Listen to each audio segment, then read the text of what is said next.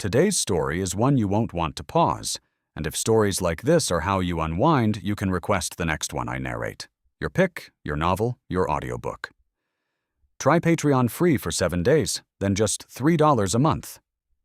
Links in the description. Now, let's begin. A few days later, the beast pirates assembled their forces and left their territory. They destroyed every base they passed by.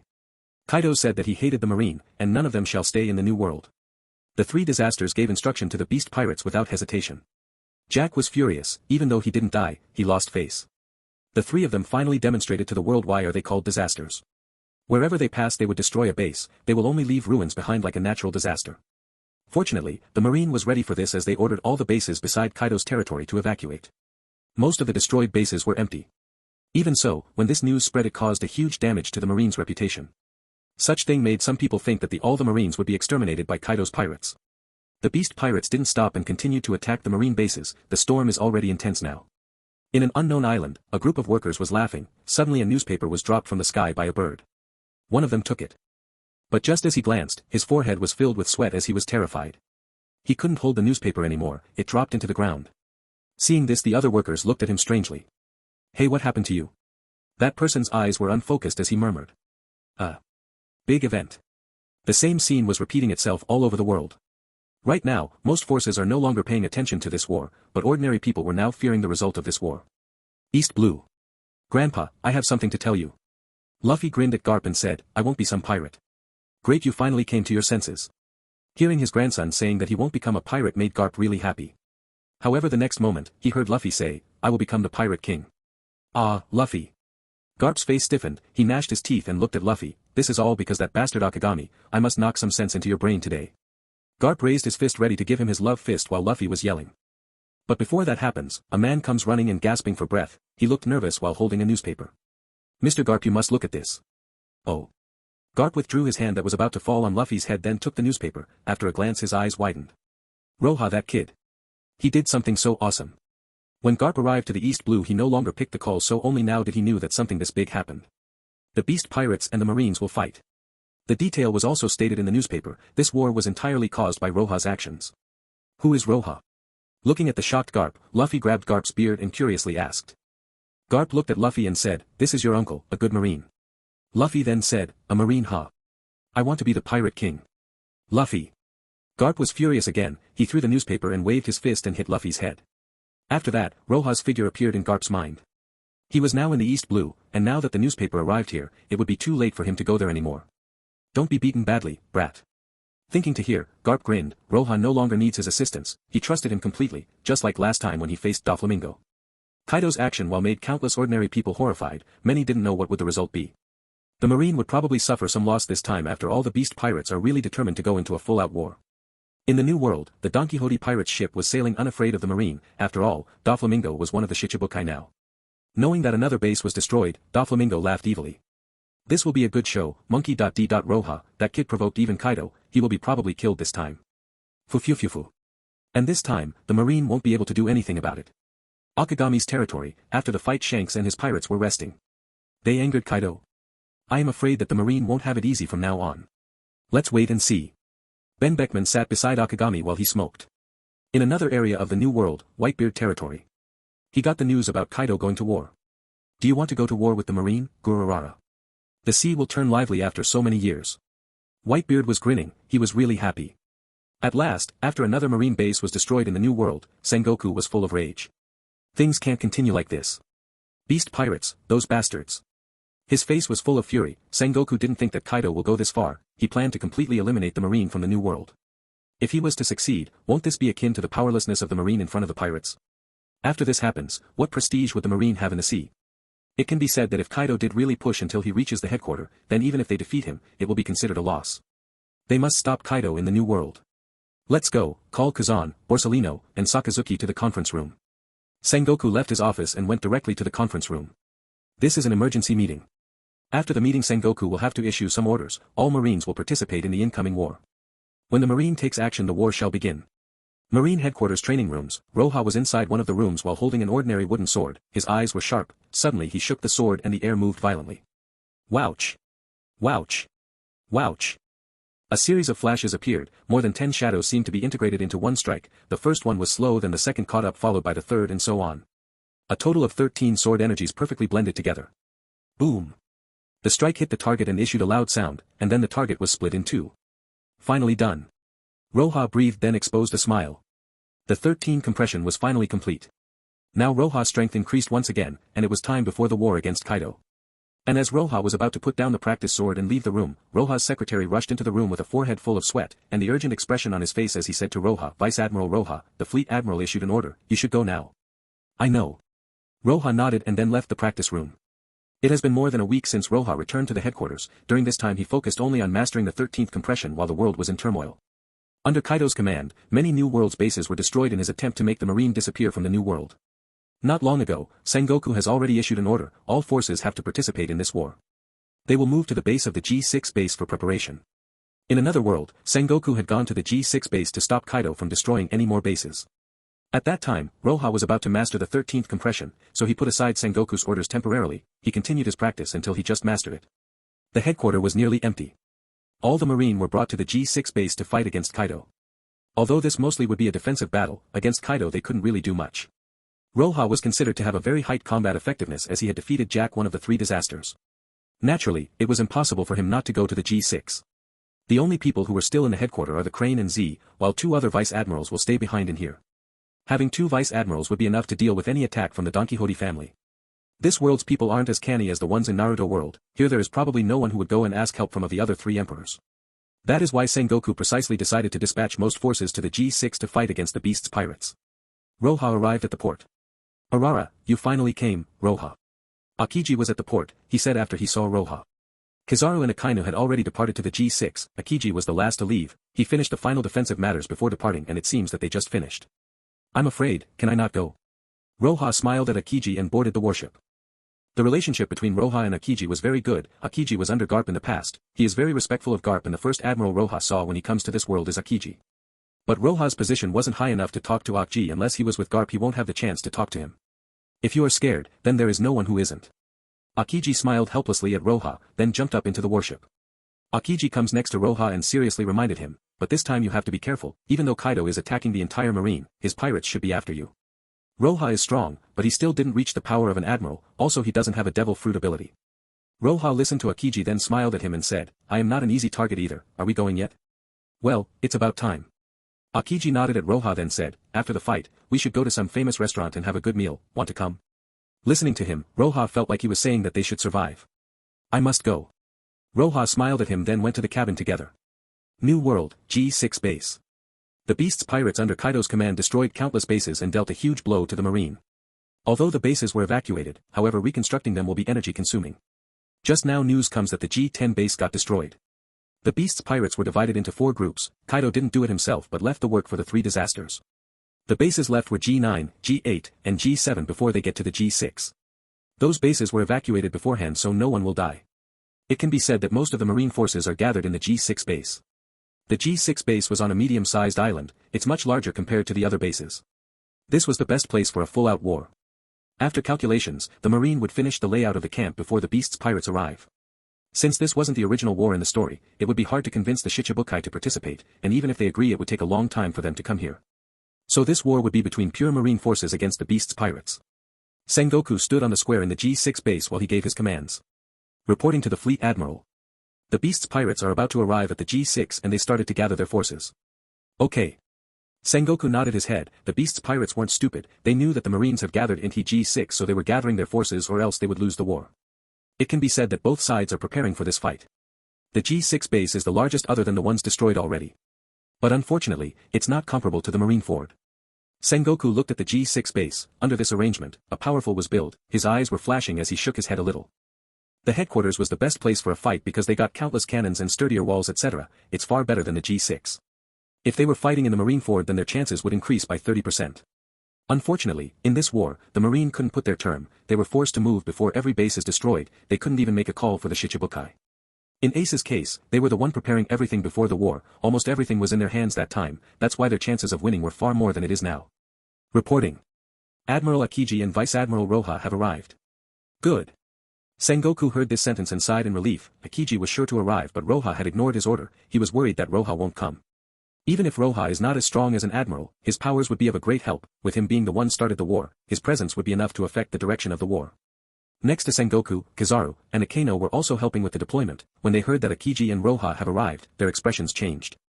Kizaru didn't complain about Roja, he was the most relaxed person in this war. As for Akainu, he had no opinion about this. He was a worshipper of justice, and the Marine must always enforce justice, and what Roja did wasn't wrong, and anyway it's too late to say anything now. To slack in time like this. His faces didn't look good as he snorted, then continued with what he was doing from the start. As the main power in this forces, he never focused on Roja, he ignored him and started preparing to deal with the war ahead. Mariewa. Kaido, that troublesome guy. Is Sengoku's arrangement going well over there? What are the odds? This war must be won at any cost. The five-old man was concerned about the things happening in the new world. Kaido was always a troublesome character, he was more troublesome than Whitebeard or Shanks. If we can call the Shichibukai, the odds will improve a lot. Shichibukai system was just established, even if we were to call them, most of them won't come, and the few who would come will take too long to reach there. The five-old man continued talking about the war.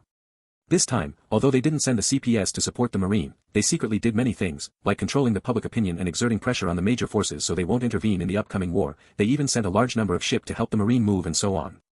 After destroying the G9, G8, and G7, they begin to focus their forces toward the G6. At this time, most of the Marines held their firearms, bunkers, and other things. Those below the officer's rank were gathered in the harbor. As for those officers, they were eating and resting to be prepared whenever the enemy arrives. The beast pirates destroyed the G7. After that they lost all news about them. Ships were dispatched to monitor the Brest pirates' movement, but they were directly discovered by them and were exterminated. If they can't grasp their specific position, then no one else couldn't, so everyone focused on the G6. In any case, this is clearly the real battlefield. They just need to stay here and wait for them. Since this wasn't expected, there wasn't any live broadcast prepared for this war. But even so, many forces were using their own resources to spy on the G6. If Kaido directly attacked the headquarters directly, then his chances would be almost zero. However, Kaido was destroying every Marine base in the New World, which resulted in the Marine going to the New World entirely for the war. No one could guess the outcome of this war. The normal people in this world, although not so capable, they pray for justice to prevail. If the Marine can't defeat Kaido, then the world would be plunged by chaos. At this time in the G6 base, more than 40,000 Marine elite were gathered and waiting. Not everyone can maintain their calm, most of the Marines were nervous. After all, they were facing one of the Yonko, the beast Kaido. Look, the officers are out. In this tense atmosphere, someone shouted. This caused many people to turn around and look at them. What they saw were the officers coming out with a murderous aura around them. Those were the backbone of the Marines. Their appearance and their imposing aura diluted the tension on the field. Many of the Marine looked at their boss. That is Vice Admiral Momonga as well as Vice Admiral Yamakaji. Every Vice Admiral was present. Those who saw their chief couldn't help but call with respect. Among them, Roja figure appeared, but this time many eyes fell on his body. It's Vice Admiral Roja. Sure enough, he's here too. This is really great. There are few Marines that saw Roja fighting. They couldn't help but be awestruck with their mouths open wide, especially those who were out with him the last time. Most of the Marines, even if they didn't see Roja, they heard of him, especially after being the one defeating Jack and initiating this entire war. His name Sword. Is that Roja, the one known as Ghost Sword Roja? His looks is very ordinary. But he should be strong. Not seeing Roja's force before, some Marine looked at Roja with awe, and some other tone was different. Of course, Vice Admiral Roja is said to be the strongest among his ranks. Captain Commander didn't seem to be here, but I won't lie about that. As the argument grew louder, many Marines didn't talk about Roja's strength but also his identity, talking about Garp and so on. While they were arguing, the tense atmosphere completely disappeared. All of the Vice Admirals including Roja moved while looking at the Marines and stopped in front of them in the square. Their bodies were upright and their cape was fluttering in the wind. Although Roja was the youngest Vice Admiral, he was the one leading all the others. We followed you unconsciously, Roja. Momonga with his sword on his waist looked at Roja and said. If Roja just defeated Doflamingo, then it's nothing, but he also defeated Jack, one of the three disasters, which proved his power that is above all the others Vice Admirals. Roja, be careful later and don't push too far. Roja was standing beside Yamakaji, who was smoking a cigar. His words are the same words Akiji said, because Roja was the one to ignite this war, the beast pirates would very likely target him. Roja stood in the camp. He can just defend and not attack. If he rushed out, GI's safety won't be guaranteed. It's even possible that Kaido would go for him personally. Thanks for your reminder. Roja smiled at Yamakaji. Toward his friends, Roja was always friendly. Yamakaji was a disciple of Z. He also received many favors from Garp, so he would always take care of Roja, but now Roja was more powerful than him. He was still worried that the beast pirates would target Roja. If Roja encountered any danger in the war, he would do his best to support him. Yamakaji thought in his heart. After the Vice Admiral's entrance, Akiji, Kizaru, and Akainu came out, countless Marines looked at them with admiration. Since this war wasn't in their headquarters, the most powerful force wasn't standing behind, but instead the 3 admirals were in the front. After that comes the Vice Admirals, and then you can find other officers and soldiers. After the 3 entered, the formation was completed. Finally, Sengoku comes out. He didn't go to the front lines but stood at the highest place while looking at the sea. With the 3 admirals present, the chaos and arguments in between the Marines gradually ceased. The atmosphere seemed to freeze, and once again nervousness swept the battlefield. Far away, at the boundless sea, there was no trace of the beast pirates. Time passed gradually. 10 minutes. 20. Half an hour. The atmosphere turned tenser and tenser, and the soldiers began to sweat. There were many who questioned if they will come or not in their heart. Until now the shadow of the beast pirates ship didn't appear. Will Kaido really come?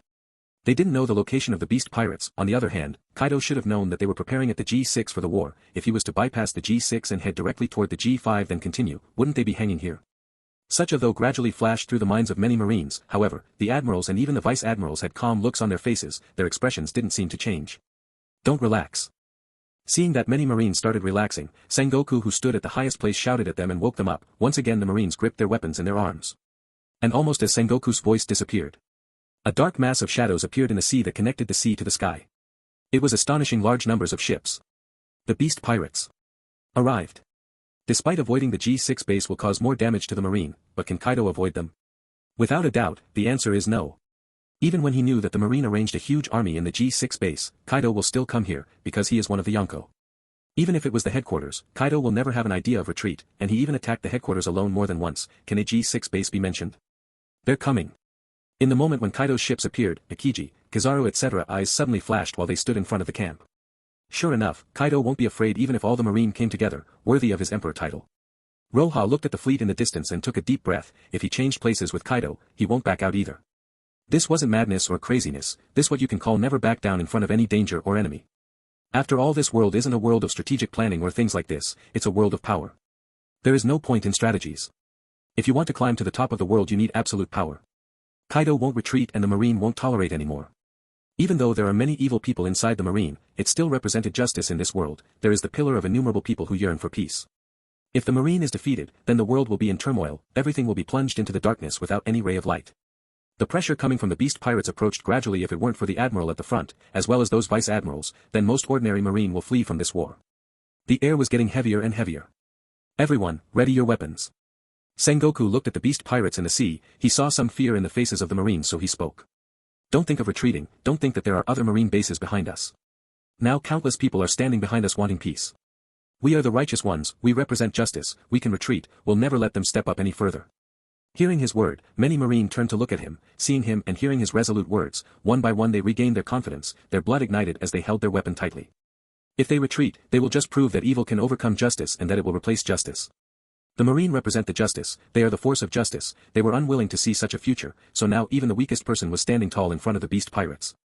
And standing in front of all the vice admirals, Roja and the admirals' backs were like towering peaks. The momentum of countless people together collided, the momentum coming from the beast pirates which produced the same effect of Shanks and Whitebeard Haushiku collision. The world turned silent. And at last, the beast pirates' fleet come closer and closer and entered the range of the Marines' cannons. A sword rose in the sky. The sword was like a stone falling in a calm pool. Start firing. Destroy their ships. With those people shouting, numerous roars sounded as smoke started rising. The sound of cannons finally ignited the war. Marine versus beast pirates. The war shall begin. Heavy artillery range is longer than the light ones. In general, it would be hard to equip such a weapon on a ship. Basically, there is not a single on the beast pirates' entire fleet. Also, the power of the heavy artillery is far more than the light ones. For example, if someone wanted to defend against it using his sword, he won't survive if he didn't use hockey to do so. Boom. Boom. Boom. Under the heavy fire, the beast pirates started waving their weapons to defend the cannonballs that were falling while the ship continued to rush forward. Quickly, the pirates' ships entered the range of the light artillery. Open fire. On the other side, the Marines used their ships' light artillery, while their morals shot high up the sky. At this time, the beast pirates started shelling. They entered a sufficient distance for them to attack. Boom. Boom. Boom. Both sides still didn't clash, but casualties started appearing from both sides. Sengoku stood at the highest point while looking coldly at the field. The Annihilation War shall begin. This war isn't the usual kind. In this war, there was no need for arrest. All the pirates shall be executed on sight. Kaido may be hard to kill, but his men aren't. If the entire beast pirates fell, then even if Kaido was hard to deal with, he won't establish his power as one of the Yonko easily. The threat will be reduced like that. This distance is enough.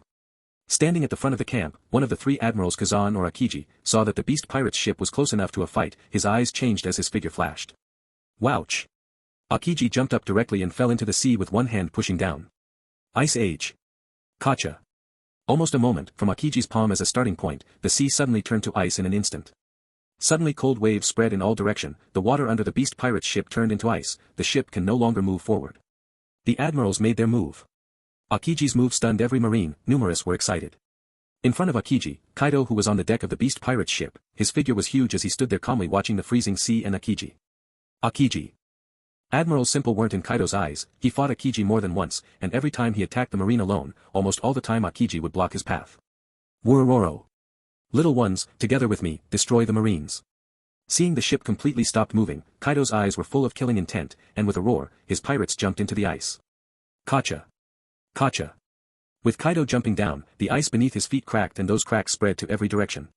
If it wasn't the sea that was frozen, then the ice would have shattered long ago. With Kaido's coming out of his ship, the group of pirates jumped down too, with murderous intent filling the air. If the momentum of the marines is calm, then the momentum of the beast pirates was as crazy as it could be.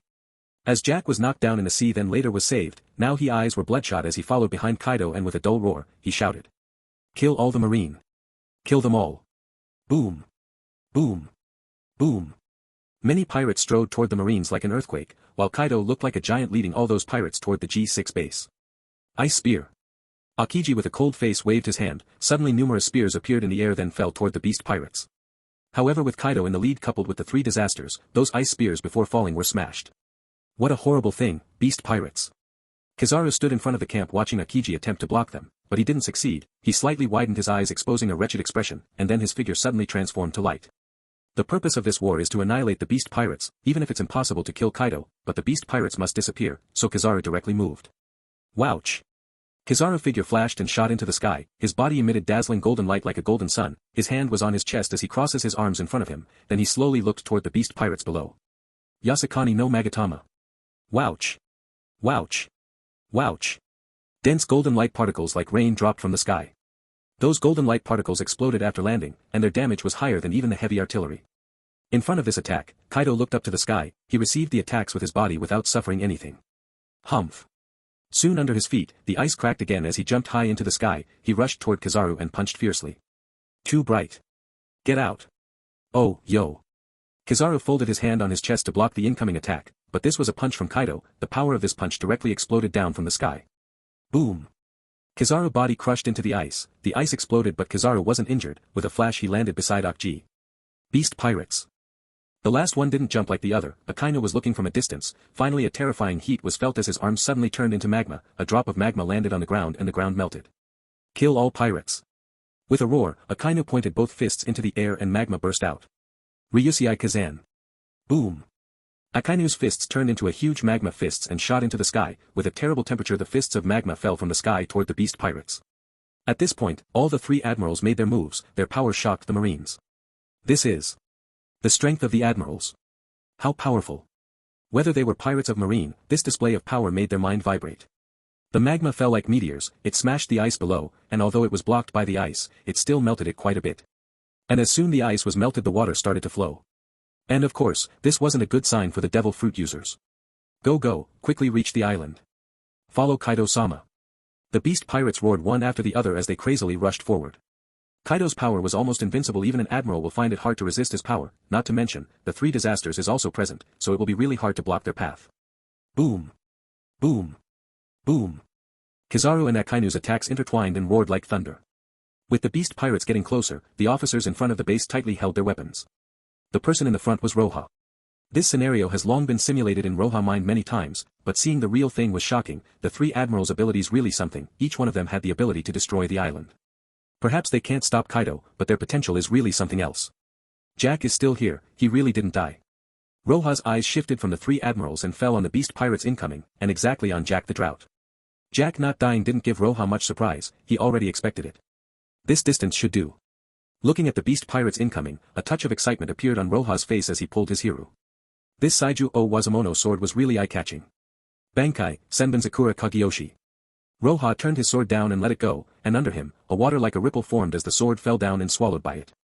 Following that, in the eyes of countless shocked Marines, ripples gradually appeared behind him, huge blades emerged from the ground then suddenly shattered into cherry petals. It's here. This is one of the Ghost Sword's abilities. Some Marines who had seen this before had their eyes flashing while looking at Roja. And those who didn't see this scene before couldn't help but exclaim loudly. What is this ability? Wow, it's so beautiful. Cherry. Some Marine looked at the cherry petals in the sky amazed and others were suspicious as they didn't know what those petals were. On the battlefield pirates directly looked at the sky that was filled with cherry petals. What the hell is this? Beware of it, it must be some weird ability. In the beast pirates not many knew about Roja's ability, and when they saw the petals, they were unsure of what it was but still were vigilant.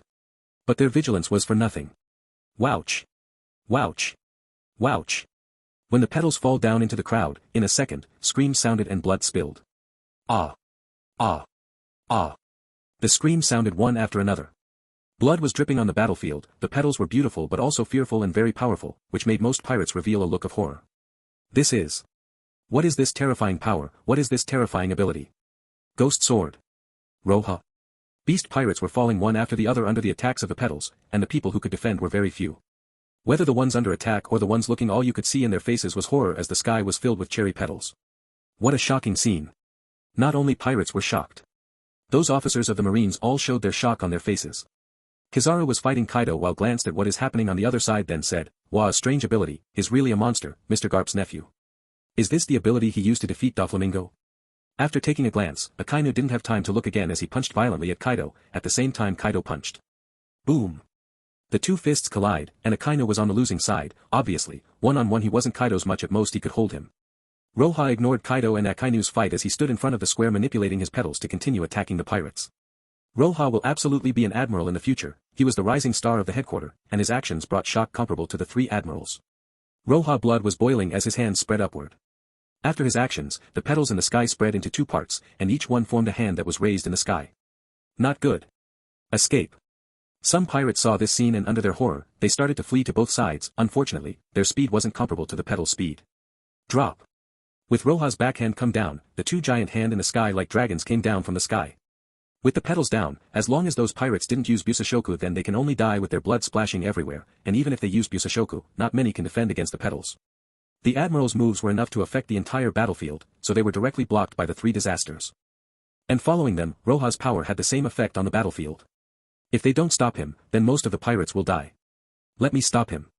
Jack was in his semi-human shape, his eyes were bloodshot, and looked at Roja with a crazy killing intent. Hey, Jack, what are you doing? Next to Jack, another disaster was fighting with Akiji. I must kill that guy. Jack roared and rushed directly at Roja, he didn't consider whether he could kill Roja or not. Before, getting defeated by Roja was too shameful for him, and that fight was in the air mostly, he wasn't as flexible as Roja, but now the fight is on the ice if he is on the land that he won't be afraid of anyone. How can there be a drought in the sea? Only on the land could he really be the real drought. He is coming. Beast Pirates 3 Disasters. Jack the Drought with a bounty of 800 million berry. The Marines looked at Jack pushing people from his way and were a little bit afraid. Does he think that I am that easy to kill? Roja saw Jack rushing over and without hesitation smiled, he gasped the air and suddenly a sword formed from the petals. Jack was already in front of Roja.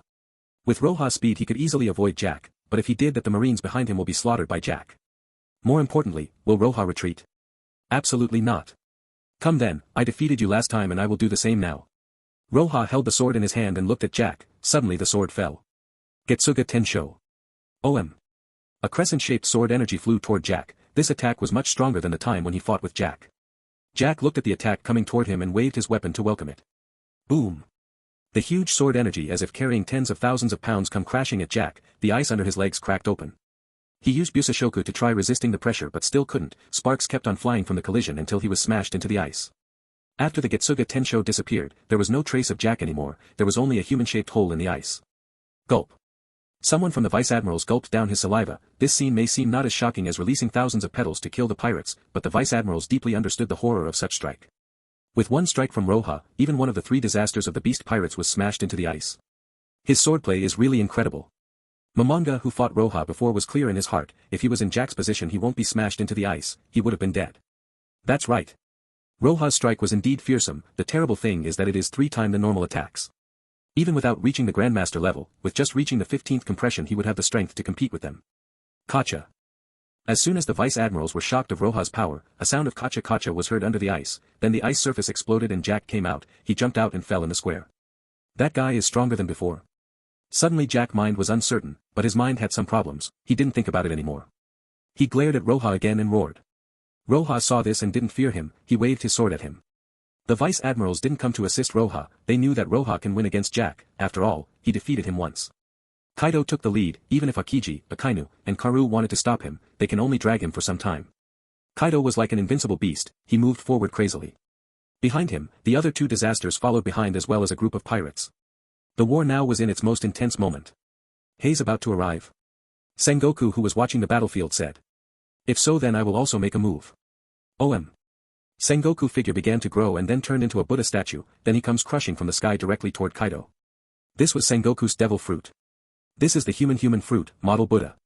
Take this.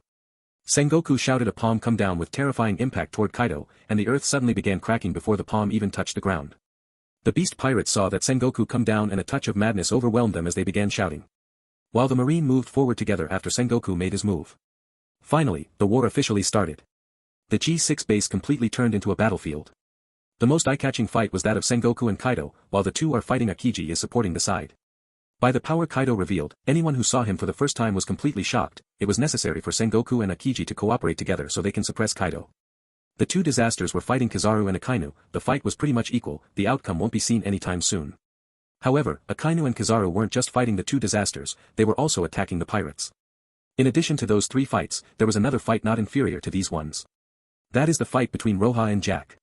While the two were fighting, ice kept cracking, countless marine didn't dare to enter the range of their fight. Before they think about helping Roja, they need to stop those pirates, and they can only do that as they almost didn't have the qualification to intervene in that kind of a fight. Jack rushed toward Roja, he wasn't injured, his skin was really hard, but he also couldn't hit Roja. All the vice admirals were aware of this so they didn't interfere. Dong! Dong! Dong! Roja's figure was constantly flashing while he held Hiru in his hand, which was dyed black. The petals attack were meaningless against Jack, so the only way is to defeat him using pure swordplay in Getsuga Tenshō. Roja has gone all out and Jack appeared full of blood and wounds. Although all of those wounds were just scratch on the skin, it was extremely shocking for the people who knew Jack the Drought. Many beast pirates were looking at this scene with awe. Unbelievable. Jack-sama was actually hurt. Even Jack-sama couldn't stop his attacks. Jack being suppressed was normal, he is a defensive type, he isn't as flexible as Roja. But to be injured, it's extremely rare. Previously, Roja's Getsuga Tenshō wasn't able to injure Jack, but now after enhancing his swordplay, Getsuga Tenshō was capable of cutting Jack Busashoku and body. Roar! Jack roared loudly, his left sickle put Roja's sword away, while his right sickle was going down on Roja trying to cut him in half. But the ice under Roja's foot cracked as he directly used Soru. He appeared away then again used Soru and attacked. Wouch! The sword energy hit Jack's back, Jack instantly used Busashoku on his back, but he still couldn't completely block Roja's blow and a bloodstain appeared on his back. Damn! Jack growled, his two weapons fiercely moved toward Roja, Roja blocked them, suddenly his nose stretched and while covered in haki attacked Roja fiercely. Roja moved back to avoid this attack. Bang! The huge nose hit the ground, suddenly the ice crushed. Roja saw this and rushed again without fear. When it comes to madness in a fight, Roja wouldn't lose to Jack.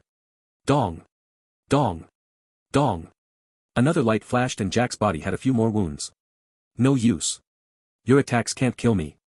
Despite blood gushing from his body, Jack didn't panic, but his eyes were bloodshot while staring at Roja. The first wounds he received have now healed, and the ones after that already stopped bleeding. What a terrible healing power. With that much attack, Vice Admiral Roja could barely cut his defense. This is really one of the beast pirates' three disasters, Jack the Drought. Some marine were shocked seeing what is happening, especially some Vice Admiral who sucked in cold air, if they were in Roja's place they won't be able to break Jack's defense. Again Jack rushed toward Roja. That super move you used last time, why don't you use it again? Jack waved his weapons and wanted to rip Roja to pieces. Last move. White Emperor Sword. Roja looked at Jack while resisting his attacks, his face revealed a sneer while his eyes flashed with a fierce light. Wouch! Roja parried Jack's attacks then suddenly used Soru, he appeared tens of meters away and put Hiru in front of him. This wasn't the action he used to use Senbonzakura or Senbonzakura Kagyoshi. Condense. With Roja's murmur, Hiru's blade turned red, then it turned golden. There wasn't any flames pouring out of it and no heat coming from it. What is this? Jack's eyes were cold, his looked at this in disdain, even when Roja used his last move, he had confidence in stopping it. Jack continued to rush toward Roja. After Hiru's blade turned red then gold, Roja stood there quietly, he seemed to release a momentum in all directions. If Getsuga Tenshō can be used along Senbonzakura, then so can the flames. Flames can be used from within, it doesn't need to go out. Looking at Jack rushing toward him, Roja bowed slightly, put one of the best strength postures, he held his sword and jumped at Jack. The golden Hiru in his hand directly moved. Getsuga Tenshō. It's still the same Getsuga Tenshō, but the difference is that it's not blue-white as usual, it was red. It was no longer like the moon, but instead, it was like the scorching sun, it was so bright that who look at it will think that the sun came down. Wouch! The next moment, that strike collided with Jack. Some golden light hit Jack and the rest fall in the distant ice. Suddenly the ice began to melt. Silence. The sickles or Jack's hands broke off as if they were rotten wood. Meanwhile, at the same time, a sharp thread appeared on Jack's neck but there was no blood because it had already evaporated due to that strike. Why would I need White Sword Emperor to kill you?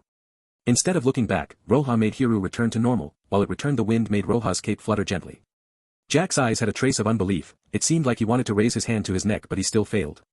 Finally, his body fell to the ground. Without any trace of blood. Jack's defense is certainly tyrannical, but after the fusion between Roja's cremate and Getsuga Tenshō, all the wounds in his body helped, as Roja used them with his last strike to evaporate Jack's blood. Those scars were what brought Jack down. From those skin wounds, the temperature invaded his body and burnt his blood. Although Jack is powerful, he wasn't at the level of Kaido, in the face of such attack there is no way he could resist. Hey! Stop kidding. Jack-sama. This is impossible.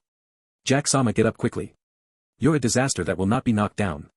The beast pirates looked at this scene with horror, watching Jack fall down and not moving anymore, they couldn't help the fear that invaded their hearts. And almost at the moment that Jack fell down, the whole battlefield, including the other two disasters, as well as the three admirals, also Sengoku and said, almost at the same time, they turned their heads to look with a shock filling their faces. He actually. Akainu and Kizaru were fighting against the other two disasters, despite them holding the advantage, but to defeat them completely, it won't be possible in such short time. And Roja already won. That last attack invaded Jack's blood and burnt his blood. That guy is terrifying. The other two disaster looked at Roja with horror. Arara, beautifully done. Akiji, who was supporting Sengoku in Suppress Kaido, laughed. Any assistants that can use the Kenzbunshoku Haki could already tell that when Jack fell down he really died. Beast Pirates, one of the three disaster, Jack the Drought. Dead. From the moment Roja got the soul system, all the abilities he got from there can be fused together, except for the large consumption of the spiritual powers, there is no limit. And if you have enough Ryūjin, then you can fuse those abilities to your heart content. Before, he fused Getsuga Tenshō and fused it with Senbonzakura to get White Sword Emperor. Bankai, Senbonzakura Kageyoshi. After killing Jack, Roja glanced at the distance where Kaido and the others were fighting, he didn't go there, instead he let go of his sword again and used the Bankai. In the sky once again countless petals appeared, and at once they swept toward the beast pirates. If it weren't for Sengoku and Akiji holding Kaido while the other two admirals holding the two disaster, then the marine would have the advantage.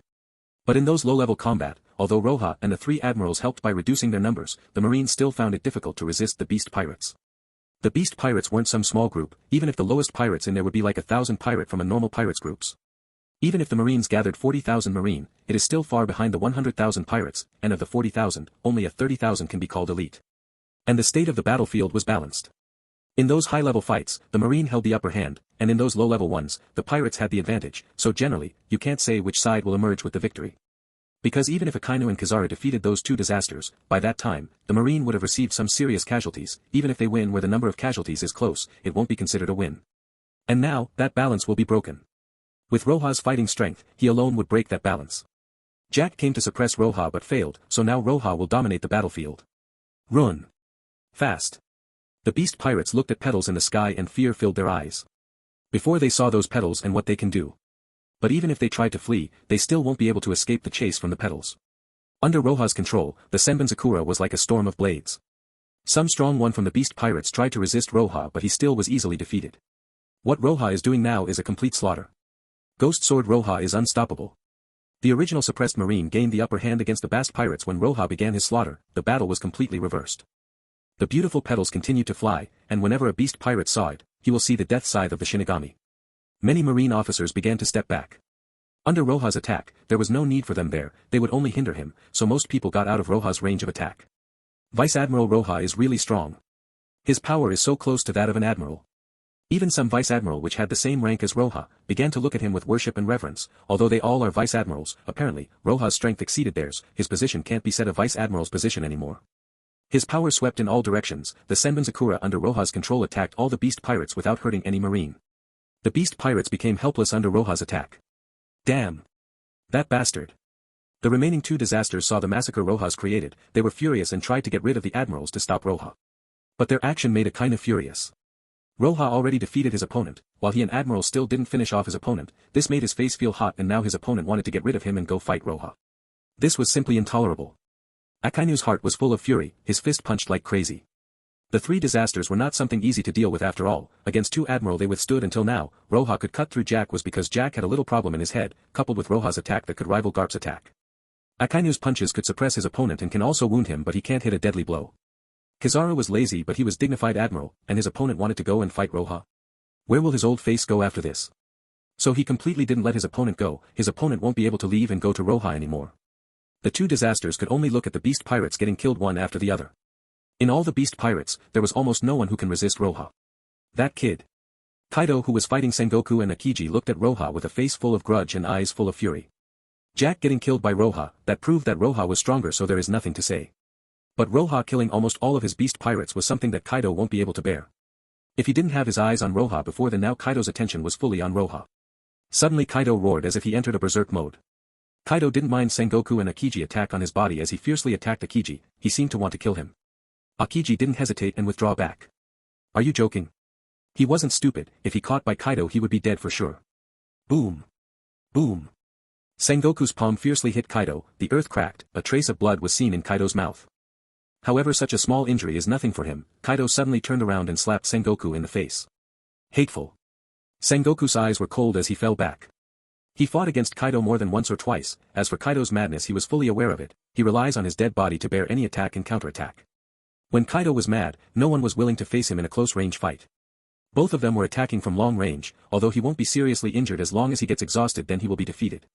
But not only did Kaido not go after them after they withdraw, he roared and went directly toward Roja. Akiji and Akainu seeing this, their hearts jumped as a bad feeling welled up, if he was attacking them, then they had confidence in receiving his attacks. However, Kaido ignored them and went toward Roja, and suddenly crashed into the thousands of petals. Jack's power may be weaker, but after all, he is still my subordinate who died on the battlefield, so you will be buried with him kid. Hundreds of thousands of petals hit Kaido's body and scattered without leaving any trace on his body. Roja detected Kaido's movement early on and tried to stop him Senbonzakura, but apparently, he was unstoppable. Compared to Jack, Kaido's speed was much faster, he was flexible, he relied on his strength to explosively increase his speed which was faster than Roja's. There is no time to avoid anymore, the only chance of trying to face him head-on. This wasn't some simple character, especially since he was known as the immortal Kaido. He could make countless people die from fear. This is bad. Vice Admiral Roja is in danger. Kaido is coming here. Seeing Kaido angrily rushing toward Roja, all the marine turned aghast, everyone was afraid to even get in his way. On the other hand, the pirates that were chased by Roja before are showing excitement now. That marine has angered Kaido-sama. He's dead. The pirates didn't escape anymore but stood there with smiles all over their faces. As if they were already seeing Roja dying under Kaido's attacks. Kizaru looked at this and his expression changed. Oh, this is not good. Kizaru pointed his finger toward Kaido's back and fired a laser beam, it hit Kaido's back and exploded creating a huge cloudy mushroom. But in the next moment, Kaido ran out from the smoke without any apparent damage only a few imprint on his back which disappeared in an instant. On the other side, Akainu couldn't ignore Kaido's action, he just took some actions but he moved slowly. It was so slow that it didn't have any effect on Kaido. Roja just killed Jack, but he still got some power in reserve, so if something like this happened then he could do something. Although Akainu was unhappy about Roja, he tried to block Kaido, he didn't do it seriously and his face was flushed red as he said. Since you want attention. If you die here, you will be the Marine's hero. In Akainu's view, Roja's entire family are criminals because of Dragon, if an average man's family was the one who had the most wanted criminal in the world, it's hard to save it. And apart from Dragon, even Roja and Garp are all characters that completely do what they want to do, not orders from the world government nor justice, which made them unstable factors. Roja will do anything. In his eyes, Roja killed Jack and many other pirates, if he dies now, then his good deeds will freeze there won't be any chance for betrayal anymore. Beast. Kaido. Looking at the rampaging Kaido coming toward him, Roja's heart was on high alert. Danger. Kaido's defense and resilience are much stronger than Jack also his attacks too, it may not even be lower than Akiji and the others. Kaido's defeat in his life was from him going alone against the Marine, or challenging a Yonko, in addition to those almost no one can win against him. Roja's eyes suddenly calmed down, he was now super focused. Escape. Impossible. Not to mention that he will leave his back to Kaido, even with his character he won't do something like this. Even if he was Kaido so what? Since he came let's attack. Getsuga Tenshō. Roja suddenly clapped his hands and the petals turned into a sword then he waved. OM. The white sword energy hit Kaido. Kaido, after facing those hundreds of thousands of petals, he was a little angry, and now he didn't even try to evade the Getsuga Tenshō, he punched, and under this punch, the air in front of Kaido exploded. Your attacks tickle, you little brat. Kaido's face looked at Roja as if looking at someone stupid, in his eyes Roja was already dead. Boom. Kaido punched again, and that punch collided with Roja's sword energy, blocking Roja's strike consumed most the power from the punch, and the remaining power didn't do a thing to Roja. However, Kaido punched again. The left fist was blocked by Roja, and the right hand comes crashing down on Roja. Seeing this, Roja's face sank. He used all his power to retreat away. Kaido's first hit empty air, but still, the ground was full of crack that continued to spread like a spider web. His defense stronger than Garp's, his attack power is about the same of the admiral's, but that kind of combination is really troublesome. The whole person was like a mountain, even Garp would find it hard to push him back. After the brief confrontation, Roja had a general idea about Kaido's power. In this case, Roja used the remaining spiritual power and physical strength, and those hundreds of thousands of petals came together. Senbonzakura Kagyoshi. White Sword Emperor. No use, die brat. Kaido roared, his fist come down toward Roja's face. Before the fist even falls, the pressure would make anyone find it hard to breathe. In Kaido's back, Sengoku and Akiji had already rushed over, but it will be too late to stop this blow. There is no use. That not for you to decide.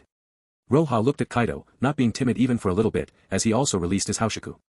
If Kaido's Haoshiku was like a general, the Roja's Haoshiku was like the boundless sky. At this moment, Roja waved. Using Getsuga Tenshō and also Senbonzakura Kagyoshi, this is his White Sword Emperor, he will use every bit of his spiritual power for this attack. After he reached the 13th compression, this attack will be much more powerful than before. For an instant, the world seemed to freeze, then it accelerated with Roja's sword, and finally, it hit Kaido's fist. Rumble. Roars like thunder sounded. At this moment, everyone on the battlefield stopped their actions and looked horrified. With Roja and Kaido as the center, the clashing Haoshiku erupted even more than before. Whether it was the beast pirates or the marine, even Akiji, Kizaru, and the other admiral, and even Sengoku was stunned looking at this scene. What a terrifying power. This is Roja's power. Waves after waves swept the battlefield from all directions, with Kaido and Roja at the center. The Haoshiku released made it hard for countless marines and pirates to breathe. The place of the collision was full of cracks in the air. It looked like thunder that was flashing and crushing down on the ground. Kaido's fist was covered in haki while coming down toward Roja's head, bringing boundless pressure as if it will bury Roja the moment it touches him. Roja naturally was smaller than Kaido, he seemed like a dwarf in front of him, but the moment his Haoshiku erupted, he seemed as big as Kaido or maybe bigger. Despite Kaido's fist wanting to come down, he still couldn't smash Roja's sword. Roja didn't step back. Wouch! The atmosphere around Roja changed as if his power didn't belong to this world, it concentrated on his sword, and eventually, he blocked Kaido's fist. Impossible.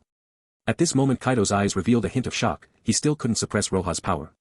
This forces seemed unstoppable. Not just blocking his fist, after breaking his fist it continued to go toward his body.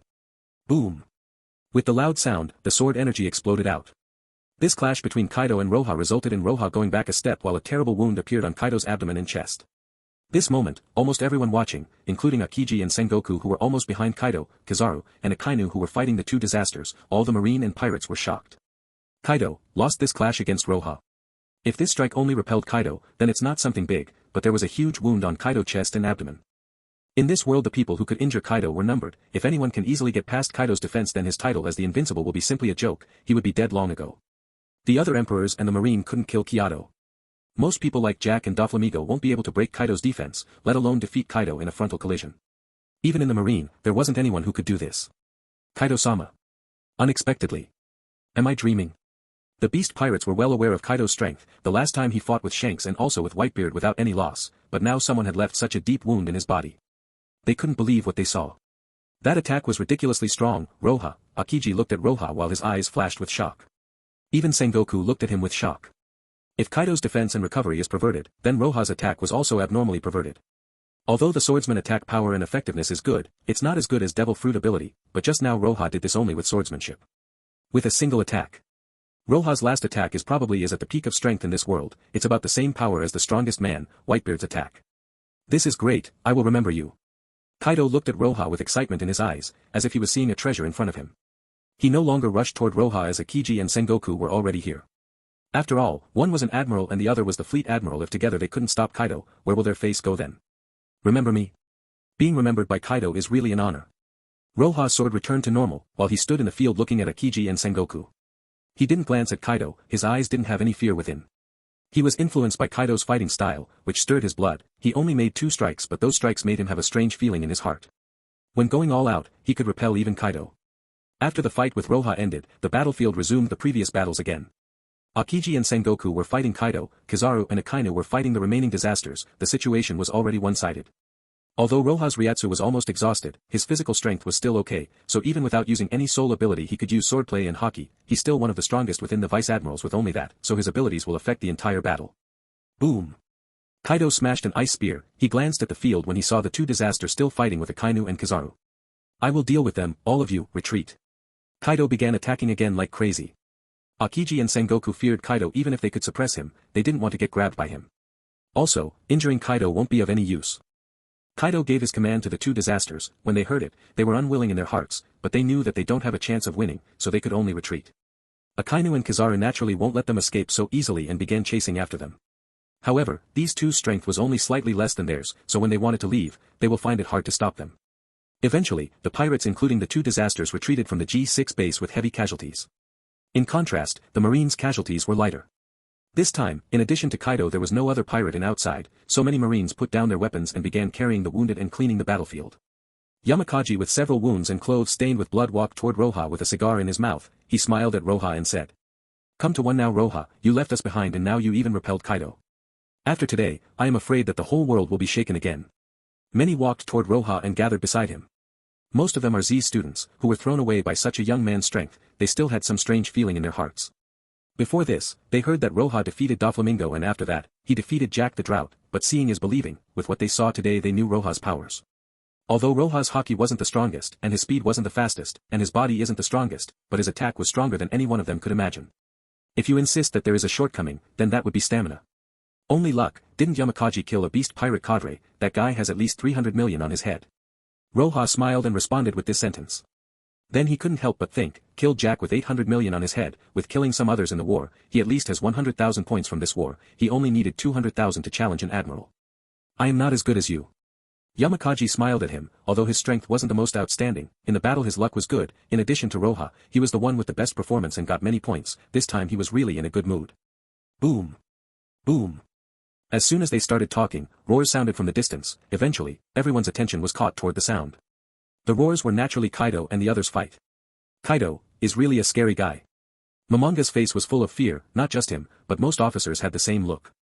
Because Kaido always looked for a fight, he came to attack the headquarters a few times alone. Many saw this scene many times, but each time they will have the same reaction. My attack has almost no effect. Roja's hands were down, while he looked at Kaido in the distance. When someone heard him, he shook his head and said with a touch of fear. No, your attack is already so strong. It's my first time seeing Kaido getting injured by a sword, and your attack at least had cut his skin and touched the bones. If it was one of us, forget about injuring him, we won't have the qualification to even intervene in such a fight. Only the admiral can hurt Kaido, but the damage you caused was better than theirs. Another officer opened his mouth and sighed then said, is this monster really can't die? Is there no one who can kill him? Many officers began talking about this. Roja quietly listened and didn't participate. After that brief confrontation against Kaido, Roja accurately judged his current strength. His body is stronger than the three admirals, his speed was still lacking and haki also was lacking. If he didn't rely on the soul abilities, his strength would even be worse than Doflamingo's. However, using them, his strength will elevate to a very high level. It almost can be as strong as Whitebeard. If Akainu and they use their physical abilities only without the devil fruit, then they are as strong as Doflamingo, or perhaps weaker, but using their fruits, they are now the strongest characters in the marine. The soul sword's upgrade will apparently exceed the power of devil fruits. Moreover, Roja still didn't feel the limit of his soul sword. It was as if it can evolve indefinitely, which was clearly stronger than a devil fruit. With my current strength, if I fight against an admiral then the odds would only be 2 or 3 out of 10. Rojas murmured in his heart. His strength now should belong to the strongest in the world already. This strength was that of a peak vice-admiral. You can say that you just entered the admiral's level. After all, there are strong and weak admirals. Generally, there is nothing that could help you know where you stand in terms of power, but for him to facilitate the strength in this world Roja can only rely on this power system. When I have a chance I have to go to Akiji and ask him about this. Roja looked at the battlefield where the fight's still going. Akiji didn't know that Roja considered him a target, but even if he knew, he won't refuse as he has a very good relationship with him. Roja's strength and status were very low at the beginning, later he gradually increased his powers, now he could be considered as a vice-admiral under Akiji, so he could talk to him more often. The only exception is Garp, he wasn't under any admiral, even while he is a vice-admiral. Boom. Boom. Boom. Under the admirals and Sengoku suppression, Kaido was finally exhausted. When Sengoku saw him he stopped his attacks. There was no point in continuing. Kaido won't fight anymore, and they can't kill him. They tried many times but they couldn't, and now they were too lazy to even test it again. With Kaido retreating, the war finally ended. A few days later, the result of the fight spread throughout the sea, despite the intervention of Akainu so that Roja won't get too much praise, but the fact that he killed Jack made countless people aghast from fear. After the war, Roja was sitting in a room inside of the G6 base while thinking of the previous battle. In this war, Roja for the first time used the combination of the flames and Getsuga Tenshō. It was in his mind for a long time now but he only used in the war for the first time. The effect of the fusion is really good, it killed Jack with one shot. I can use Getsuga Tenshō and the consumption won't be too much, but if I fuse it with the flames, the consumption of the spiritual power will be really too large, it's only second to White Sword Emperor. Roja looked at Hiryu in his hands with a thoughtful expression. The consumption isn't the only demerit of this skill, it also damages the sword, even one of the Saiju O Wazamono can't take that much power. Roja didn't detect any damage at first, but after some observation, he found that some damage appeared on the blade of Hiryu, even though he used it after protecting the sword with Busashoku. If he didn't use Busashoku, maybe the sword would have broken before he could release this skill. This is the reason why Roja didn't use this skill until now. There should be another sword like this in the Marine Points shop, should I get a spare one? Such an idea emerged in Roja's mind, and he couldn't help but laugh. He wanted to have a spare sword of the Saiju O Wazamono. I am afraid no one thought of this before. Even one could make many swordsmen desperate. Don't worry, once the soul sword reaches the 5th stage, everything will change. Roja made the property bar appear before him, glanced at the energy required for the next level then made it disappear again. Speaking of last time, Roja was still a bit interested in Kaido, he wanted to see the so-called immortality. Thinking that Kaido was still here, he thought of going out to sea. After that Roja stood up and walked out of the room. In the rear of the G6 base, Roja tried to attack Kaido whose eyes were closed and sitting there motionless. White Sword Emperor. Wouch! Under the terrifying power of Roja's sword, Kaido's chest was pierced, but the sword was stuck in Kaido's bones when Roja pulled out his sword, the wound instantaneously healed. This is really perverted. Roja couldn't help but express a touch of helplessness. Sengoku and the other tried many times to kill Kaido but failed, he didn't try before so he came to especially try it himself. As a result, he also couldn't kill him. Even if he used the new skill, it won't have an effect. Roja suspected that this inexplicable power of the people using the smiley fruit. This immortality wasn't a joke. As for chopping his neck, Roja tried but there was almost no effect. Still can't kill him. Kaido was definitively a headache, even if he was suppressed. Once the rests for some time he will restore his powers fully and no one can do anything about him. Wanting to make him always suppressed, that would need to Admiral to always remain beside him, but how could the Marine use 2 admirals just exclusively for Kaido? This feel like what I read in novels, that limb rebirth. Roja said after trying to kill Kaido for many times. This can be said that Kaido cultivated his body to the limit and every cell in his body was full of vitality. This led to Kaido's perverted defense and recovery. To defeat Kaido, not only would you need to break his defense, you also need to do something about his recovery speed. He could survive a jump from the Sky Island without using Busashoku and he didn't have a single injury. It seems like you can't kill him too. Akiji stood behind Roja, Roja shook his head. Although Roja's attack was strong, the 3 admirals attempted to kill Kaid before and were unable to, even Sengoku couldn't do it, so Roja killing him is unlikely. At least, for now, he doesn't have the ability to kill him. Yes, I couldn't kill him, but I found many things. Roja's eyes flashed with strange light. Although he failed to kill Kaido, using Kaido as a living test subject, he used the Kenbunchaku Haki and Soul to observe what is happening and found some interesting things. For example, Kaido's physical ability is stronger than Garp's, then can normal people reach Kaido's level with practice? If we say that the method to strengthen the body is to develop the potential of the body by breaking the limit, then Kaido's body was strengthened to the very limit of what a body can strengthen. Perhaps if someone cultivates his body to the limit, he will get an immortal body. After Roja looked at Kaido, he turned and left, while Akiji and the others seeing him give up, they prepared to deal with him the old ways. The old way is just finding a place to throw him at. Kaido can't be put in prison, the Kairosaki handcuffs have to use on him and he will break the prison anyway. A few days later, the Marines were busy repairing the G6 base. In the battle with the beast pirates, the Marines didn't lose men, they lost their buildings. A burst of ding-dong sounded. At the shore, a group of Marines escorted a chain group of pirates. Faster. The officer shouted coldly at the pirates. Those all were the beast pirates from the previous war, they were temporarily held here and now they were transferred to the Impel Down. Of course, Kaido wasn't with them, he was thrown away. When the last one got on board, the rear admiral on it saluted. Reporting to Vice Admiral Roja, all the escort is complete and now we're going the Impel Down. Set off. Roja woke up by the rear admiral's sound while his mind had numerous thoughts floating in it, so he casually responded and looked at the sea again. With Roja's order, the marine boat slowly departed from the G6 harbor. The escorting of the prisoners was entrusted to Roja. Roja didn't refuse but he had a request that the Impel Down must be reinforced. Sengoku thought that Roja was afraid that Kaido would invade Impel Down, so after a moment, he agreed with Roja's request and sent a few more warships with him. The ordinary vice admirals didn't play a huge role in the war, Kaido could kill them instantly, only Roja could resist for a short while. Impel Down had 2 advantages. First is the strength of it whole is about the strength of an admiral, and also they got that perverted Warden Magellan, also Vice Chief Warden Shiryu. Coupled with Roja, even if Kaido attacked, they should be enough to hold him. In fact, Roja's purpose wasn't to strengthen Impel Down's defenses, but because there are many powerful foes that Roja wants to fight. Roja felt urgent now, he wants his soul sword to quickly reach the 5th stage. After that brief confrontation with Kaido, and him being not able to kill Kaido even when he laid in front of him motionless made Roja have a helpless feeling. Roja had been immersed in his thought these days. Before, when Roja arrived in this world, he wanted the power to protect himself, but now he wants to be the strongest. And after that contact with Kaido, Roja began considering a problem, that is life and death. Roja thought that Kaido will surely die of old age. But he was different. He has the soul sword and has the abilities of the Shinigami. If he was to calculate a Shinigami's life, that would be in the thousands. But Roja still doesn't know whether he was a Shinigami or not. Maybe I will get the answer if I upgrade the soul sword to the 5th stage. Although Roja was looking at the sea, Roja could only see a hazy space with a sword hanging in the middle in front of him. This was the soul space, and that was the soul sword. As if knowing what Roja was thinking, flashed with a light slightly then returned to normal. Impel Down, in the warden office, Magellan was sitting in his chair, while Shiryu was having a cigar in front of him. What the fuck? Suddenly, Shiryu said coldly, and turned the piece of paper into pieces and threw it to the side. He looked at Magellan and said, Sengoku actually worried about Impel Down and think that the defense isn't enough, he even sent reinforcement. It is indeed dangerous to detain some pirates from the beast pirates, but sending a vice admiral with several warships is just making light of his and Magellan's strength. This feeling of being looked down open made Shiryu's killing intent surge. They are escorting the pirates of the beast pirates, and strengthening the defense is the best move they could do against the possibility of Kaido attacking. Magellan didn't seem to feel as desperate as Shiryu. The latter suddenly said, don't mess with me. Shiryu coldly snorted and said, since they look down on me, and sent a vice admiral over, I'd like to see that guy's ability. You. Magellan had an annoyed expression and was about to reprimand Shiryu, but suddenly his face changed, his stomach made a strange voice, and he immediately went to the toilet.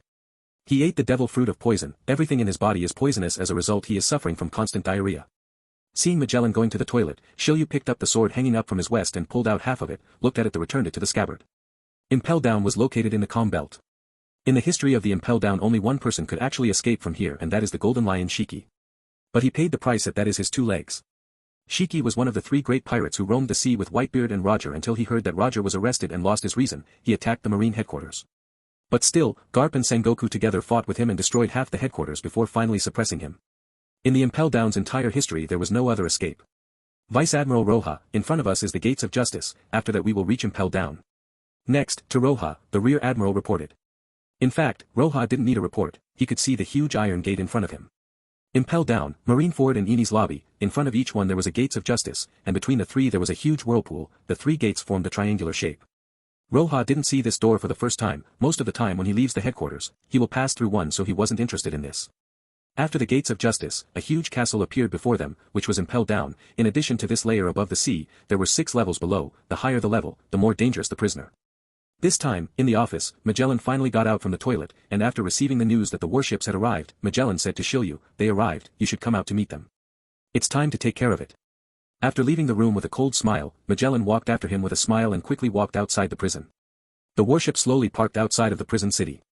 Roja walked down from the warship. The task of guarding Impel Down duration is 3 months. If in those 3 months Kaido didn't attack Impel Down, then Roja will just return. There was a group of people standing at the port outside the prison, with Magellan leading the way. The head jailer and Magellan were standing in front of a large group of guards. That is Vice Admiral, Ghost Sword Roja. He is so young. He defeated Doflamingo and also killed Jack, one of the 3 disasters of the beast pirates. Although it was the first time they saw Roja, they knew about him from the newspaper. Hi, I am Magellan, the warden chief of Impel Down. When Magellan saw Roja get down from the warship, he came forward and introduced himself. Roja smiled and said, my name is Roja. Ha ha ha. At this time, Shiryu looked at Roja with a grin, his eyes full of arrogance as he said, I am the head jailer Shiryu, I hope you take care of us in those 3 months. If Magellan's voice was calm, then Shiryu's voice held some arrogance and hostility. It seems that you forgot who you're talking to. It's as if you're looking for a fight. Roja turned toward Shiryu with a calm expression on his face, and his pair of eyes held a slight of flame inside. It's certainly not possible for Roja to not feel the hostility toward him, so he also coldly said to Shiryu. Ha ha ha. I just wanted to look at the strength of Marine that wants to help us protect the prison. How strong is the ghost sword Roja? Shiryu said with an evil look on his face. Shiryu, enough. Magellan was somewhat annoyed. He was on the Marine side. After all, they came to help guard the prison, but if Shiryu provoked them, he will also have to take responsibility. Shiryu smiled and said with an evil tone, Magellan, am I not allowed to see how strong he is? What do you mean? As he spoke, Shiryu turned toward Roja. Don't you want to? Roja gently held the hilt of his sword and pulled it out. He put it in front of him with his eyes full of fighting spirit. Just what I want. The two of them didn't clash yet, but the momentum of both of them clashed. The Marines behind Roja and the guard behind Magellan had their foreheads full of cold sweat as they subconsciously moved backward. Seeing this, Magellan's brows wrinkled. He was preparing to stop them, but Shiryu already passed him and he waved his sword at Roja. Ding! Roja blocked the attack, and because both of them are from the Marine, they both started using Moonwalk. Damn! Seeing that they started the fight, Magellan was having a headache. Shiryu was a cruel and evil guy by nature, and Roja didn't seem like the type to go easy on his opponent. I am afraid that this won't be safe. You two stop. Magellan, we already decided, you have no right to stop us. Shiryu looked at Magellan from above, then he turned toward Roja, waved his sword, a strong sword energy toward Roja. Roja also waved his sword and projected sword energy, the two collided in the air. Bang! The confrontation just began and they already used so much power, leaving the guard and Marines afraid. He could face off against Shiryu-sama's attack. Sure enough, he is the ghost sword of the headquarters, very strong, can Shiryu-sama win? The guards talked, but they were obviously thinking that Shiryu could win, although Roja defeated Doflamingo and killed Jack, after all he was just too young. Shiryu can fight Magellan to a draw, they were the two aces of the Impel Down, they were absolutely powerful. Ding! Dong! Dong! Roja and Shiryu were in mid-air, they were attacking each other, the sword energy would occasionally fall behind into the sea and make terrible waves. Shiryu is obviously strong. This guy's swordplay should be nearing the Grandmaster level. In Roja's eyes, the excitement was getting stronger and stronger, feeling Shiryu's strength, he felt really good when fighting against him, he was judging his strength. Although Shiryu's strength didn't reach the Grandmaster level, he should be at the top of the swordsmen in this world, he also uses the 6 powers of the Marine and has a high level of hockey. His overall strength is absolutely not any less than the 3 disasters or Doflamingo, he is a tough opponent. Magellan was the one to hold the Blackbeard Pirates, while Shiryu was known to have a strength comparable to Magellan's, and later he joined the Blackbeard Pirates, he was one of the masters, how can he be weak? This swordplay is really interesting. Your actual strength shouldn't be this strong, but you have a weird move that let you increase your strike's power. Shiryu noticed Roja's power after he uses Getsuga Tenshō. Of the analysis is complete. Roja calmly waved his sword with both hand and terrible flames come out this time. Sword flow, cremate. Boom. The monstrous roar swept in all direction, like a dragon, leaving Shiryu with a trembling heart. The power of Roja and Shiryu is strong beyond what those people can imagine other than Magellan. Many Marines and guards looked at the confrontation in the sky and felt horrible. When Roja's blade swept away, the flames filled the sky which shocked most people.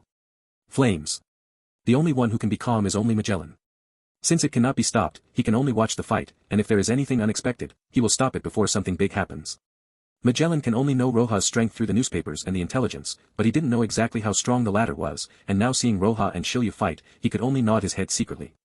Roja's strength was indeed close to Shiryu's, if he wants to win over him, then that would be extremely impossible. On the other hand, Magellan understood Shiryu's power better than anyone. Interesting. Looking at the fire moving toward him, Shiryu waved his sword and split the flames in two. At the same time, he moved in the air and threw a kick at Roja. Rankyaku. This kick was powerful, not any inferior to a sword energy attack, this attack flew toward Roja. Ding! Roja waved his sword and stopped the energy. Roja didn't try to learn this technique at all, he was only proficient in Soru and Moonwalk. And he already mastered the two into a satisfying degree.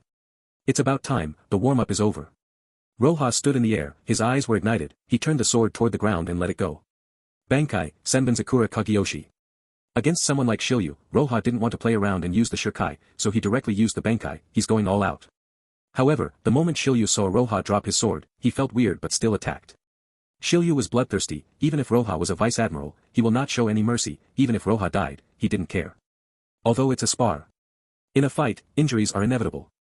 Shiryu's face held a cold expression. But, he was surprised to see that Roja retreated a little bit while a rippling appeared out of nowhere, suddenly numerous swords emerged from the void, directly turning into petals and blocked Shiryu's attack. What is this? Shiryu looked at the cherry petals that appeared out of nowhere, but he didn't hesitate and used Busashoku to defend himself.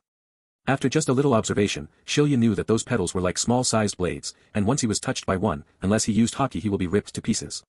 When Senbonzakura Kageyoshi is out, the situation suddenly turned around. Originally, Shiryu thought that he had the upper hand, he thought he was stronger than Roja, even though Roja's Getsuga Tenshō was strong, but it didn't have any effect on Shiryu. But now facing the cherry petals, Shiryu didn't know what kind of ability this was, so he directly retreated. So pretty, is this a devil fruit ability? This forced Shiryu-sama to retreat, it seems that those cherry petals are really dangerous. A lot of guards looked at this scene while their eyes revealed their shock. Even Magellan's expression became more serious. He got something that allows him to make a strike stronger than Shiryu, his sword can release flames and also can break into these cherry petals, such strange abilities. Is this the origin of the name, Ghost Sword Roja? He wouldn't have paid any attention to the fight if he wasn't afraid of those abilities. Even if his poisonous dragon or any other trick were launched toward Roja, those cherry petals would break the attack or even cut it apart. At this rate, Shiryu has to go all out too. Troublesome abilities. Shiryu was forced to retreat, his eyes were cold as he waved his sword while rotating. In an instant, numerous shadows appeared. The trick is fast movement and also a higher level of Tobu Zengiki. For Mihawk, his swordplay was equivalent to millions of swords. With only a sword strike, he can make a galley in the sky and cut it in half. After attaining such a high level, swordplay would become like a battle of tactics, with unbelievable power. OM. As Shiryu kept moving his swords, the cherry petals beside him burst open. Suddenly he moved really fast toward Roja. At this moment, Shiryu while person seemed to turn into a sword. He was full of killing intent. It gave the illusion of a bloody battle. This is really fast. Roja saw that Shiryu's speed improved. This time Shiryu will probably go all out, so Roja also used his Kenbunchaku and Haoshiku this time. He reached his hand and a sword formed from the petals. The two collided in the air. Boom. Shiryu proved that he is worthy to be nearing the Grandmaster Swordsman. While using his peak power and speed, he could resist most of Roja's moves. Shiryu and Roja had the same fighting style. Their defenses are much weaker than Jack's, but the attack is much stronger than even Doflamingo. Most people who have the strength of Quasi-Admiral would have strong points and weak points, like Jack who got defense but not much in the attack, and Shiryu with his speed and attack power and low defenses. Between that kind of people, it's hard to know who is stronger. Roja was still fighting Shiryu, who will come out as the winner we will have to wait and see. Crash. Roja used Getsuga Tenshō, then the sword turned into cherry petals and attacked Shiryu, who used his speed to cut the petals. His figure was flashing. Although these things are very powerful, it takes too much energy and attention to manipulate them. Also there are some flaws too. Shiryu's eyes flashed as he moved toward Roja extremely fast. Suddenly he used a flaw he talked about and waved his sword at Roja. Ding! Roja's figure moved away. His clothes were cut but he didn't have any wound. Because before the sword touches him he used Busashoku. Roja's Busashoku wasn't the strongest, but at least in front of an attack like Shiryu's, he could defend himself. Good hockey. Shiryu was looking, and instead of smiling he was turning madder and madder. He was bloodthirsty, he was crazy. I am happy because I got new prisoners to kill, but I am also not happy. The attacks from Shiryu were getting stronger and stronger. He was like a crazy swordsman. He waved his sword at Roja while sometimes he defends against the petals, but wounds would appear now and then.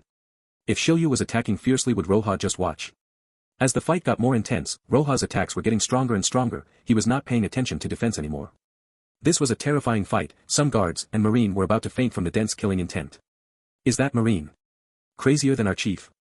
He is a terrifying guy. A few guards looked with shock at the fight. But it looks like Shiryu-sama has the upper hand. If it goes like this, then Shiryu-sama will win. On the other side, Magellan was having a headache. Letting them fight like this is a little bit bad. Watching Roja and Shiryu getting injuries as they fight, he didn't know if he should interrupt the fight or not, and if he tried but couldn't, the situation would get even more chaotic. Fortunately, the two are fighting in the sky and not on the ground. If they fought and impelled down, then it would surely be destroyed. Do you have any stronger moves? If not, then you will definitively be the one losing. Shiryu didn't care about his own injuries. His face held a crazy and grim look. If the fight continues, he was sure that he could receive serious injuries and kill Roja. Regardless what Roja was, he is the chief of the Impel Down. Roja didn't have a good impression on Shiryu. This guy was too bloodthirsty. He betrayed the Marine to join the Blackbeard pirates. He could only be a villain. Do you know that the villains have to die? Roja listened to Shiryu and sneered, then he put his sword in front of him. The White Sword Emperor need time to prepare, although not long, but it was a good choice to deal with Shiryu. So he was going to use another move. OM. Roja's sword suddenly turned crimson red, and the atmosphere around it changed as if it would explode and shake the world. Using his Kenbunchaku, Shiryu's look changed. The next moment Roja waved his sword. Getsuga Tenshō fused with the flames flew toward Shiryu. This can't be considered Getsuga Tenshō anymore, so Roja named it Bakuin Tenshō. Boom! Horrifying heat comes out from the strike. It crashed down with the huge sword energy. Roja launched this attack quickly, so Shiryu had no time to dodge. He could only go all out and try to face this attack head-on. Bang! Roars like thunder sounded from the sky with Roja and Shiryu at the center. Mysterious waves swept all directions which made huge waves form at the sea. The impact of this attack was too big. Almost everyone was on alert. Even the people on the underground floors of the prison felt it. This presence. Isn't this Shiryu? Who is he fighting against? Many prisoners felt the powerful strike. Even the guards and Marines were on the verge of fainting from shock. Even Magellan was shocked. I thought Roja would be defeated, but I didn't expect him to have such a powerful attack. Who was a winner? Boom! Shiryu couldn't resist Roja's attack. Although he wasn't as miserable as Jack, his body had a countless wound from the evaporation blood. The outcome was obvious. Did I lose? Shiryu fell down from the sky. He couldn't get up anymore. He never thought that he could lose. Although he didn't die, Roja's injuries were minor. He was seriously injured and he lost the ability to fight. Even if he could, the outcome was already clear. Shiryu lost. Magellan looked at Shiryu, then looked at Roja who was still up in the sky, his face was full of shock. Roja last attack, even he felt his heart shook, perhaps even with his fruit ability he would barely be able to resist. Magellan didn't expect Shiryu to lose, even though Roja defeated Doflamingo and killed Jack the Drought, he knew Shiryu's power clearly, even an admiral won't find it easy to defeat him. Although Roja suffered some injuries, Magellan still couldn't help but be shocked. As for the guards and marines present, their faces had weird expressions, although they couldn't tell what happened in that last attack, Shiryu losing was a fact. The chief guard was a terrible monster, it's not weird for them to lose against him, but for Roja to defeat him who is one of the two trump cards of the Impel Down. What a powerful person. After Shiryu got down from the sky, Roja also returned to the ground, he stood in front of Magellan and the others and slightly laughed. Then in the coming few days, please take care of us. His tone was calm and gentle, but the blood on his body gave a very eerie feeling, so countless people felt cold. To be able to fight such a fight then come down and smile like this guy isn't a good guy. This guy shouldn't be provoked. At the next moment, the officers helped transfer the prisoners into the prison. Roja's physique was very strong, but he was slightly injured and it would soon heal. After a bath Roja returned to his clean appearance. As for how did Shiryu leave, Roja didn't pay attention to it. At this time, Roja went to visit the prison. Although there are many places he had a scene in his memory, they couldn't compare to the real thing. The first impression he got when he got here is, Impel Down in big. This prison was like a steel island under the sea. Vice Admiral Roja, below us there is the underground prison. Leading the way was head jailer Domino, with long curly hair, wearing a sunglasses, her body lines were apparent but compared to Hancock she was almost nothing. Domino looked at Roja with eyes full of awe, and also she got an inexplicable feeling from him. Powerful with extraordinary temperament. If you see Roja for the first time you would think that he is just a good face. But after the fight, Domino was impressed. Really cruel. Following Domino, Roja came to a high platform, he looked down to see a world completely red, a forest full of sword trees, and the ground full of needlegrass. Numerous prisoners were pinned down.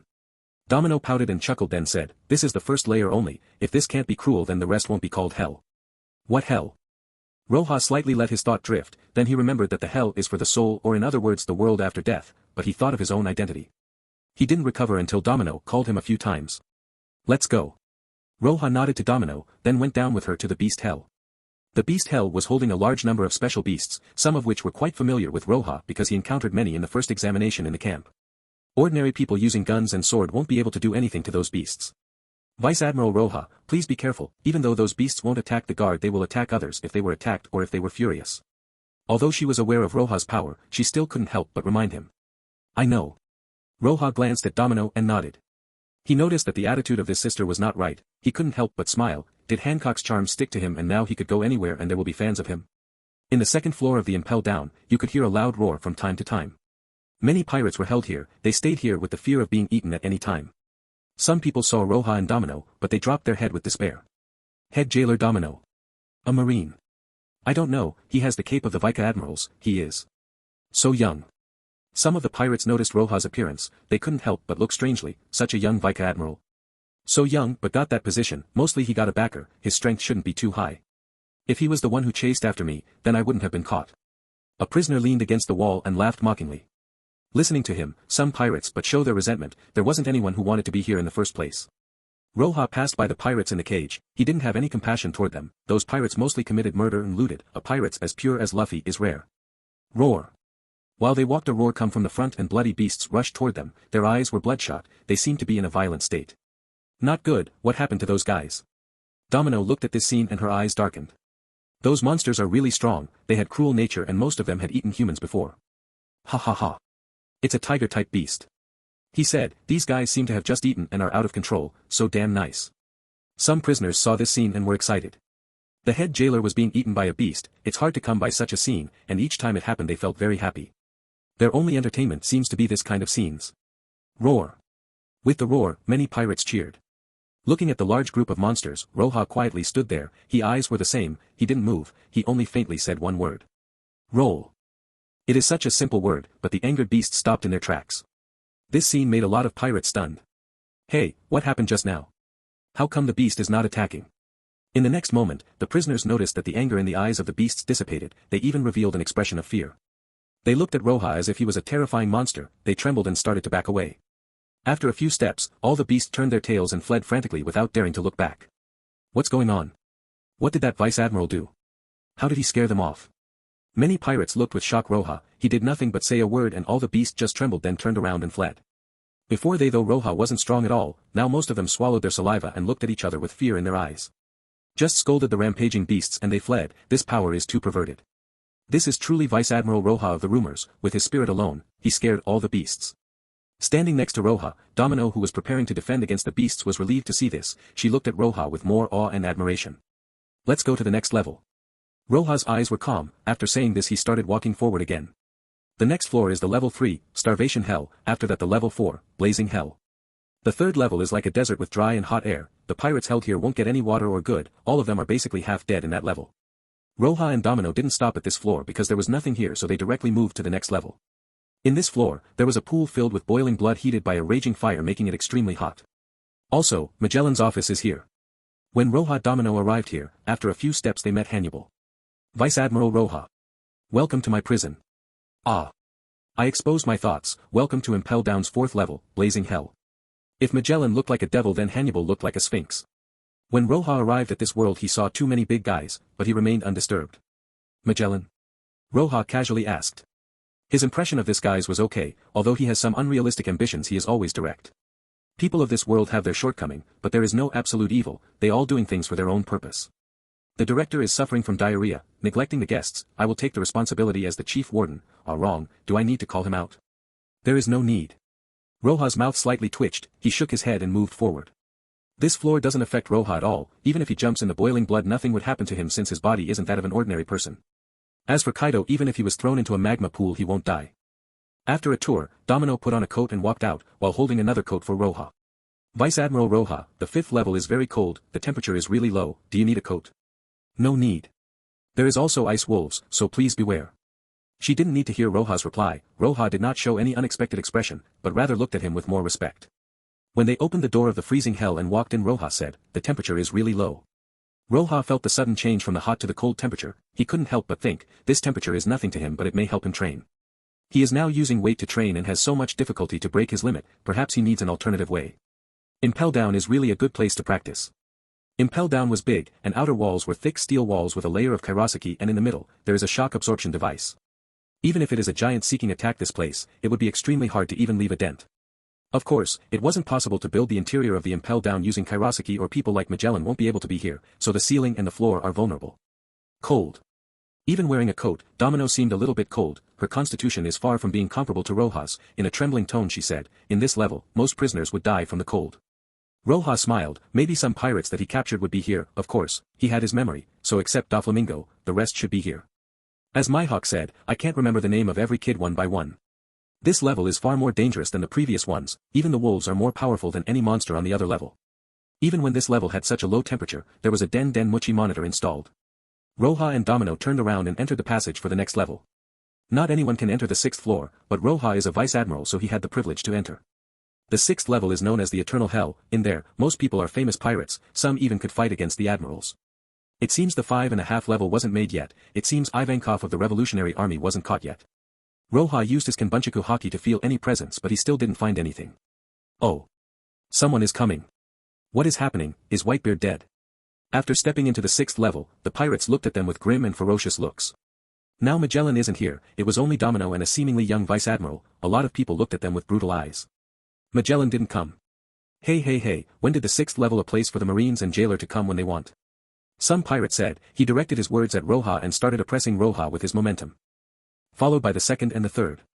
There are many huge cells in the 6th level each present held powerful pirates, kairoseki was used to build most of those cells unless it was someone like Kaido there is no chance for escape. The pirates one by one released their momentum. The entire floor turned dark, with an eerie feeling. Domino beside Roja seemed to see a dead sea, she paled and her heart almost stopped beating. Humph. And at this time, Roja swept a glance at them. The whole atmosphere on the 6th level was unbearable, and with Roja's glance, the momentum exploded. As if a thunder was striking down, there was a shockwave through the air. Although most the people on the 6th floor are people with 200 or 300 million berry, those who can get in his eyes are a few. At least his opponent's bounty has to be in the 500 million and above for him to have the qualification, he at least had to have the power of one of the disasters. In the 6th level, there was a few with that kind of power. Bang! The terrifying momentum burst from the thin figure of Roja, he was like a general surrounded by a terrifying atmosphere. This torrent of power swept the audience instantaneously, all those pirates collapsed. Such a huge movement put everyone in the 6th level alarmed, countless being held in the depth of this level opened their eyes with a suspicious look. Who is it? This isn't Magellan, is this a newcomer? Roja didn't use Haoshiku, he merely used momentum, but it still carried the might of a king who sweeps everything. Those weak pirates looked at Roja with shock, they didn't expect this young vice admiral to have that kind of power, he wasn't any weaker than Magellan. Vice Admiral Roja. Domino was standing next to Roja, although Roja blocked all the momentum, she still paled, she felt like she fell from heaven to hell, she couldn't help but whisper to Roja. Other than Magellan there was no other person who could enter the 6th level, and he was supposed to be the one in here too, but he has his diarrhea problems. You can go first, I want to have a good look at the guys here. Roja's eyes looked with pride as he said to Domino. But Domino suddenly showed a touch of hesitation, just as she was about to talk. Suddenly a terrible power burst out and swept away, this time it's no longer an ordinary momentum, this is genuine. Haoshiku Haki. Roja's Hoshoku collided with the pirate's momentum which alarmed the strong people in here, they thought that Roja was some big pirate and wanted to take a look at him. Domino could withstand the Haoshiku but the others one by one fainted. After some time, the entire level 6 was swept with the Haoshiku, it was like monstrous waves that could destroy the world. The momentum and the Haoshiku didn't unite, they clashed against each other, it was impossible for the Haoshiku to unite, but they all were directed toward Roja. Even if not stacked together, it's still extremely frightening. Domino couldn't withstand anymore and directly fell unconscious, Roja reached his hands and caught her and looked coldly at his front. Boom! Used his Hashoku, shaking everything besides him. Roja Haoshiku direct shot in front of the Haoshiku coming at him. In front of such provocation, Roja naturally won't retreat, he stood there, one hand holding Domino while he swept his Haoshiku in every direction. Bang! The 6th level was chaotic due to the Haoshiku confrontation. The other Haoshiku although they won't merge together, they won't conflict, but they had the same goal and that was Roja's body. But when Roja used his Haoshiku, his and the others' Haoshiku collided and created a chaotic scene. Gotcha. The level 6 was full of thunder like cracks in the air, even a powerful person with 2 billion berry as a bounty may not be able to afford this kind of Haoshiku confrontation and would have long passed out. Everything was made of kairoseki, so it didn't cause much damage, but the ground beneath Roja cracked. It isn't easy for the Haoshiku to have this kind of effect, this after all the group of people trying to bully Roja. I am afraid that only Impel Down would hold so many Haoshiku users in this world. The sea was stormy, waves after waves were being formed in every direction, Roja was like a rock, despite everything he didn't move, despite all those powerful Haoshiku he wasn't overwhelmed. What a terrifying Haoshiku. This guy. Who is he? Many pirates on the 6th floor had their mouth open wide. Many of them had clashed with Whitebeard before, but Roja's Haoshiku was even stronger. When they were outside they never heard about such a monster before. The chaos in the 6th level affected the other levels as well. Many pirates felt the conflict, and even more, pirates fainted on the spot. And those who kept their awareness were covered in cold sweat, their faces looked pale. What? What is happening? What a terrible power, is this Haoshiku Haki? All the people in the Impel Down focused their attention on the 6th level. Shiryu who was covered in bondage laid in bed, a cigarette was in his mouth, he took a sip then he shook his head, he didn't know that the level 6 prisoners were confronting Roja. Damn, what is happening? Magellan with his pants down felt the immense power coming from the 6th level and ran out directly with a roar. Magellan-sama. Prisoners are rioting because Vice Admiral Roja and head jailer Domino are there. They didn't wait for me and went directly. Really? Hearing that Roja was in the 6th level, Magellan had a slight headache, and gritted his teeth angrily, those damn prisoners, because I am not there, they are acting presumptuously. Magellan looked annoyed or decided to go immediately to see what is happening. But as Magellan was ready to go. Bang! Another earth-shattering roar sounded as if the entire Impel Down was in turmoil, and then Haoshiku projected with Roja at the center in all direction blowing the dust everywhere. Eternal hell. That's it. Roja glanced around coldly, then looked at Domino, he shook her head slightly then embraced her and took her out of there. He left everyone there in awe as they looked with unbelievable gazes. That Marine. Who is he? This Haoshiku Haki. He is definitively not a Marine. The 4th level, blazing hell, Magellan was standing in front of the passage leading the 5th level, sensing that there was no more movement, his eyes flickered. It quiet. But I have to go take a look. While Magellan was ready to go down, Roja appeared while holding the unconscious Domino. Several guard and jailers besides saw Roja and were relieved and said, Vice Admiral Roja and head jailer Domino. What's wrong with Domino? Of course, some people looked worriedly at the unconscious Domino. After Roja came up, he dropped Domino gently and held her shoulder so she won't fall down, she is just unconscious, don't worry and get her to someplace to rest. Someone immediately brought a stretcher and lifted Domino. And at this time, Magellan looked Roja and said, nothing bad happened right? No, it's just some of your prisoners are not obedient. Roja shrugged, Magellan responded with one sentence, obviously. How can you be obedient if you were a prisoner in the 6th level of the Impel Down? Magellan looked at Roja, rubbed his eyebrows and said, since Roja-sama has finished his visit, you can go and rest, we'll take care of those prisoners. Roja nodded and turned to leave, Magellan went to the 6th level, seeing that everything was in its place, he was confused, then he felt relieved. After that, he hurriedly returned to his office in the 4th level, and immediately plunged into the toilet again. As a vice admiral, Roja has the power to go in and out of the impel down whenever he wants. Roja wasn't fond of the atmosphere in the impel down, so he returned to the warship. Back to his room, Roja thought about something and his eyes flashed a little. When he was in the 6th level, that large-scale Haushiku conflict was centered on him. Although he was really strong, it was still quite hard to suppress so much Haushiku. But his hearing was strong, and his will was even more so. He was dead set on suppressing all that Haushiku. His strong will seemed to stimulate his soul and soul sword, making his Haushiku get even more powerful, which made him instantly defeat the Haushiku pointed at him. Roja can clearly feel that if he retreated in front of those Haushiku coming at him, then something really bad would have happened to him. Fortunately, he didn't retreat. His heart was strong, he wanted to win, he wanted to withstand all that power coming toward him and try to defeat it. Feeling the joy coming from his soul, Roja, who was lying on his bed, made the property bar appear. The 4th stage, the soul of the delicate sword +3. Attributes: attack +540, strength +180, agility +180, physical +180. Special attribute: all things in the world turn to ashes. Sword attack has additional fire damage. Evolution's condition isn't met. Special attribute: Senbonzakura Kagyoshi. Special attributes: Getsuga Tenshō, can release an arc-shaped red energy attack. Energy: 572/260. Really? This isn't an illusion. It increased by so much. Roja looked at the energy value and his eyes flashed with happiness. Although at that moment, only the Haushiku was upgraded somehow, he felt this was due to the strong will that his soul produced this transformation. Perhaps when Roja came to this world he didn't have the will of a king. But in face of the repression and rejection, his will transformed into such a strong will. Never back down in front of anything, suppress all the kings. With a thought, Roja hurriedly chose to upgrade his soul sword. This time the energy value increased so much that he could do multiple upgrades at the same time, so this time he upgraded it 2 times. Blinking twice, the sword which was suspended in the air seemed more real than before. The 4th stage, the soul of the delicate sword +5. Attributes: attack +660, strength +220, agility +220, physical +220. Special attribute: all things in the world turn to ashes. Sword attack has additional fire damage. Evolution's condition isn't met. Special attribute: Senbonzakura Kagyoshi. Special attributes: Getsuga Tenshō, can release an arc-shaped red energy attack. Energy: 42/280. He got closer to the 5th stage again. Roja was looking forward to that day. The next 2 weeks, Roja spent most of them in the 5th level of the impel down. Roja didn't worry when he practiced as the walls were made of karasaki.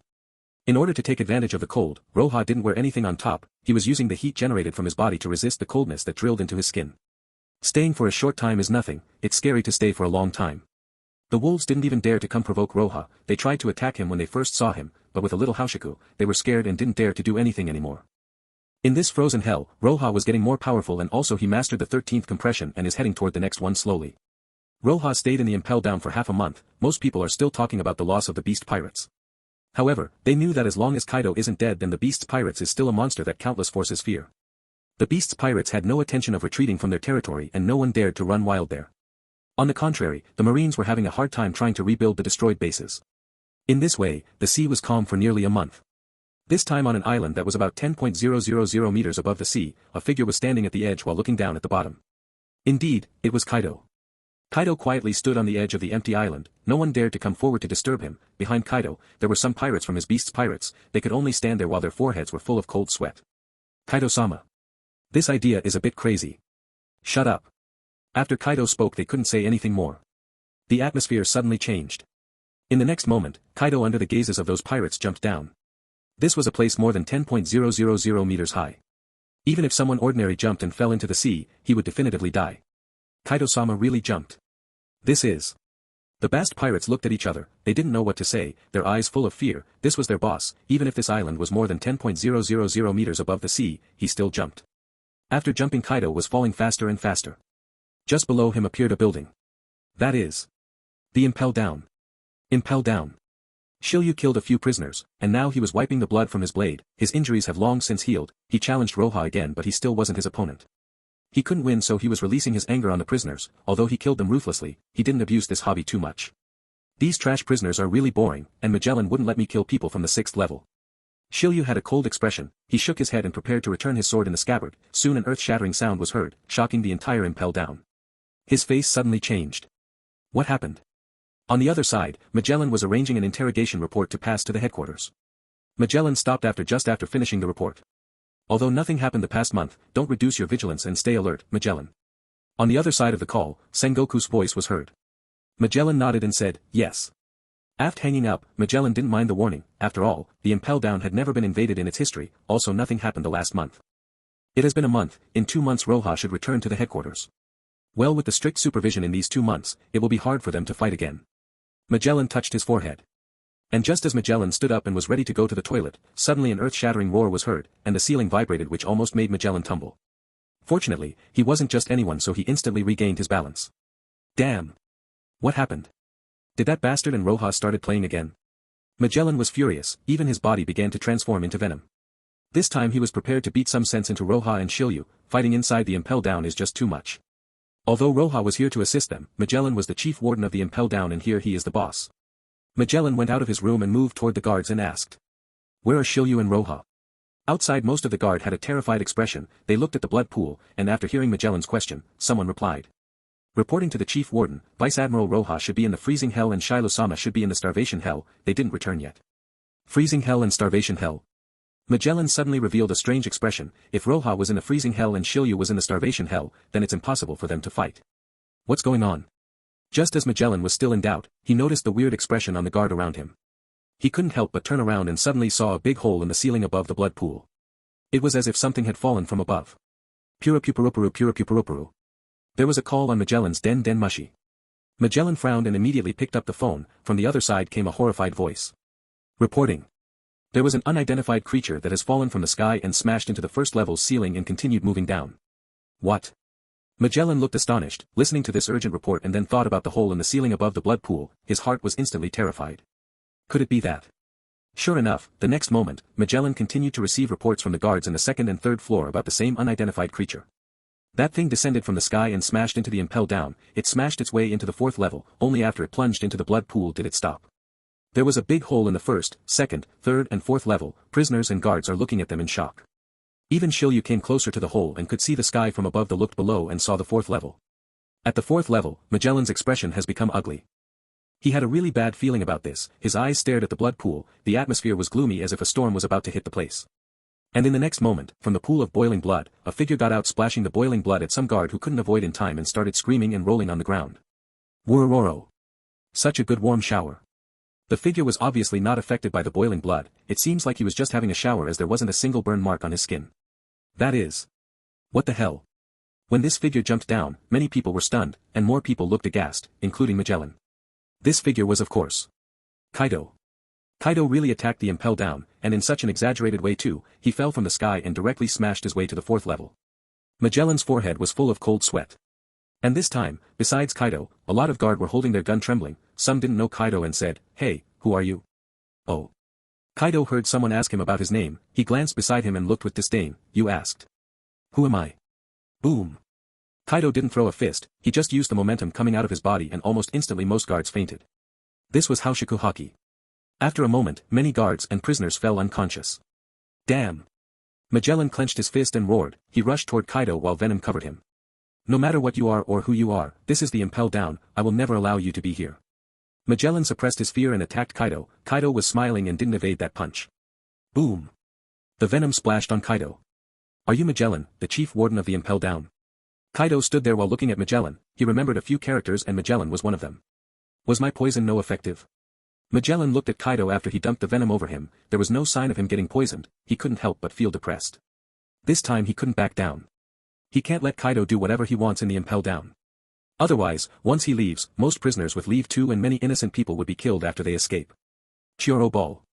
Magellan chewed up some of his poison like bubble gum then spits the bubble at high speed towards Kaido. After hitting Kaido the balls exploded. Venom fell on Kaido's body, it didn't hurt it just gave him an itchy feeling.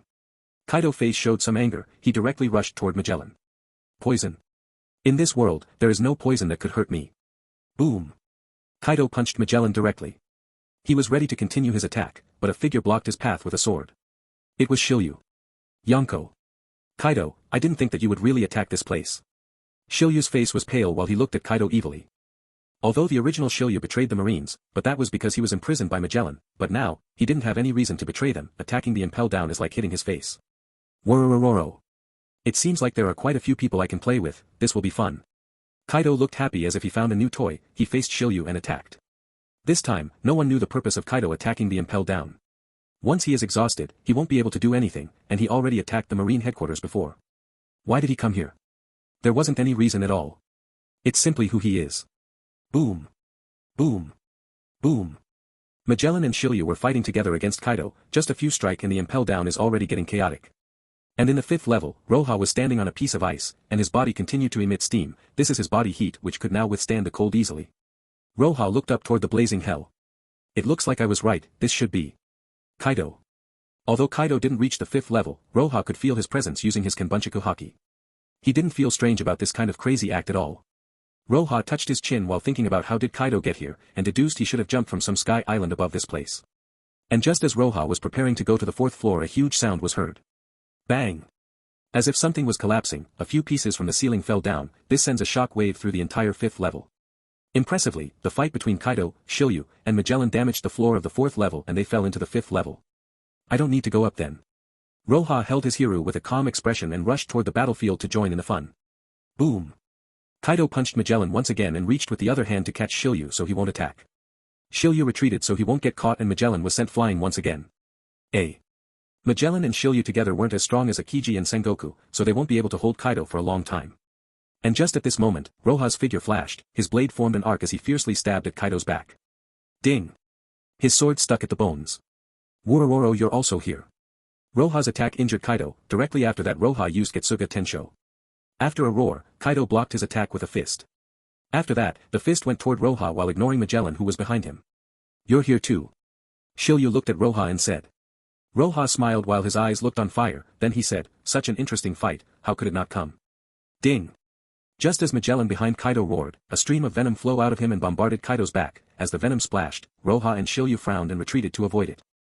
Magellan's attacks weren't as effective as Roja's, but he still can't let them fight alone, he could only assist them. If his poison was effective, then Roja and Shiryu would be the one to assist him, but on Kaido his venom almost has no effect. I said this stuff is useless.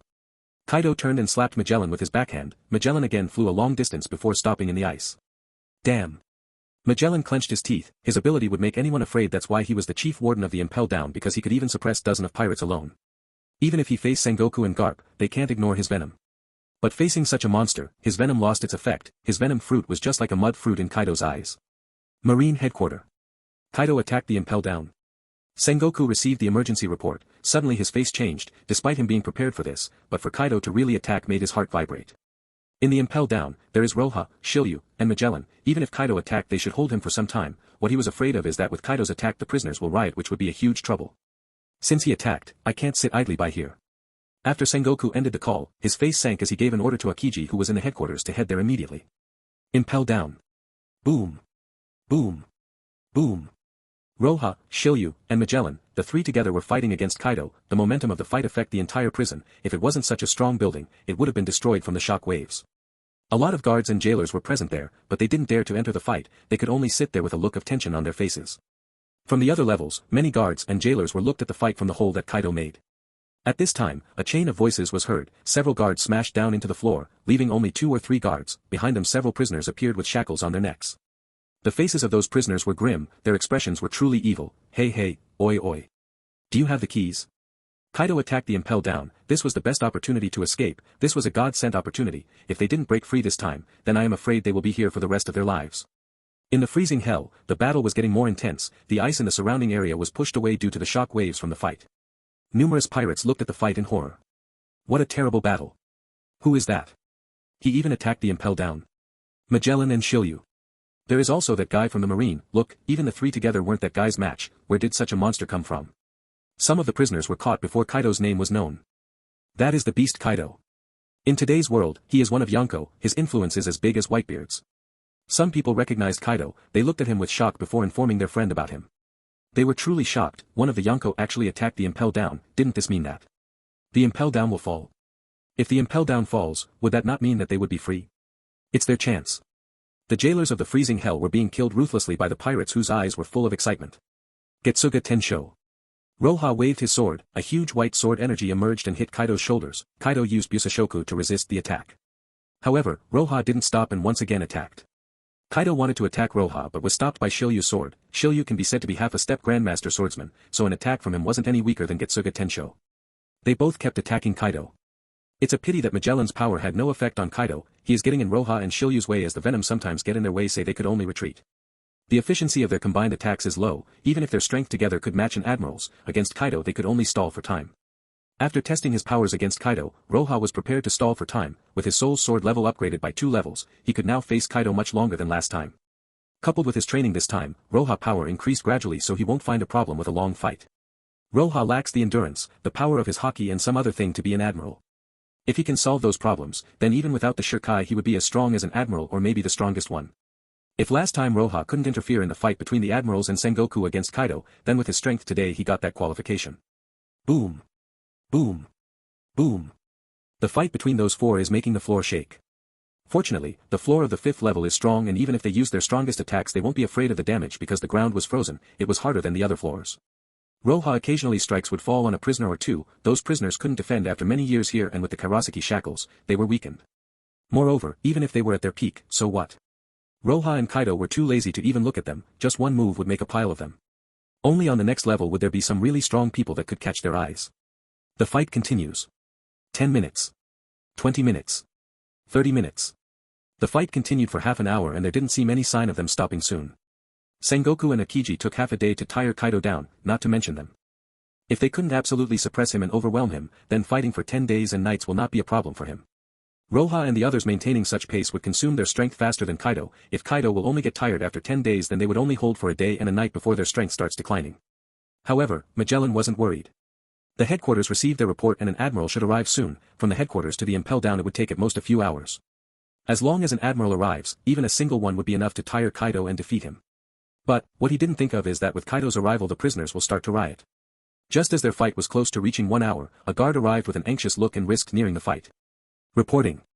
The prisoners in the 3rd and 4th level started a riot and now some can't be suppressed. What did you say? Magellan heard the guard's report and his face showed his anger and rage. Can't Hannibal suppress the 3rd and 4th levels riot? This one.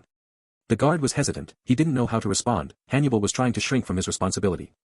I just came down from the 3rd level, and now they started rioting. Shiryu heard the report and suddenly his face was full of killing intent. He looked at Magellan and said, "Can you two take care of this guy?" Magellan continued his attack at Kaido using his venom dragons then looked at Shiryu. "What will you do?" "I am going to kill them." Shiryu answered coldly then withdrew from the fight. Seeing Shiryu leave, Magellan cursed but he was also relieved. Although Shiryu will slaughter the prisoners, those prisoners were the one who started a riot so he didn't care anymore.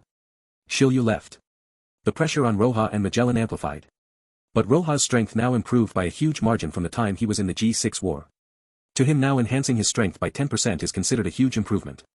With this 10%, he can fight with Kaido like he is doing now. The battle was now dominated by Magellan and Roja, even though Magellan's venom can't hurt Kaido but after some time it was making him a little numb, so Kaido was a little bit slower than before. Fortunately, now Roja was as fast as him. If he was as fast as Shiryu, Roja would be able to hold Kaido alone, so the venom was a little bit helpful. Roja was still fighting with Kaido when Kaido thought, "Is this guy getting stronger?" At the beginning, Kaido didn't pay much attention to it, but when Shiryu left, Roja was the only one attacking. He felt that Roja's power was stronger than before. Otherwise, Roja won't be resisting his attacks easily. Roja's strength has improved. While Kaido was excited, he wanted to play more with Roja, but Magellan continued to interfere so he was troubled. "Leave me alone." After being continuously disturbed, Kaido was a little angry as he was covered with a variety of complex poisons causing his body to be a little numb. From 10 attacks, 8 were directed at Magellan. Kaido wanted to knock Magellan and then fight Roja 1v1. Magellan calmly resisted the attacks without giving Kaido that opportunity. Boom. Boom. The freezing hell was vibrating constantly. The battle of Roja and Magellan against Kaido was still going while Shiryu has gone to settle the riot in the 2nd and 3rd levels. At this moment another guard was panic-stricken. He immediately reported to Magellan that the level 6 prisoners are rioting too. Magellan was shocked hearing this. The guard was scared to get near to the fight. Magellan blocked some of Kaido's attacks as he looked at the guard and shouted. "The keys for the 6th level are with me. How did they escape?" "Yes." Prisoners from the blazing hell went to the level 6th and opened the shackles. The guard was trembling as he stood far from the fight and answered Magellan. But before he could finish, the battlefield shook again as Kaido and Roja clashed. The shock waves from the attacks were terrifying. Damn. Magellan was anxious now. He didn't pay enough attention to the fight and a punch connected to his body. He was sent flying as he spurted blood from his mouth. Magellan was anxious about the riot in the 6th level. He didn't pay attention to the riot in other levels. No matter what they do, they wouldn't be able to escape. Once the Marines arrive, they would be suppressed. But the 6th level was different. In the Eternal Hell, although there are many weak pirates with 200 or 300 millions as bounty, there are also a lot of powerful people. If the riot isn't suppressed as soon as possible then things will get out of hand. Magellan clenched his teeth and said to Roja, Roja, you heard it, the pirates in the eternal hell are rioting, can you handle it? Can you fight Kaido alone? Roja was fighting Kaido as he looked at Magellan. Kaido's strength is extremely perverted, the two of them together can only stale for time, and even with Shiryu with them there wasn't that much difference. Roja asked him because he knew that one alone won't be able to face Kaido. In a short period of time, maybe he could resist, but it won't last long. Leave it to me. Magellan resolutely said. Good then. Roja looked deeply at Magellan, he nodded his head, indeed if they didn't suppress the eternal hell's riot, then the thing will get out of control. The above floors, the escape possibility is pretty low, they won't even be able to pass the door of justice, but those in the eternal hell, escaping from here would be too easy. Once they escaped, the world will fall into chaos. I leave it here to you, as for the eternal hell. No one will be able to get out. Roja's eyes flashed with cold light, when Kaido heard him, he retreated a little. Kaido wanted to stop Roja from going but he was blocked by Magellan. Do you want to stop me alone?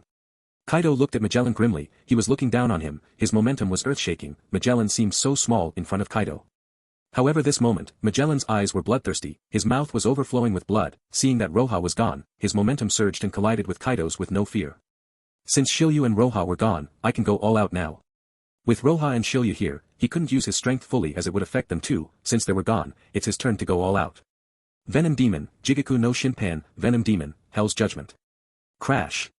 Venom crazily surged, a huge venom giant wrapped around Magellan, while the venom started to spread in all directions. Rather than poison, this was like acid, whether it was the ice or the floor, it was being eroded by it. Magellan banned this move, he would only use when he is desperate. If he doesn't control it and use it for a long time, the poison would probably cover the whole impel down and it may even spread in the sea. Impressive. Kaido though that once Roja is gone, he didn't think that fighting with Magellan would be any interesting. But seeing Magellan come up with such a trick, he couldn't help but grin with an excited expression and directed a punch at him. Magellan without fear roared and met Kaido head on and the two began fighting. Eternal hell. Quickly let me out. Wah ha ha ha. I finally can see the sun's light, this time I will cut your head, Whitebeard. Sengoku, Garp, and Z. You damn Marines, when I am out, I will kill every one of your families. Countless prisoners were released and said arrogant words one after the other. All the jailers were resisting in the floors above, but here there was no resistance at all. The thousands of soldiers led by Domino, who were dispatched urgently weren't those guys' opponents at all. Even if they used all of their ammo, they won't be able to withstand those guys. Fortunately, some of the guys had some resentment with each other, they weren't completely helping each other at all, so until now no one had gone out of here. But for them getting to the other floors was just a matter of time. You jailers are the one who tortured me into a miserable state before. Come and try to do that again. After the prisoners were out, they were venting their anger on the jailers as they started to torture them. Damn. Third team, try to hold for a while. Don't stop firing. Domino commanded. Although the situation was getting worse, the longer they hold on the better. If those guys were to escape. Domino didn't dare think of the things those guys would do, the world would really fall into chaos. The guard continued shooting with no effect, there were too many Devil Fruit's ability users, maybe throwing Kairoseki would be more effective. But even though those guards were ordinary people, and their opponent was the people in the level 6. Under a large number of prisoners, a team was being crashed. Team 7 cover them, Team 8. Domino was holding a firearm in her hand and continuously shot at the prisoners while giving the command at the same time. Few prisoners actually fell, while the guards were beaten to a mess. Not good, there is no one already. After the continuous order of Domino, now she was all alone, all the guards beside her were sent to help. This is bad. Ha ha ha, you don't have anyone now. More than a dozen prisoners rushed with a ruthless laugher. As the guards were defeated, the vast majority of prisoners were about to pass, a very cold voice was heard at the end of the passage. Today, don't ever expect to get half a step out of this place. Accompanied by this voice, a figure came out from the passage, he was dressed in the Marine's Vice Admiral's uniform, he was cool looking while holding a white sword in his hand, and his eyes were ice cold. Who do you think you are? You dare block our way, we'll kill you without mercy. Those dozen or so prisoners who were rushing toward the passage continued to move without slowing down, they didn't even look closely at Roja. They wanted to massacre their way out, their momentum surged as they didn't put Roja in their eyes. In the face of such killing intent from the dozen or so prisoners, Roja was clam, he just flipped his sword around and let it go. Bankai. Senbonzakura Kagyoshi. Wouch. Cherry petals filled the place, almost all the passage was blocked by the petals, then it swept all those rushing prisoners away, the prisoners were surprised, so when they reacted the petals were already hitting them. Wouch. Wouch. Wouch. Accompanied by the sound of screams, blood splashed, and some petals were now red while swaying in the air, the rosy and red color made them look very beautiful. Those prisoners didn't even have the opportunity to use their abilities, they were directly swept by Roja's Senbonzakura Kagyoshi and were killed. They fell to the ground full of blood. Raj. Vice Admiral Roja. Seeing this, Domino eyes revealed her joy, and all the tension that was built along with the fight finally dissipated as she relaxed. She found it hard to stand up, so she leaned on the wall beside her with a relieved face. The other scattered guards saw Roja and instantaneously had some fighting spirit back while revealing their joy. I will take care from here on, you can go back. Roja stretched his hand and the cherry came together and formed a sword in his hand. While doing this, Roja said to Domino. Roja's presence has already alarmed the prisoners of the 6th level. Although not every prisoner had seen Roja, but Roja came here before, so many people saw Roja and stopped their actions. That's the Marine. It said that this guy is named Ghost Sword Roja outside. Some of the prisoners were killing each other, some are venting their anger on the guard and jailers. All of them stopped and looked at Roja. Some prisoners looked at Roja for a moment, who with just one attack, he killed more than a dozen prisoners. They couldn't help but feel their hearts beating and their forehead overflow with cold sweat. He killed them with a flash. Here, not everyone has the power of the Yonko, the Shichibukai, or the admirals. He should have killed those weaker ones. But even so, to instantly kill more than a dozen prisoners from the 6th level, this proves that Roja's strength is really high. You want to stop us? Although you may be strong, don't forget that you are only one person. Many prisoners looked coldly at Roja. They didn't attack rashly, but they said to Roja. Roja's sword held in his hand, the place was full of petals as he gave a response. So what?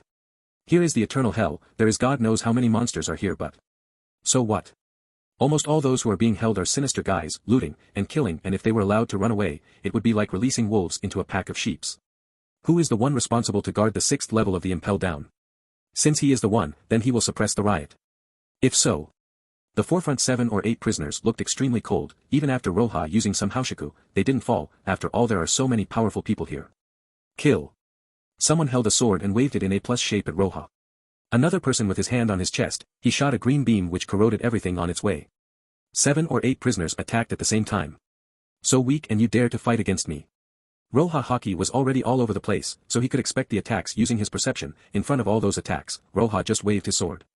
A sword energy projected out with the cherry petals and rushed at them like a storm. The attacks were cut off by Roja's attack. Boom. The petals continued and swept those 7 or 8 prisoners. It was too late for them to retreat. Wouch. Wouch. Wouch. Sounds of screams were heard with the splashing of the blood. The petals moved and returned beside Roja. On the ground 7 corpses could be found drowning in their blood. So many people, in a moment. So powerful. This time even some famous pirates were shocked. If in the beginning there were only a dozen or so peoples underestimated him, those 8 didn't. Even if they stayed in the eternal hell for a long time and their physical strength grew weaker, but it wasn't to the extent to directly die under one attack like that. This didn't happen because they were too weak, but it was because Roja was too strong. Roja moved twice and this already made it clear. After all, this is the eternal hell. There were many people who competed with Roger and Whitebeard. The next moment, a roar was heard. I can't just let this opportunity go. One of the prisoners rushed toward Roja full of anger. His body was burly, and he was so big that he is comparable to Kaido. His whole body was covered in Busashoku as he rushed into the torrent of cherry petals. It's Dios. He's been locked here for so many years. Is his Busashoku still as powerful as before? Many prisoners recognized the figure that rushed toward Roja, their eyes revealing shock and fear. Dios initially had a tough body and a strong Busashoku. He even fought against 10 warships without sustaining any injuries and even destroyed a base. Later he encountered Garp and was finally captured. Such a strong Busashoku, he is completely resisting the Marine's attacks. His strength is still so terrifying. That Marine might get torn apart by him. Many prisoners looked at the guy who was rushed inside the petals with shock. They knew that those petals were as sharp as a sword. Dios rushing forward made their heart vibrate. Just killing a few trash, what are you getting arrogant for, little Marine kid? Dios roared, as he continued rushing toward Roja. As he reached Roja he moved his fist and punched while his Haushiku surged. His punch made several sonic booms as it moved toward Roja. But when he saw this fist, Roja revealed a look of disdain. He didn't retreat even a step. He even took Garp's first head one. He blocked several punches from Kaido. Those losers who were detained here want to make him retreat. Roja waved his sword. Kacha. His sword cut Dio's fist, while his body was fully releasing his Haushiku. The two collided. Suddenly a roar sounded. The Haushiku confrontation brought strange black lightning. Roja's sword fiercely cut the Busashoku around Dio's arm, then his arm came next. Nothing is impossible. Roja's hands were holding the sword as he pressed forward. Boom. Dio's body directly flew, and in his chest and abdomen area a scary wound appeared until it reached his back. You can almost say that he was cut in two. Dios fell to the ground, which was now stained with his blood. The people watching were aghast. Dios Busashoku was cut. That guy's sword is too strong. If Dios was outside, he would be as strong as one of the 3 disasters, but in front of Roja, he was slain in 2 strokes. Prisoners, die without mercy. Roja's hand gently shook, the blood on it fell to the ground. Another person in the passage was surrounded with petals, his eyes well full of grudges. He didn't look at Dio's body. Useless wastes, get away. At this moment, a huge hand suddenly emerged from the rear and fiercely threw several prisoners into the air without stopping. They directly crashed into the cage. A man with horns appeared. One of the horns was broken. The prisoners who saw him recognized him as they looked at him with shock. Yes. The destroyer of the world, burned the world. He woke up.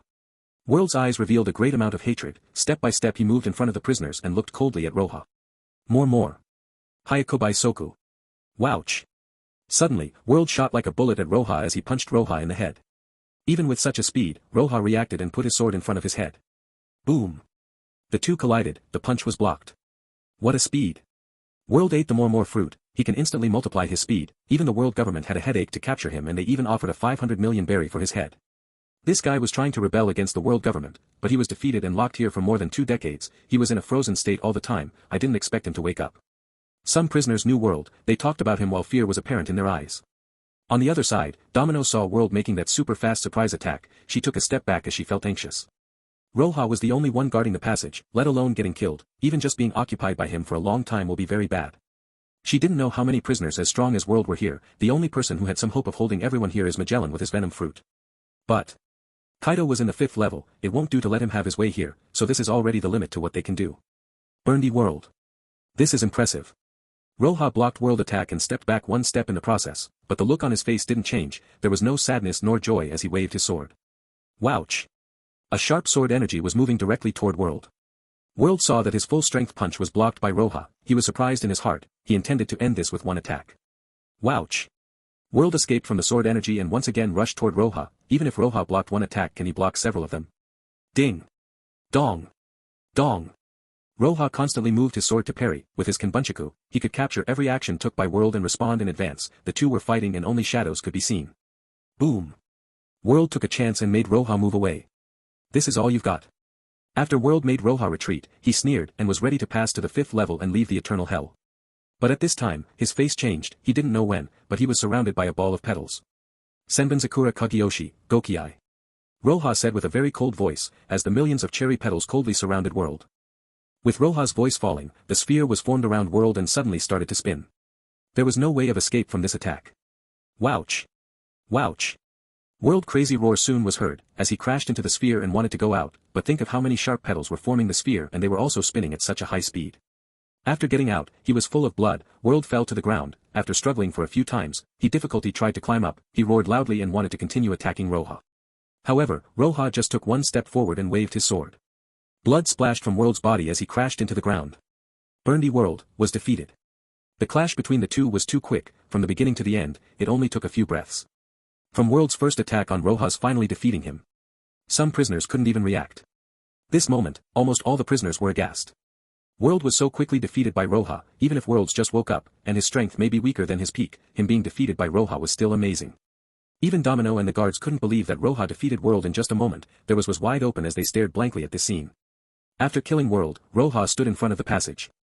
Roja wasn't tall, but at this moment his momentum seemed like an insurmountable towering peak. The entire place was caught in a strange silence. Roja beheading World made most prisoners lose their confidence. Although some of them are powerful and could compete with Admiral when they were at their peak, they were held in the eternal hell for many years and their physical strength dropped by a large margin and it would take them a long time to reach their peaks again. But even so, there were only 2 choices in front of them, once being re-imprisoned in the eternal hell, never going out again, the other one was killing Roja and then leave. No other choices. After the strange silence, countless prisoners were showing their killing intent in their eyes, the atmosphere turned gloomy and even the air seemed to stagnate. I don't want to be here forever. Damn Marine, damn jailers, go to hell. Die. Die. Die. Finally, prisoners with blood-red eyes roared and rushed toward Roja. Despite Roja's strength, they would prefer a bloody battle than get imprisoned again. At this moment, all the released prisoners in the eternal hell except a few who didn't want to fight rushed toward Roja madly. This time it wasn't just 7 or 8 people or a dozen of them, this was all of them together, like a small army they moved toward Roja. Behind Roja, Domino and the guard looking at this were horrified. The most fearsome thing is that all the prisoners would share the same goal. If these prisoners fought among themselves, it would be easy to defeat them, but once they joined forces, they would become a terrible elite army. And now that is what happens. The only advantage is that they couldn't surround Roja as they were in the passage they could one rush forward. But in face of so many enemies, even if the attacks come from the front it's still difficult. At last, under Domino and the guard's eyes, the fight broke out. Kill. Kill. Roja was facing so many prisoners, but he didn't fear them at all. Roja now was madly fighting while his soul sword was even more excited for the fight. His momentum was slightly similar to Kaido's. Even against so many, why not fight? Don't consider whether you can win or not, there was only war in his head. Wouch! Wouch! Wouch! Roja was holding his sword and waving, the sword energy swept in all directions, splashing blood everywhere they went. The blood continued to splash, beside Roja's foot another body fell. Every one of them was madly rushing forward. The prisoners in the rear were still moving forward, although the place was small and they couldn't move all at once, their number was extremely terrifying. Countless abilities were being used, Roja's body was covered by Busashoku, he was like a dark Iron Man, without any intention of retreating he faced those prisoners and used his sword to cut them. He didn't know how many times he waved the sword, Roja has been using his full strength for a long time, Getsuga Tenshō was used many times along with Senbonzakura Kageyoshi, and even the flames were used and blocked the passage. At first, Domino who was behind Roja paled, then she gradually became shocked. Despite that amazing number of prisoners, and the countless attacks moving toward him, Roja still stood firm, using his petals and the monstrous flames. From start to finish, not a single prisoner was able to get out from the passage. Hundreds of millions of petals were blocking the passage with the flames, even though some people tried to slip away from the side, the petals and flames welcomed them. Bodies continued to pile up, and after the continuous attacks, they were burnt. Even if Roja used Busashoku, he couldn't really block all the attacks, a bloody wound already appeared. Even after the wound appeared and the blood was gushing out, Roja's momentum didn't have any reduction, it got more and more powerful. I don't know how long the battle lasted, but in front of Roja, no one remained. Even the last prisoner who fell down was some powerful guy who could use Haoshaku, at the moment Roja pierced his heart. His mind was blank. No hatred, no unwillingness, just unbelievable. So many people failed to get out of here, all of them fell to Roja's sword, was Roja really so powerful? No. Wrong. It seems like there is something else, a strange power. The moment the guy was dying, he saw an illusion before him, as if he saw Roja's body have a terrifying atmosphere around it, it seems like some strange white bones with black lines armor around him. Not just him. Even Domino and the others could also see the bizarre armor, but it seemed like an illusion, it just flashed in front of him for a moment then disappeared. Only Roja stood while blood dripped from his wound. Outside the impel down, the justice door slowly opened and a warship approached, a person was seen jumping past the gate and falling directly inside there. This figure belonged to Admiral Akiji. Arara, what a mess. Akiji shook his head, Kaido's attack really was a huge headache, but the report also said that the prisoners in the 6th level are rioting. If it was only Kaido then there wouldn't be any problem, but with those prisoners wanting to run away it will be hard for him alone. He shook his head. Akiji didn't want to think too much about it, he directly entered the impel down while using his fruit to make everything freeze. Some people in the 1st level were turned into ice sculptures. When Akiji arrived at the 3rd level, he happened to meet Shiryu, after they met they directly went toward the 5th level. Freezing hell, Magellan spilled blood from his mouth, he was beaten and tattered, but he was still holding in before the support comes, he can't allow Kaido to go freely. Using this forbidden move, Magellan's highly toxics had certain effects on Kaido, it slowed him by at least 30% and reduced his power by 10%. Coupled with his Venom Soldier being tough, he could block Kaido for some time. Otherwise, except for him, whether it was Roja or Shiryu, it was impossible to resist Kaido alone. Boom! Kaido threw another punch which directly hit Magellan. It seems that this is all you've got, I had enough of your poison, so go and die. Kaido suddenly rushed at Magellan while throwing his fist at him. He was ready to kill Magellan. At the next moment. Gotcha. Suddenly the venom turned into ice and that ice blocked Kaido, his first hit the ice wall, even though the wall directly smashed, but he also lost the opportunity to kill Magellan. Akiji. Kaido's face darkened, Magellan's poison reduced his strength and speed, and Akiji's ice can produce almost the same effect, so this would get annoying. It's a real tragedy, Magellan. Shiryu looked at Magellan with a grin, his cigar in his mouth and his clothes were bloodstained. Magellan refused to talk back to Shiryu, he saw the two coming he immediately said, Akiji, Shiryu I leave him to you guys, I must go to the eternal hell. While speaking Magellan directly moved toward the next level. In fact, he was the one who should suppress the 6th level as the director. But there should be someone to stop Kaido, if Shiryu was here although his attacks are better, his defense wasn't good enough and it would be difficult for him to resist Kaido. So he could only let Roja go to the 6th level. Magellan was moving inside the venom toward the next level.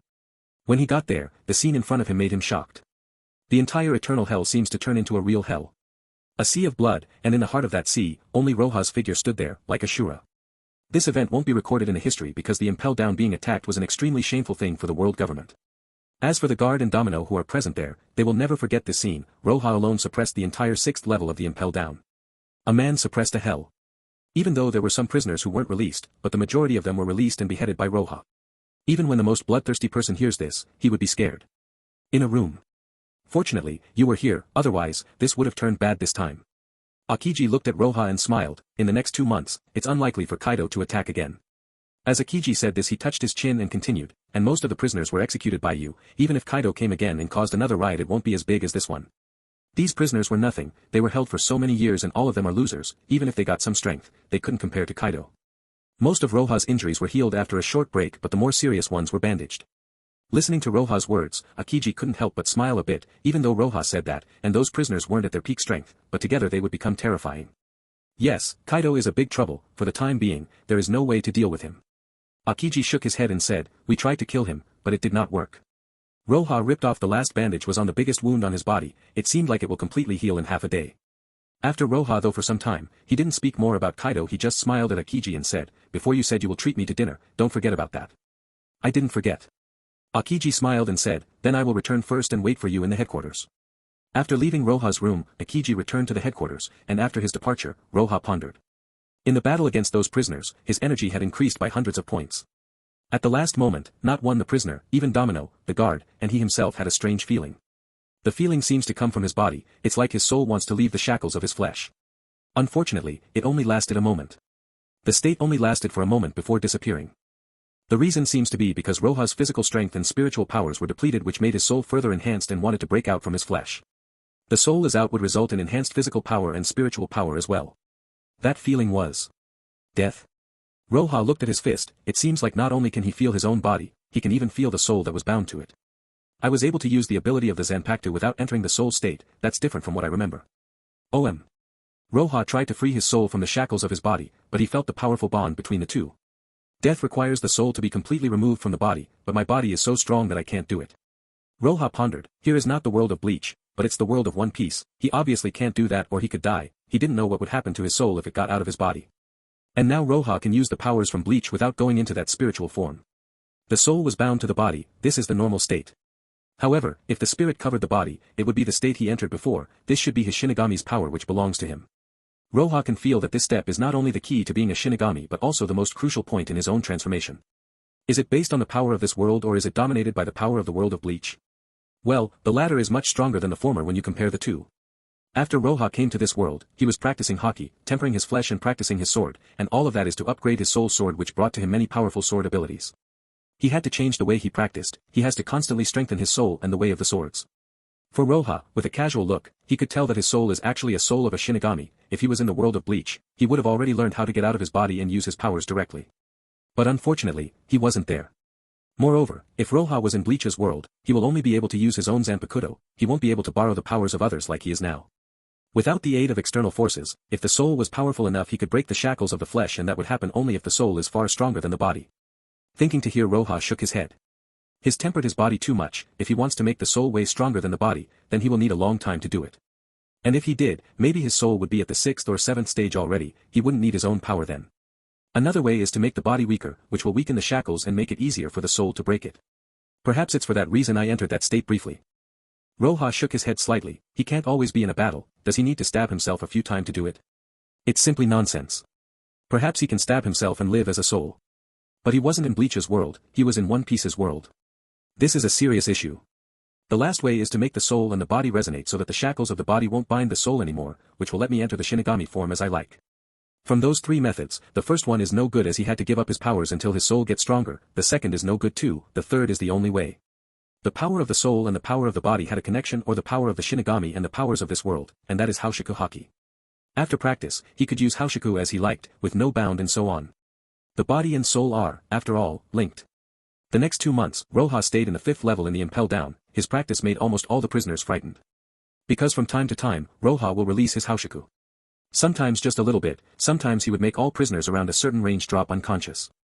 Roja's Haoshiku is too powerful, the people with bounties up to 100 million would directly faint without a way to resist. The previous thoughts were wrong, the shackles between the body and the soul never existed in the first place. While training, Roja gradually overthrew his previous theory, the so-called the shackles of the soul, the connection was from another kind. It's like a human body, the muscles under the skin, the bones in the muscles and the internal organs under the protection of the bones and muscles. Without a soul, the body would lose its meaning of existence. Within these 2 months, Roja was trying to break the connection, control the connection, to make the soul cover his body, not the opposite. In this process, Roja had occasionally appeared in the state of Shinigami once or twice, but it was still unstable, the shortest time, it disappears instantly and the longest is a few breaths. Roja closed his eyes and sat there. Suddenly a tyrannical Haushiku burnt out, but it didn't spread as it condensed around Roja. Almost 20% complete. Roja opened his eyes and nodded slightly. In these 2 months, he almost controlled the connection to a 20%. For him to completely master the Shinigami state, he would need to control at least 51% of it, and with 100% control, he would have perfect grasp over that state. In the process of controlling the connection, Roja increased the energy value by a lot. The 4th stage, the soul of the delicate sword plus 6. Attributes, attack plus 720, strength plus 240, agility plus 240, physical plus 240. Special attribute, all things in the world, turn to ashes, sword attack has additional fire damage, evolution's condition isn't met. Special attribute, Senbonzakura Kagyoshi. Special attributes, Getsuga Tenshō, can release an arc-shaped red energy attack. Energy, 291/290. Last month he already upgraded the soul sword to plus 6, and now after a month he already accumulated enough energy for another upgrade. This speed is faster than even the last stage. Upgrade. A golden light flashed and upgraded the soul sword again. The 4th stage, the soul of the delicate sword plus 7. Attributes, attack plus 780, power plus 260, agile plus 260, physical plus 260.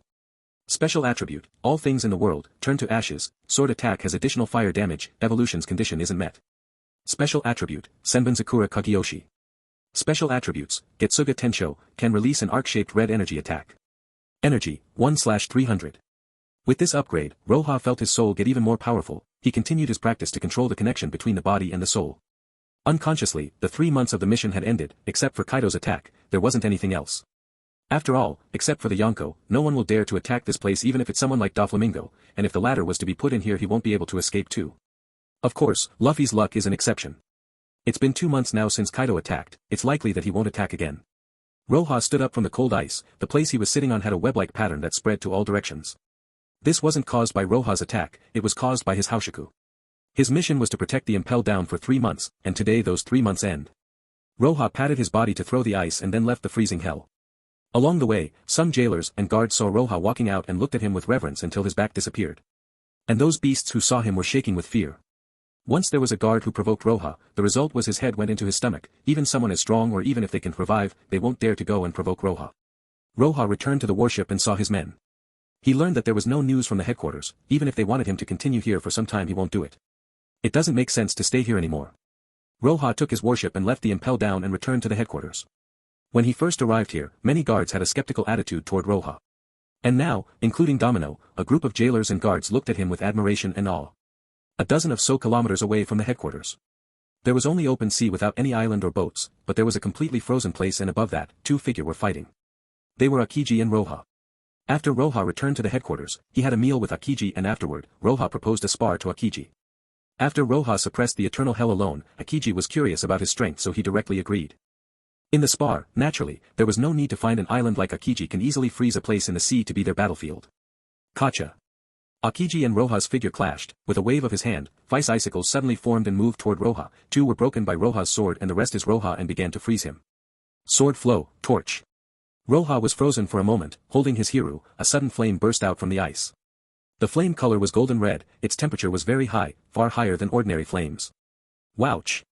Akiji complexion changed, he retreated to avoid the flames and waved his hand, numerous ice spears condensed from thin air and flew toward Roja. Roja held his sword with both hands and didn't retreat, he used his sword to hit the ice spears in crisscross chops then he gently dropped his sword. Bankai, Senbonzakura Kagyoshi. Crash! Hundreds of millions of petals rushed toward Aokiji, they were black-colored giving a hellish atmosphere. Akiji complexion changed, from his right hand, ice burst, it condensed into a huge bird that crashed into the petals. Ice block, pheasant beak. Boom! With hundreds of millions of petals colliding with the ice bird, the petals in the front were frozen, but they broke through the ice and crushed the bird. Akiji's figure has long disappeared. Wouch! Unexpectedly, Akiji was as fast as Shiryu, he appeared behind Roja with an ice saber in his hand he attacked. Roja using the Kenbunchaku haki, he could tell Akiji's place, he held his sword with his 2 hands and waved. Kacha! Roja used Getsuga Tenshō to the limit, although Akiji using his ice to block, Roja cut the ice. Akiji once again retreated and once again froze Roja to prevent him from continuing his attack. Boom! Crimson flames burst again, sweeping the ice from all direction. Let's stop now. Seeing this Akiji stopped and no longer attacked as he said to Roja. Roja nodded and the 2 stopped. If they continue the fight, Roja will have to use White Sword Emperor, it would be a life and death move and this was just a spar so there was no need for it. I have absolutely no way to suppress you, you improved a lot compared to 3 months ago, this rate of improvement is really terrifying. Akiji came next to Roja, he couldn't suppress the excitement in his face, his mind was vibrating endlessly. 3 months ago, Roja's strength wasn't anything near what it is now. Now when confronting Roja, it was difficult to suppress him. If Roja fought Jack now, he will kill him easily, even him now he didn't dare say that he can 100% win over Roja. Roja returned the sword into the scabbard and smiled, don't forget that I crushed the eternal hell, the battle was really fierce, if I was a little weaker then I may have fallen there. His mouth spoke but his heart was judging the outcome of this spar. The fight didn't last long, it was just half a day, Roja didn't use killer moves and Akiji didn't as well. Roja felt that when he didn't enter the Shinigami state and use just White Sword Emperor or Bakuretsu Tenshō, in the end, he may have 40% to win against Akiji. If he was to enter the Shinigami state, then the odds would greatly increase. Before going to the Impel Down, Roja's had only about 20% to win against any one of the 3 admirals, but now it has risen to 40% which is close to 50-50. Roja now could be said to have the qualification to be an admiral. Akiji is very surprised at this, though it has long been known that Roja will certainly achieve this level, he didn't expect it to be so fast, if there was a vacant position for an admiral, Roja would be the one to sit there. Back to the headquarters, a month passed and Roja received a mission. The mission was to transport scientific material to Vagapunk's lab, who had been staying in his hometown for quite some time now. The warship started its journey. Roja stood in front of the railing, no one dared to go and bother him as he was looking at the sea, he felt dull after the 3 months of meditations in the Impel Down. It was like his mind was blank without thinking of anything. This state made Roja feel the existence of his soul which helped him break the shackles of his body. When Roja awakened, he felt like he nearly broke 40% of the shackles. In this state, he tried to use his maximum soul strength as if to enter the Shinigami state. Also in this month, the soul sword energy rose a lot. Sure enough, after a long period of practice, it's good to relax and get lazy. Roja stretched out while he looked at the sea with a smile, he was ready to return to his cabin. And just at that time, a marine walked toward him. Reporting, we received a distress call from a nearby island, would you like to change the course of the warship and assist them? The task of escorting important materials generally won't have to respond to distress calls to ensure their safety. But the warship which had Roja in it is different. Want to get something under Roja's care, you at least have to have the strength of an admiral or 3 Doflamingos at least. Let's go toward the help signal. Roja nodded at the marine plainly. Here is a small island. A pirate ship was docked on the shore, there was a small town at the center and there was a bloody massacre in it. The leader of those pirates had a fierce scar on his face, he stood in the street as he gave commands to the pirates. Leave the one with good physics and good looks alive, kill the rest. A variety of screams were heard after a series of gunshots. A good-looking girl was being dragged by the neck out of her house into the street full of blood. Damn. You bastard. From a house, rushed out a middle-aged guy, he was carrying a stick in his hand and knocked it on the head of 2 pirates. He was the town's mayor. Yo. You want a beating? The leader of those pirates looked at the middle-aged man with a sneer, he stepped forward and punched, the middle-aged man flew into the wall. Boom. A hole appeared on the wall as the mid-aged man spit blood out of his mouth then clenched his teeth. The Marines are here, you all will get arrested. Ha ha ha. The leader stepped forward and put his leg on the mayor's chest, his face was showing ridicule and disdain as he said, the Marine, didn't you see our flag? As he spoke the leader pointed at the ship, the flag that hung had the symbol of the Don Quixote family. The Marine will see that flag, they will not interfere with our business as we are doing this legally. Do you understand? The leader had a look of arrogance as he sneered. Since Doflamingo became a Shichibukai, none of these small forces got arrested for their doing on behalf of the Don Quixote family. Even if they encounter a Marine, when the latter look at their flag they will just turn around and leave.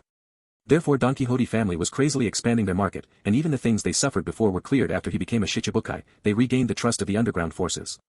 They came here to occupy this island and turn it into a base for their trades. Damned bastards. The mayor crazily roared, he wanted to struggle but the leader kicked him. Just as the pirate leader was about to kill the mayor, a pirate suddenly ran over in panic. Captain. A warship is coming this way. Don't worry, they will see the banner and turn away. The leader waved his hot D indifferently, but his subordinate said something nervously, but the warship is about to be docked. Oh. The pirates had a strange expression on their faces, under normal circumstances, the Marine will turn around after seeing them. The mayor and a few girls were being held by the pirates heard this and couldn't help have a trace of hope in their eyes. The leader looked at their eyes and couldn't help but laugh loudly. Well, in a moment, you will be completely desperate. He picked up the mayor and ordered his subordinates to seize the everything and prepare the girls to be taken into the ship and walked outside the town. Outside the island. How come I met the Don Quixote family? Roja stood on the deck of the warship, he looked at the pirate's ship with the Don Quixote family banner and couldn't help but shake his head. The Don Quixote family is one of the Shichibukai forces, according to the regulations we cannot arrest them. Standing next to Roja, a Marine opened his mouth and said, but his tone was that of someone unwilling to accept this. Now that they were near the town, they could hear the screams and could guess the situation there. As members of the Marines, they couldn't arrest someone from the pirates under the Shichibukai, they could only look. Roja didn't say anything, he suddenly jumped on the island. In front of Roja, a group of pirates was dragging a few girls. When they saw Roja's uniform, they paused a little for a moment, but they continued ignoring him as they walked toward their ship. See? Even the warship won't attack us. The pirate leader looked at the faraway warship. At first he was nervous, but seeing that only Roja got down from the warship, he relaxed. He was carrying the mayor while a cruel smile appeared on his face. The mayor looked at the distant warship that really didn't attack and that only one marine descended from the warship. In his eyes, you could only helplessness. What's wrong with this world? Several girls were tied up, felt their last hope crush and their hearts were about to collapse. Just at this time, Roja, who was still far away, disappeared and reappeared near them. Who allowed you to be so arrogant in my presence? With this cold voice, several men who were dragging the girls toward the ship collapsed with blood splashing everywhere. Shock was apparent on their faces as they didn't expect Roja to attack. The pirate leader saw this and was stunned for a moment, then panic covered his face and said, Hey! Hey! My master is one of the Shichibukai, Doflamingo, you marines can't catch us. Doflamingo, huh? Roja's eyes were cold and full of ridicule as he said, My eyes aren't for show, even if he himself was here I would have killed him without mercy. Wouch! A sword light flashed, the pirate leader who wanted to resist couldn't react as a clear line appeared on his neck. He desperately covered his neck, but blood still poured out. He had no way to cover it. As he looked at Roja's eyes he fell in a pool of his own blood while he couldn't believe what just happened. What's wrong with this world? Roja quietly stood there looking at the mayor from the side as he calmly said, The world is ill. After leaving such a sentence, Roja's figure flashed and entered the town. Just a few seconds and all the gunshot and screams come to an end. Roja walked out of the town while he put his sword into his scabbard. The mayor looked blankly at Roja's back and suddenly coughed blood, then he said to Roja, Did we just get rescued? You have. Roja didn't look back as the word justice on his coat was fluttering in the wind gently. Roja returned to the warship and looked at the sea after ordering to set sail. Illegal looting and killing, he didn't see any problem with it, but if he sees it, he won't abide by the rules, he will make his move. Not to mention, Doflamingo's ship, even if he himself was here he will kill him. If you want to keep the world in balance, you don't necessarily have to establish the Shichibukai system. Do they really think that if something was to happen to the marine they will come? Pirates are pirates. Roja was the one who opened the pirates era, he attracted a large number of people to seek the dream, but something won't change, most pirates are like cancer. The new world, in a certain area of the sea, Don Quixote's ship was moving slowly. Doflamingo was making his future plan as he was ready to seize a country, Dressrosa. The term seize was a little inappropriate as it belonged to the Don Quixote family originally. But now the royal family didn't belong to the Don Quixote family anymore, if he wants it back he needs to think of a way. Doffy, there is information about Roja. Treble crawled from afar and came beside Doflamingo. The Don Quixote family have too many transactions and most of them are dealt by his followers, only the important matters will be reported to him. Roja. Did that guy leave Marineford? Doflamingo raised his head and looked at Treble showing his evil smile then said, Fufufu. Finally left, I was afraid that he will be staying there forever.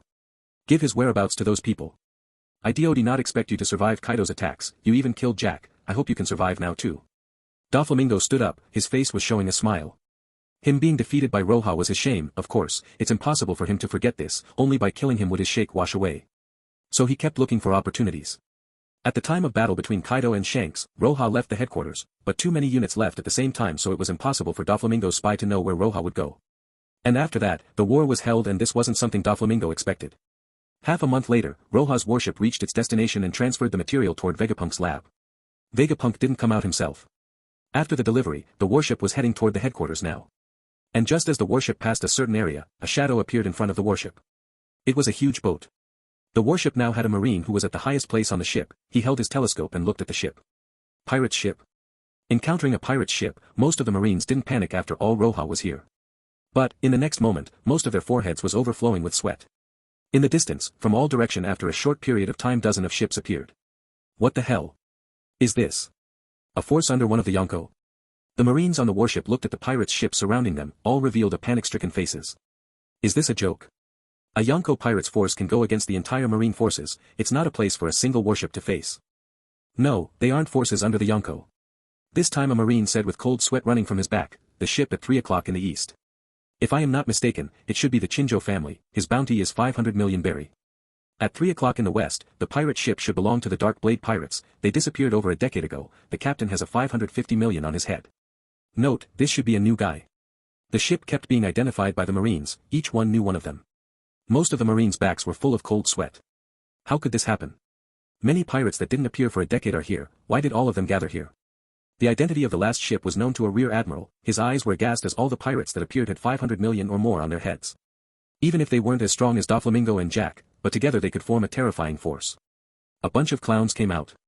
It was at this time that Roja's voice was heard. He went to the deck and looked at the pirates surrounding his ship. His tone was kind of dull.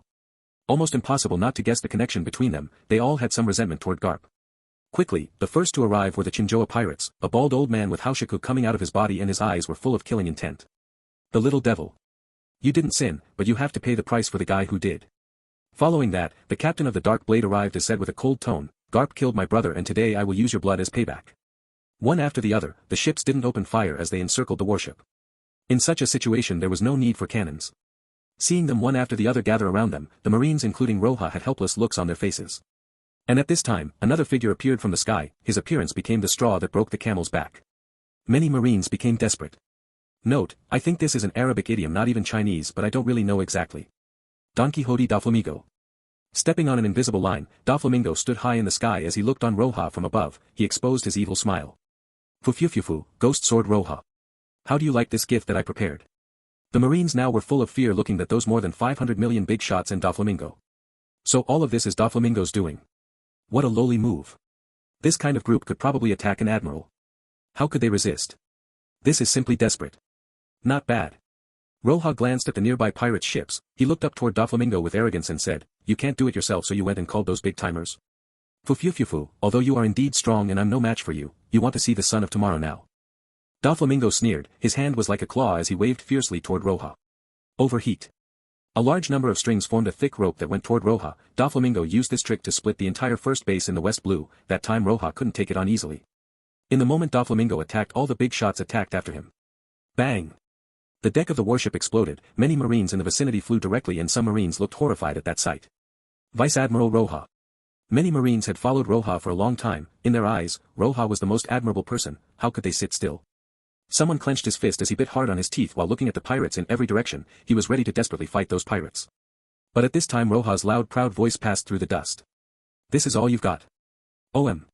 Suddenly the smoke dispersed. Roja's figure appeared without a speck of dust on him. This is impossible. Those attacks were blocked. Doflamingo and the other pirates revealed their shock. Roja's momentum suddenly burst. All the dust was cleared away. His eyes glanced at the audience and his figure flashed. He first came on top of Don Chinjo. OM. He waved his sword and a grand sword energy was shot out. Getsuga Tenshō. Chinjo's heart was surprised. It was too late to avoid it now, so he hardened his heart and used his Busashoku on his head and went toward the attack. But as it touched him, it directly went through him and directly landed on the deck of his ship. The entire ship was cut in two and below it, a huge gully appeared in the sea. You group of losers are not different from those losers in the eternal hell. I have already killed hundreds of them already. You alone want to kill me? After the first strike that killed Chinjo and cut apart his ship, he went toward the next one. His monstrous momentum swept in every direction. Not good. Kill that kid. The rest of the pirates saw Chinjo getting killed just like that and couldn't help fear terror. Although Roja killed Jack, they didn't think that his attacks would be this terrifying. At this moment, everyone attacked again. A variety of attacks once again smashed at Roja, but Roja didn't flash to evade. He used the sword and swept at them. Bakuretsu Tenshō. Boom. A thunderous roar was heard and those countless attacks coming toward him were defeated just like that. But his attack didn't slow down after defeating their attacks as it was headed toward the 550 million bounty holder, the captain of the Dark Blade. As it landed, everything burned into nothingness. The flames exploded at the ship and everything was swept clean. Another pirate is dead. Hell. What a terrifying attack. As he saw that against every one of them together, Roja could win like it's nothing, Doflamingo couldn't help but reveal a hint of fear. Roja was very strong but not to this extent. What the hell did happen? Monstrous flames swayed on top of the sea. It looked as if the whole sea is burning. Everyone was horrified. Since you dare to come, then don't think about leaving. Roja stood in the sky and coldly said. Suddenly rushed to the next ship, his flipped over the sword and let it go. Senbonzakura Kageyoshi. Under Roja's control, the sky was filled with petals. The pirates in this ship looked at the petals pouring from the sky. He held two words and waved the sword and flowers flew. 6 to 7 flowers flashed and formed a flower sword energy, spinning like crazy as it rushed toward the petals and drifted past them and headed toward Roja. Do you want to use my move against me? Roja's hand grasped the air, and suddenly a wave of petals gathered and formed a sword. At the same time the petals surrounded that swordsman from all directions. Roja waved his sword and the blood appeared on the swordsman's body. His body was sent back, but even after those petals kept on attacking him, in the blink of an eye, the petals covered him completely. The petals swayed on the ship after the massacre, then they flew toward the next ship like an unstoppable general. The Marines on the warship were looking dull by now. This was extremely shocking for them. Unexpectedly, even under the attacks of so many pirates, Roja killed them and they couldn't fight back at all. Even if an admiral was here, I doubt he would be able to do the same. Hateful, how strongly did you get? Doflamingo looked at Roja and couldn't reveal his shame. Suddenly he fell on the ship and waved his hand. Awakening. Doflamingo, though he would just watch this time, but it turned out that if he didn't join the attack and use his full strength, then probably there was no hope to defeat Roja. The rest of the pirates were shocked, and by this time no one dared to hide his strength. Roja's strength was out of their imagination. This kind of strength was at an admiral's level. Boom. Boom. Boom. A variety of attacks flashed and moved toward Roja. All useless. Roja's voice sounded proud. He moved step by step and cut the attacks in front of him. No matter the attack, he will cut it. Wouch. Suddenly a figure flashed, and blood spilled in the sky. With his power, Roja pressured everyone. His sword would flash from time to time and flames would occasionally burst forth, and you could only hear the scream of people. Boom. Someone roared and leaped high up the sky to punch Roja. His fist held terrifying power as if it was Sengoku's fist. However, Roja just waved his sword and directly cut the fist, then destroyed the one who attacked him. The latter fell into the sea, and only God knows if he was alive or dead. The battlefield was a mess. A variety of attacks continued from time to time as Roja waved his sword in all directions and attached his Haushoku to the Busashoku and beheaded many. After just a few moments, only 2/3 of the pirates remained, including Doflamingo. Too fast. Withdraw. By now, most of the people were terrified and afraid to attack Roja. They ordered their troops to retreat. After some time, Roja now finished about 7 or 8 ships and only a handful remained. It's too late now, too late. Roja's body didn't have any blood stains, but he killed without mercy those who tried to attack him. He chased after them. The ship would take a long time, so he used moonwalk directly. He came toward the first ship and waved his sword. Flames poured into the ship. Boom. Another ship was destroyed by Roja. The captain wasn't a devil fruit user, so he simply jumped off and tried to escape. But even so, Roja wasn't letting anyone go. An energy strike fell from the sky and killed the one who wanted to escape. After a few breaths, huge waves formed in the sea. A terrifying abyss appeared above the sea, as the water was now red in color. Roja has killed all of them. At this point, the pirates that wanted revenge against Garp are all dead. Doflamingo couldn't do a thing even after awakening his devil fruit, so he decisively retreated. At this point in time, his figure turned into a little black spot. Doflamingo. You think you can leave? Roja looked at the direction Doflamingo escaped to. After saying that coldly, he chased after him. Roja didn't care about Doflamingo's background. A celestial dragon or a shichibukai, he didn't care. He comes to attack him twice, so Roja will ignore the rules. Boom. Boom. Boom. Roja practiced moonwalk to a satisfactory level. He was now faster than Doflamingo, who had his devil fruit. A moment later, Roja caught up to Doflamingo. Senbonzakura Kageyoshi. White Sword Emperor. Roja's eyes were cold, as hundreds of millions of petals gathered like crazy. The scene felt like that sword could pierce the sky. Damn. Feeling the presence behind him, Doflamingo didn't dare to wait as he bit his teeth and put up his defenses. Kyōmo no Sugaki. A spider web appeared after the other. Continuous spider webs made a nearly impenetrable net to block Roja's attack. Then he also added his Busashoku.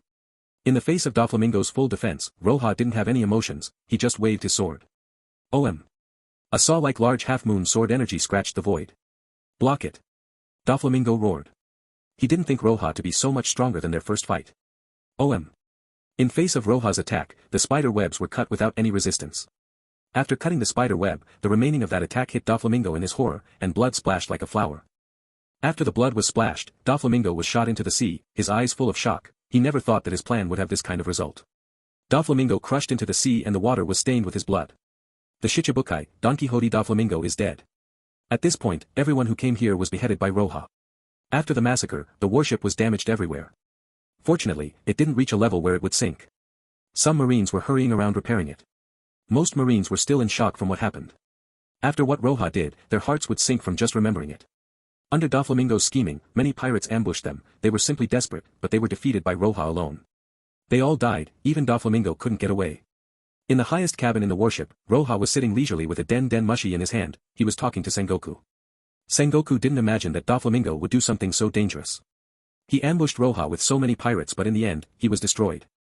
The news still didn't travel anywhere, cause if everyone knew that a Shichibukai has just died, it will get troublesome. Sengoku still didn't inform the world government about what he thinks about the Shichibukai system. The Shichibukai were just dregs in his generation. It wasn't that they want to stabilize the balance of the sea, those guys would be annihilated one by one. Listening to Roja, Sengoku was having a headache. It's okay, one of the Shichibukai died and you need to find another one. You think it's that easy, Roja? Sengoku was sitting in his office while clutching his forehead and said, but what is done now, we can only find a successor. As Doflamingo was the one to attack the Marines, he is not innocent, that bastard. The fact that Roja was attacked made Sengoku truly angry. In his view, Roja's existence is much more important to the Marines than Doflamingo. I will have to explain this to the world government. Sengoku took a deep breath and made a decision. His eyes flashed as he said, now since it's already been done, the Don Quixote family isn't needed anymore, you go and destroy them. Since Doflamingo is dead, the Don Quixote family is just like cancer, there is no need for it to exist anymore. I also think so. Roja responded lightly and continued, send me their location. Well, I will directly make the intelligence department handle that. Sengoku nodded and hung up the Den Mushi, then he stood up and issued a few orders as he got ready to personally go to Marihoi's. One of the Shichibukai died, for this kind of thing he needs to go in person and explain what happened in details. On the island where the Don Quixote family was. In a palace with gardens and swimming pools, Diamante was sitting on a couch while drinking some wine. Doflamingo should be coming back soon. The Den Mushi didn't get through, I don't know what happened but it can't be linked to Daffy. Treble slipped and slid down like a snot. Nah. N. But Duffy should be back in no time. There won't be an accident. Another top cadre said with a very high pitch, it was Pika. Diamante put down the glass as he opened his hands while laughing, how can something unexpected happens, although not all of the people we contacted had gone, at least dozen of them did, and to be on the safe side, Duffy also went with them. All those pirates have a 500 million or more on their heads, even if they encountered an admiral, it won't be easy for him. On the other hand, Treble said, nah. Nah. But we also specially selected the place of the attack, even if the nearest base sent their support it would take some time when they get there, Roja's body would already turn cold. Hearing Diamante Pika also relaxed. That's right, with that kind of force, even if Doflamingo himself can't kill Roja, he shouldn't be able to escape, Roja should be dead already. Several of them waited for Doflamingo's return. However, after a long time he still wasn't here, now even those relaxed guys were feeling suspicious. Daffy should have already come according to the time, right? When they made the plan, they even thought of the possibility that they won't be able to kill Roja in a short while and marine support arrived. Although the probability is low, according to the plan if that is to happen they would terminate the operation. And according to the time, Doflamingo should already here. Just at this time, a voice was heard behind their back. Are you waiting for Doflamingo to come back? They felt cold sweat on their back. Roja's figure suddenly appeared from nowhere, Hiru in his hand as he walked on the air, his tone held some indifference as if he was facing a group of ants. Diamante was most familiar with Roja's voice, as he heard it he stiffened, he turned around with difficulty and looked at Roja's figure with aghast eyes. How? How can you be here? Roja. Diamante was scared shitless and Treble had a runny nose, although he did not personally see Roja, he could link the information he heard to Roja's figure. Impossible. You. Then Daffy. Pika looked at Roja with horror, a terrible idea appeared on his head. Could it be that? Roja looked at the three indifferently, suddenly he said with a faint smile, you will immediately meet him. Wouch. The next moment, his figure flashed and his hand waved. The three top cadres of the Don Quixote family had already thought about the worst idea. Facing Roja's attack they couldn't react on time. Originally with their strength that was far inferior to Roja's they should anticipate his attacks, they had lost the opportunity to dodge, now they could only try to block. Boom. But even with their strength combined, they couldn't stop Roja's sword. Diamante's steel cape was directly divided in two, Pika made a huge pillar with the earth beneath his feet, but they also were directly cut apart and Treble through some mucus which had the same end. Wouch.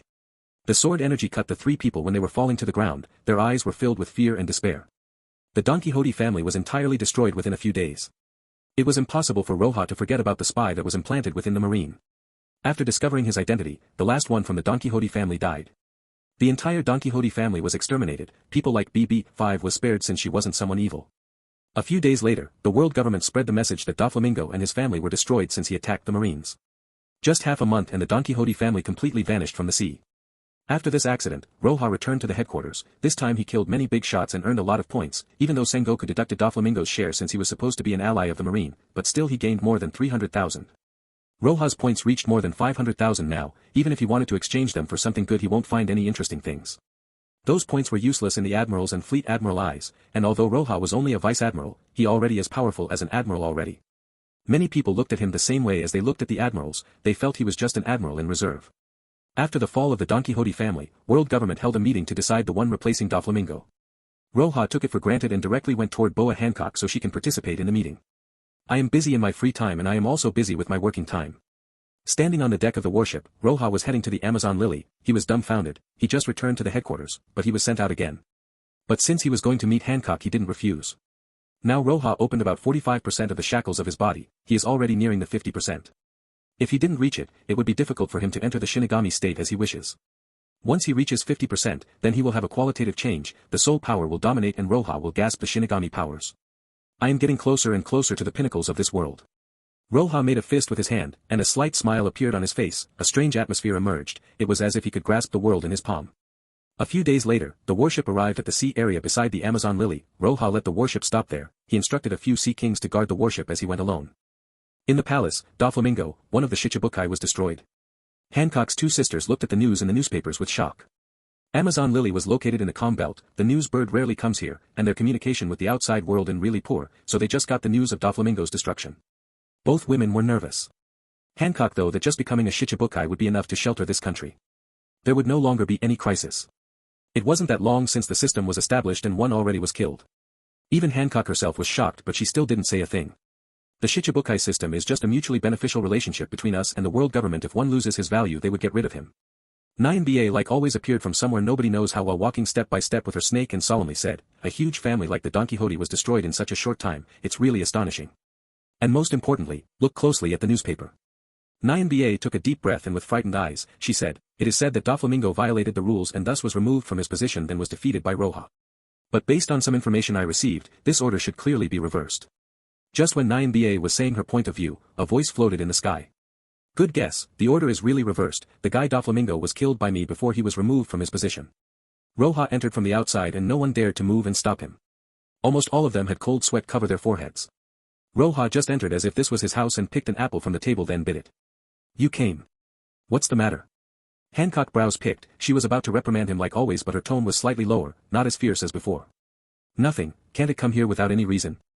Roja ate a few apples and then directly smiled toward Hancock. Because of Doflamingo's removal, the world government held a meeting to decide the new one joining the Shichibukai. "Not interested. Then no problem, good." Roja casually shrugged. "This kind of thing doesn't matter, does it? When Crocodile was removed, she didn't go in the meeting either." "This guy." Hancock didn't expect Roja to say such a thing. She thought he'd force her like last time. Her eyes flashed strangely. Sure enough. On the other side, Nyamba heard Roja confirming her guess about him killing Doflamingo before his removal. She couldn't help but ponder. She waved her hand gesturing to the waitress to leave before she said, "Roja, Doflamingo, although not now, he is a member of the Don Quixote family that was one of the celestial dragons." When it comes to celestial dragons, the atmosphere turned depressed and even Hancock's expression was sinking. "If you're talking about him, he's already not one," Roja said. "As what you want to say about them, not mentioning them, even if the council said something about Doflamingo's death, so what?" Roja said a few words, but the content was extremely domineering. In less than half a month he could grasp the Shinigami powers, and once he masters it, he would be fearless in this world.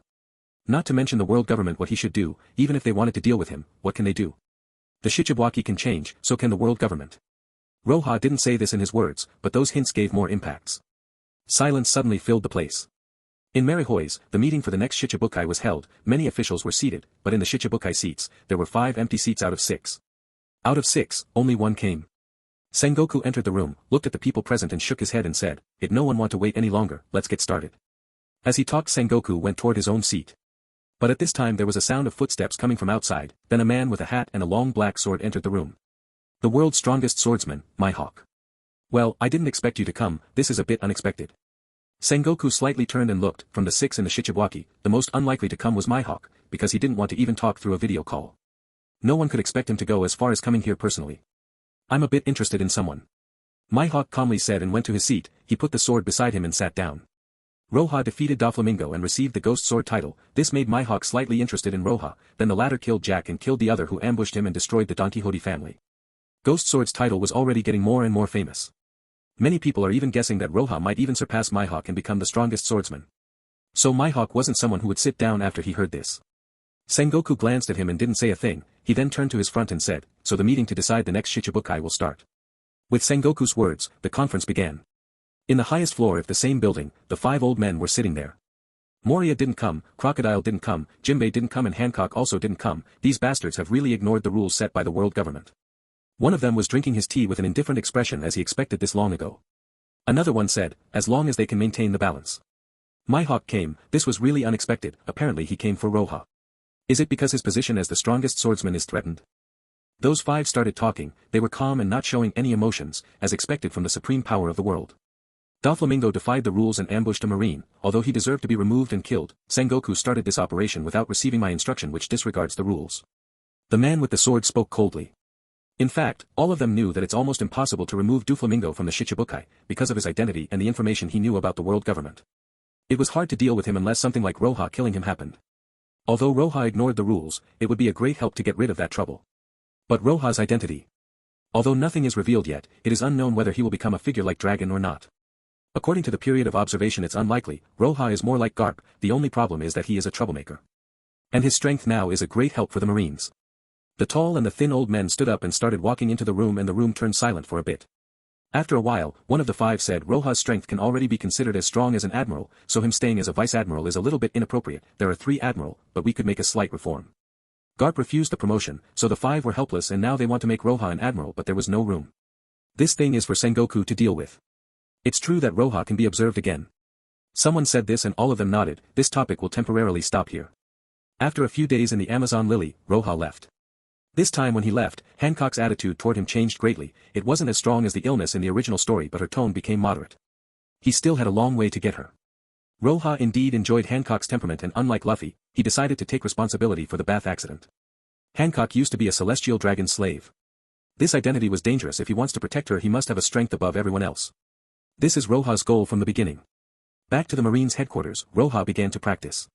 Half a month later, Roja broke the shackles of the flesh and reached more than 50%, he successfully mastered his Shinigami's powers and was ready to enter that state whenever he wants. Roja in that state will be in the known Shinigami's clothes, his appearance slightly resemble Byakuya's, the captain of the 6th Division. In this mode, his spiritual power consumption will increase, and in exchange, his abilities will get stronger and stronger.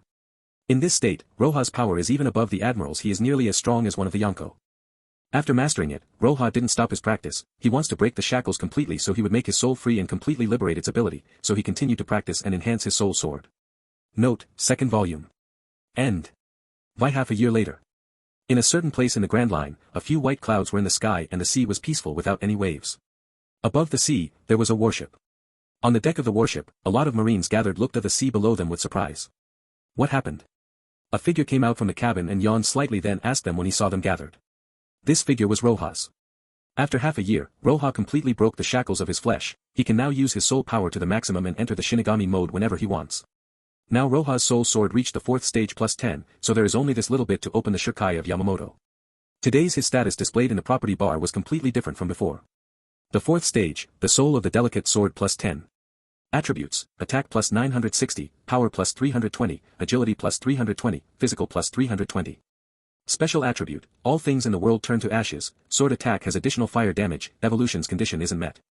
Special attribute, Senbonzakura Kageyoshi. Special attributes, Getsuga Tenshō, can release an arc-shaped silver-white energy attack. Energy, 281/330. In the past 6 months, this is the 2nd time Roja was sent out on a mission. The first time was for him to escort some pirates with hundreds of millions of bounty to the bases in the first half of the Grand Line. For today's Roja, the pirates' reward doesn't matter anymore. Note, I think he means only the Yonko are his matches. Probably. Reporting. Just now, pieces of debris fell down from the sky, we already sent someone to recover it. A Marine reported to Roja what happened with a suspicious look on his face. The sky was clear, there were only a few white clouds. This pile of debris suddenly fell from the sky, which made the Marines on the ship shocked, and they thought for a second that they were under attack. Pieces of debris coming from the sky. When Roja heard the report, he revealed a strange face, then looked at the sky and couldn't see a thing even with his eyesight. Could it fell from a sky island? The sky islands are about 10.000 meters above the sea, so it's simply impossible to see it from down there. Note, well, Kaido saw the impel down from there and jumped right into it. At this time, a Marines finally salvaged the pile of debris. Roja didn't really care at first, although he was a little bit interested in the sky island. But as he glanced at the pile of debris, there were little signs. After seeing it, Roja's eyes flashed. Roja walked toward that pile of debris and picked up the little sign from it, which was a strange pattern.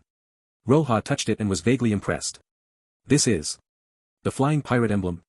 When it comes to the flying pirates, many people have forgotten about them. Even if he takes this out, most of the Marines in the warship won't be able to really recognize this. However, if it comes to the captain of the flying pirates, no one would make a mistake on who he was. Kinjishi no Shiki, Shiki the Golden Lion. In that year, Whitebeard and Roja became famous, the legendary pirate who was the first in the history of the Impel Down to get out and escape. Now in this world, only Shiki and Shirohige, Whitebeard, are still alive from the previous era, and only those people can be called legends. For Shiki, he was defeated by Luffy before he even learns Haki, which made Roja extremely puzzled. He could only attribute it to Shiki's brain damage. For such a character, even if his 2 feet were lost when he was escaping, his strength shouldn't drop that much. The reason for him being caught was because he learned that Roja was caught and was furious. After losing it, he attacked the headquarters and fought with Garp and Sengoku for 3 days and nights. Under those 2 suppression, he was finally defeated, but he still destroyed half of the headquarters before he was sent to the Impel Down. After he escaped from the impel down, the world government tried to arrest him again as this made them lose too much face, but Shiki had the float fruit ability, he could make himself and other objects fly, he could even make an island fly. On the ground, it would be really difficult to find anything floating in the sky or hiding in the clouds, so for about a decade, there wasn't any clash between the Marine and Shiki. Roja looked at the sky, he still couldn't see anything but those clouds hanging in the sky. Shiki the golden lion. He still couldn't be at ease knowing that an island could fall on his head at any time. After glancing at the sky, Roja pinched the little emblem in his hand and turned toward the adjutant and said, I am heading up to the sky, you continue on your way and escort those prisoners. After that, he didn't wait for him to answer and gently pushed his leg and sonic booms were heard as he turned into a small black dot before disappearing. Roja's adjutant and a group of Marines heard Roja's word then saw him disappearing, they couldn't help looking at each other. Going to the sky. What for? However, this pile of debris fell from the sky and almost hit the warship. Roja went to the sky to have a look, it was normal, but the sky matter was a little weird in itself. Whoosh! Wouch! Roja kept on rising in the air, in those 6 months his physical strength increased a lot so maintaining such a pace is not hard for him. Note, I think he could get to the sky island like this. The more he got up the more wind blows, but Roja's figure kept going in a straight line. This half a year, in addition to his practice, Roja only escorted prisoners and there wasn't any opportunity to fight pirates. Also, the Dressrosa invasion didn't happen. I don't know to what extent my strength would be when I enter the Shinigami state.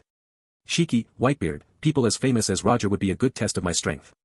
Rojas continued going up, after a while, a shadow appeared, then a second, a third, eventually he was stunned by the sight he was looking at. Countless islands were suspended above which looked like small worlds. Numerous islands with different sizes were arranged in the sky. After a few flashes, Roja moved toward one of the islands and when he saw what's inside using haki then shook his head then moved to the next one. After passing a few islands, Roja reached the largest one in the center and finally stopped and walked slowly towards it. There was a huge palace in the middle of the island. Large numbers of pirates were guarding the outside and the atmosphere was solemn. It seemed as if a meeting was held inside. However, most of the pirates outside were yawning, no one had come here before. But when one of them yawned and suddenly his eyes saw a figure walking in the distance and immediately woke up. Looking at the figure coming toward them and what was his dress, his was surprised and couldn't help but rub his eyes. Not just him, other guards also revealed the same surprised face. Am I dreaming? That guy, he is a Marine. How could a Marine come here? All the guard were amazed, they all looked at the figure with surprise. From the time Shiki took them to the floating island, they didn't see a Marines for years. Even seeing Roja wearing the Marine's uniform, their first reaction was checking if they were dreaming. Only one guy came. Hey! Kill that guy. They were the guys protecting Shiki's palace, apart from being shocked, they were angry at each of them grabbed his weapon. Step by step Roja looked slow but he was extremely fast as he comes in front of them in a flash. This should be the place where Shiki is but I don't know if he is here or not. Roja glanced indifferently at the palace as if he didn't those pirates who had already surrounded him. With a thought, a huge pressure crashed at them from all direction. Meanwhile, inside the palace, the hall was solemn, a guy with a steering wheel was stuck on his head was sitting on the top with a bowl of wine in his hand, this was Shiki. Below Shiki, quite a few pirates were gathered. In a few years, the research will be done and the world will know the horror of the real pirates. Shiki's tone was cheerful, he smiled which made all the pirates smile, then he put down the bowl of wine. For this, kanpai. Kanpai. The crowd of pirates below had rough smiles. But just as they put the glass in their mouths ready to drink, a roar sounded from outside. Boom! The whole earth seemed to tremble, the wine was spilled in their hand but no one was concerned about the wine, they stood up directly and Shiki shouted, what happened? Is this a storm? Shiki was mostly afraid of storms as he can make things float but can't do anything if they were moved by the storm. After his shout, no one answered. His people looked suspicious as there was no change of weather and the sky was clear. And at the next moment. Boom! The main entrance of the hall suddenly burst, the sun reflected in the floor, it was eye-blinding so they couldn't help but shut their eyes. A shadow walked through the main hall after breaking the door. Seeing the figure, most of them couldn't believe what they were seeing, even though they were dreaming. Isn't this a Marine? How can a Marine be here? Kinjishi no Shiki, after escaping from the impel down, you were hiding here in such a high place which made the Marines unable to find you for more than a decade. Such a scenario didn't ever happen in the past few years. Marine. Watching Roja and in his back, everything is crumbling, Shiki's expression suddenly turned gloomy and his eyes were full of killing intent. You bastard, you even dare to say that to my face. What? You're here to catch me? You can say so. Roja stood there holding Hiru in his hand. The pirate watching this scene couldn't help looking at each other. At this time, they saw the Marine came here alone, and he wanted to catch the legendary pirate, Kinjishi no Shiki alone. Their boss fought Garp and Sengoku for 3 days and 3 nights together and destroyed half of the headquarters. They saw that Roja was just a vice admiral. For Shiki, even if there was an admiral here he can't do anything, let alone a vice admiral. Someone like you dare to be so arrogant here, even if your admiral was here, he won't dare to talk like that. Shiki's face was filled with killing intent. He leaped after he lost his 2 legs while escaping from the impel down. Now he got 2 swords in their place. After leaping he moved his swords and attacked. OM. 2 large energy attacks formed across and headed toward Roja. Everything in its way was crashed. Seeing this, the pirates revealed their awe. Some panicked and obviously didn't want to get involved, so they retreated. Retreat. That Marine has angered the boss. Marine headquarters. Sengoku's office. Kizaru was on the side and Sengoku was clutching his head due to a headache. There are traces of Silver's Rayleigh in the Shibandi Shodo. Staying in that place, what does he want to do in the end? Silver's Rayleigh. This is a legendary character. If you want to catch him we need to make full preparation. Keisaru said in his usual tone. Silver's Rayleigh was Roger's vice-captain. If the Marine were to put their hands on him, then the previous crew of Roger won't sit idly. Even Shanks was one of the crew. In other words, once Silver's Rayleigh was caught, the Marine will have to face a force equivalent to 2 Yonkos. Damn it. Sengoku looked like he had a headache. He shook his head and exclaimed, Roger, Whitebeard. And also Shiki, those so-called legends are really hard to deal with. Kizaru listened to Sengoku. When the latter mentioned Shiki, he couldn't help but thoughtfully say, Shiki didn't appear for more than a decade. Such a terrifying guy won't die in a corner of the world. Although he didn't appear for a long time, he isn't just a nobody. Since he chose to escape from the prison he must have his plan. Sengoku knows too well Shiki's strength. He was at the peak like Whitebeard, and his float fruit is really annoying. If he wants to escape then no one can stop him. Even if there are traces of Shiki, it is extremely hard to catch him. Even if he lost his 2 feet, with his fruit it won't impact his strength too much. Thinking about this, Sengoku couldn't help but sigh. Presently, there are the Yonko, Silver's Rayleigh that appeared in Shibandi Shodo, there is Shiki and other. He didn't know when will the sea truly calm down. Islands floating in the sky, the center of the largest island, half of the palace was destroyed and a terrible atmosphere could be felt in the air. Boom. Suddenly, 2 sword energies that formed a cross cut through everything in their direction. Numerous pirates rolled out of their way desperately. That Marine blacked Shiki-sama's attack directly.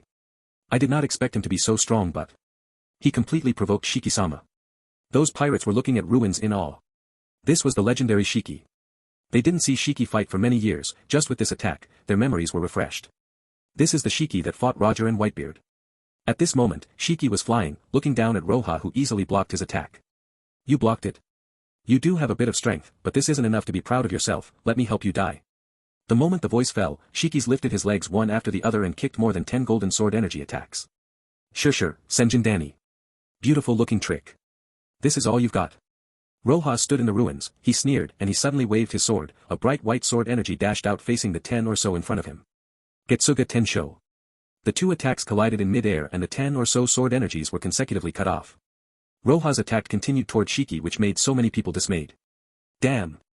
Shiki didn't even think that Roja can cut his attacks, he didn't think that he could be so powerful, his pupil shrunk and finally, he no longer looked down on Roja, his face turned serious as he suddenly kicked with his leg.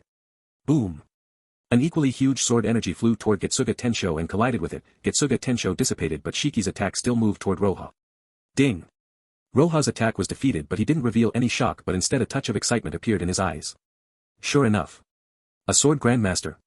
Just this attack gave him a completely different feeling, that strange unpredictable feeling, even Shiryu didn't have it. As a legendary pirate second only to Whitebeard, how could he not be strong? Mihawk was recognized as the strongest sword grandmaster but it didn't mean that there weren't other strong swordsmen. This is Roja's first time fighting a sword grandmaster, even Shiryu was only half a step away from that realm and didn't step into it yet. In his eyes, there was only this word. Fight. Fight. Fight. No matter how strong he wanted to fight. Again. Roja held his sword and lowly shouted, suddenly a fierce sword energy shot to the sky. Today, Rojas could compress the air up to 14 times, if he goes all out and uses Getsuga Tenshō, it can be compared to a sword grandmaster's attacks, the gap isn't that big. Not to mention Shiki lost 2 feet and replaced them with his swords, maybe this is still a sword grandmaster but the intensity wasn't as it used to be. Roja used his Getsuga Tenshō to the maximum of his ability and when it launched it looked like it will split the sky. This guy. Shiki initially looked at Roja with some disdain, but that look already vanished as he looked at him as a real opponent now. He lifted his feet and after that, he moved it down. Roja and Shiki, one person attacked from the bottom and the other from above, the 2 attacks collided in the sky. If the sword grandmaster has a higher realm, then Roja's Getsuga Tenshō would increase the force toward the edge of that realm. This power can even shake a grandmaster. OM. This moment, as if thousands of lights gathered, the world eclipsed. As if the sky would split in 2 and the ground would be cut apart, the collision produced earth-shattering power. Boom. The attack collided at the center of the palace, a huge wave was created and the clouds were torn. Behind Roja, a lateral rift appeared and Shiki was dragged by the force and flipped backward. These 2 attacks held the same amount of power. After stabilizing himself, Shiki felt that his legs were numb, his face revealed his shock, He didn't feel the power of the sword stroke, but Roja could use brute strength to bring this kind of strength. This kind of attack, even when he was at his peak, using his hands to wield the swords, it would be really difficult to suppress. On the other side, Roja diagonally glanced at his back, there was cut on his cape. This is the power of a grandmaster. Even blocking the front isn't enough, there is still such a penetrative power. Roja remembers Rayleigh and Kizaru's fight. Although he didn't see Rayleigh, he is sure that he was a sword grandmaster or more. A great sword master. He is also one of the few in this world. After the few strikes against Shiki, the ground was full of cracks due to the collision. All the pirates including those following Shiki were stunned. Shiki-sama's attack was blocked again. Who is that marine exactly? How can he be so powerful? Countless pirates looked at the sky aghast. They thought that Shiki could easily kill Roja, but now Shiki used his full power but still didn't gain any advantage. Now that I think about it, that guy seems to be Ghost Sword Roja. It was at this moment that someone recognized Roja, and although they were in the sky, they occasionally received the news about what happens below. Many of them heard this name before. Ghost Sword Roja. This name 6 months ago resounded throughout the sea, even if they were in the sky and got the news occasionally, Roja's impact was left in many of their minds. Killing Jack the Drought, killing Doflamingo, and also many powerful pirates from the previous generation. Ghost Sword title was built under countless killing and resounded throughout the sea. Shiki in the sky heard the voices below and his look toward Roja changed to a sneer. Haha, you were the nephew of that bastard Garp. In the blink of an eye, you made yourself a name and came to me. Garp was known as the Marine's hero. In the sea, numerous pirates were beaten using his fist of love. On the other hand, Roger's capture was counted as Garp's credit. And that was the cause for his execution. Precisely because of this he attacked the Marine fort alone and fought Garp and Sengoku for 3 days and nights. It seems like Garp left a lot of traumas for you. Roja stood in front of Shiki after the voice disappeared. They rushed at each other again. Humph. Shiki's killing intent emerged and said, I still have some things I owe Garp. You dare to come here, then I will collect the debts with interest. Boom. Roja and Shiki clashed again, the energy attacks collided constantly and the pirates were frightened into retreat. Do you think that I can only use swords? Shiki's strike flew out toward Roja. Roja roared and faced that strike and stopped it. Then suddenly, Shiki used his fruit ability, and a strange force was felt. The earth started rising into the air, then formed countless lion heads and surrounded Roja. Shirshiro Doshi, Chimaki. This is the ability of his fruit. This attack is more powerful than the teasing done to Luffy and the others. The huge lion heads gathered around Roja from all directions and then wanted to crash Roja. However, just as they attacked, Roja's voice sounded indifferent, as he said. Bankai, Senbonzakura Kageyoshi. Boom. Boom. Boom. Hundreds of millions of petals roared in all directions. Suddenly the lion heads shattered in the sky. The shocking scene made all the pirates aghast. OM. Hundreds of petals come together to form a sword in Roja's hand as he moved toward Shiki and waved. The blade's body was crimson and it seemed as if it could destroy everything. Bakuretsu Tenshō. Roja's sword waved and crimson sword energy emerged. Not good. Shiki felt the power of this move and his heart suddenly sank. This skill was powerful but fortunately easy to avoid, so his whole person moved sideways trying to avoid it. Shiki was very fast, in the blink of an eye he was away from the strike, but Roja seemed to have expected this and his eyes flashed. Burst. This move wasn't simple. Bang. A loud and devastating explosion sounded and a mushroom like a cloud suddenly rose in the sky. Shiki didn't react in time and was enveloped in the explosion. Shiki didn't hesitate to use his Busashoku while waving his sword trying to split the waves away. But the waves were too fast. Boom. He split the rising cloud into 2 halves but he still got out black and with some signs of burn all over his body. My head. Seeing his head full of burn marks and his whole body black, Shiki was enraged. You damn little brat. Shiki used his ability crazily, a few islands that were floating were moving. Seeing this scene the pirates were appalled. This is bad. It's really bad, Shiki-sama using that skill. The pirates looked at the island coming from all directions with a look of panic and helplessness. Some people tried to calm him down but Shiki couldn't hear them anymore due to his anger. At this moment he just wanted to kill Roja. This move is bad news. Roja looked at the gathering islands from all directions then rushed toward Shiki again. Whoosh. Whoosh. 2 people constantly collided in midair. Shiki used Notoryu and every single sword strike would have the strength of Roja's Getsuga Tenshō. If it wasn't for his legs getting chopped he would have easily surpassed Roja using his hand to wield the swords. In the air there were hundreds of millions of petals under Roja's control, Shiki almost couldn't keep up with him. Whoosh. After another collision, Shiki suddenly retreated as one of the islands has come. He was a dual sword grandmaster, coupled with the ability to control the islands he was at a level above the admirals even though he was weakened due to his legs. 3 islands were moving toward Roja while making whistling sounds. Although Shiki was also surrounded by the islands, he wasn't afraid of them as he has mastered his ability long ago. Experience despair. Shiki. If this is your full power then you aren't worth much. Roja looked at Shiki, his thirst for battle diminished, his eyes became dull as he arrogantly said, within 10 breaths, you will die here. Ha ha ha, you can only succeed in saying that, not doing it.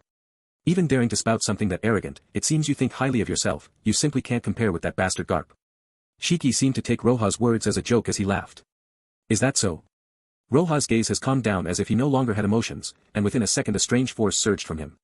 After a moment, this weird force poured out of his body and his uniform, and the cape behind him was covered by it and turned into a black and white robe. Note, Shinigami's outfit, I think. Shinigami's mode, open. At this moment, Roja's body gave a strange feeling. Everyone who looks at this would feel terror. Even Shiki felt unease in his heart when he looked at this. This is the strength. At heart, Shiki was vigilant of Roja's move. In the first breath, Roja's sword moved. He defeated Shiki's sword energy strike and moved toward him. Second breath, third breath, Roja waved his sword and hit the island and his rear, directly splitting it in half. Fourth breath, fifth breath, Roja continued to chase after Shiki and waving his sword. Shiki panicked and tried to avoid, and another island was split in two. Sixth and seventh breath, Shiki was overtaken by Roja in the air and waved his sword from the sky, and Shiki was smashed in the ruins from above. The eighth breath, Roja came down from the sky and waved his sword. Bang! Soon an earth-shattering roar was heard. Shiki tried to rise from the rubble, but it's already too late to dodge, so he could only use the lion head to try to stop the strike. But that strike wasn't a normal Getsuga Tenshō, it was Bakuretsu Tenshō. Then, numerous retreating pirates were shocked watching this spectacle. Above the island, a huge cloud in the shape of a mushroom above the palace was seen, and the palace was blown into pieces. T wasn't 10 breaths yet. I didn't expect him to only last 8 breaths. Roja stood in the sky and looked at the island indifferently. Shiki's body was on the island. Despite Shiki using his haki in the last moment to defend against that attack, he still couldn't defend against Roja's Bakuretsu Tenshō.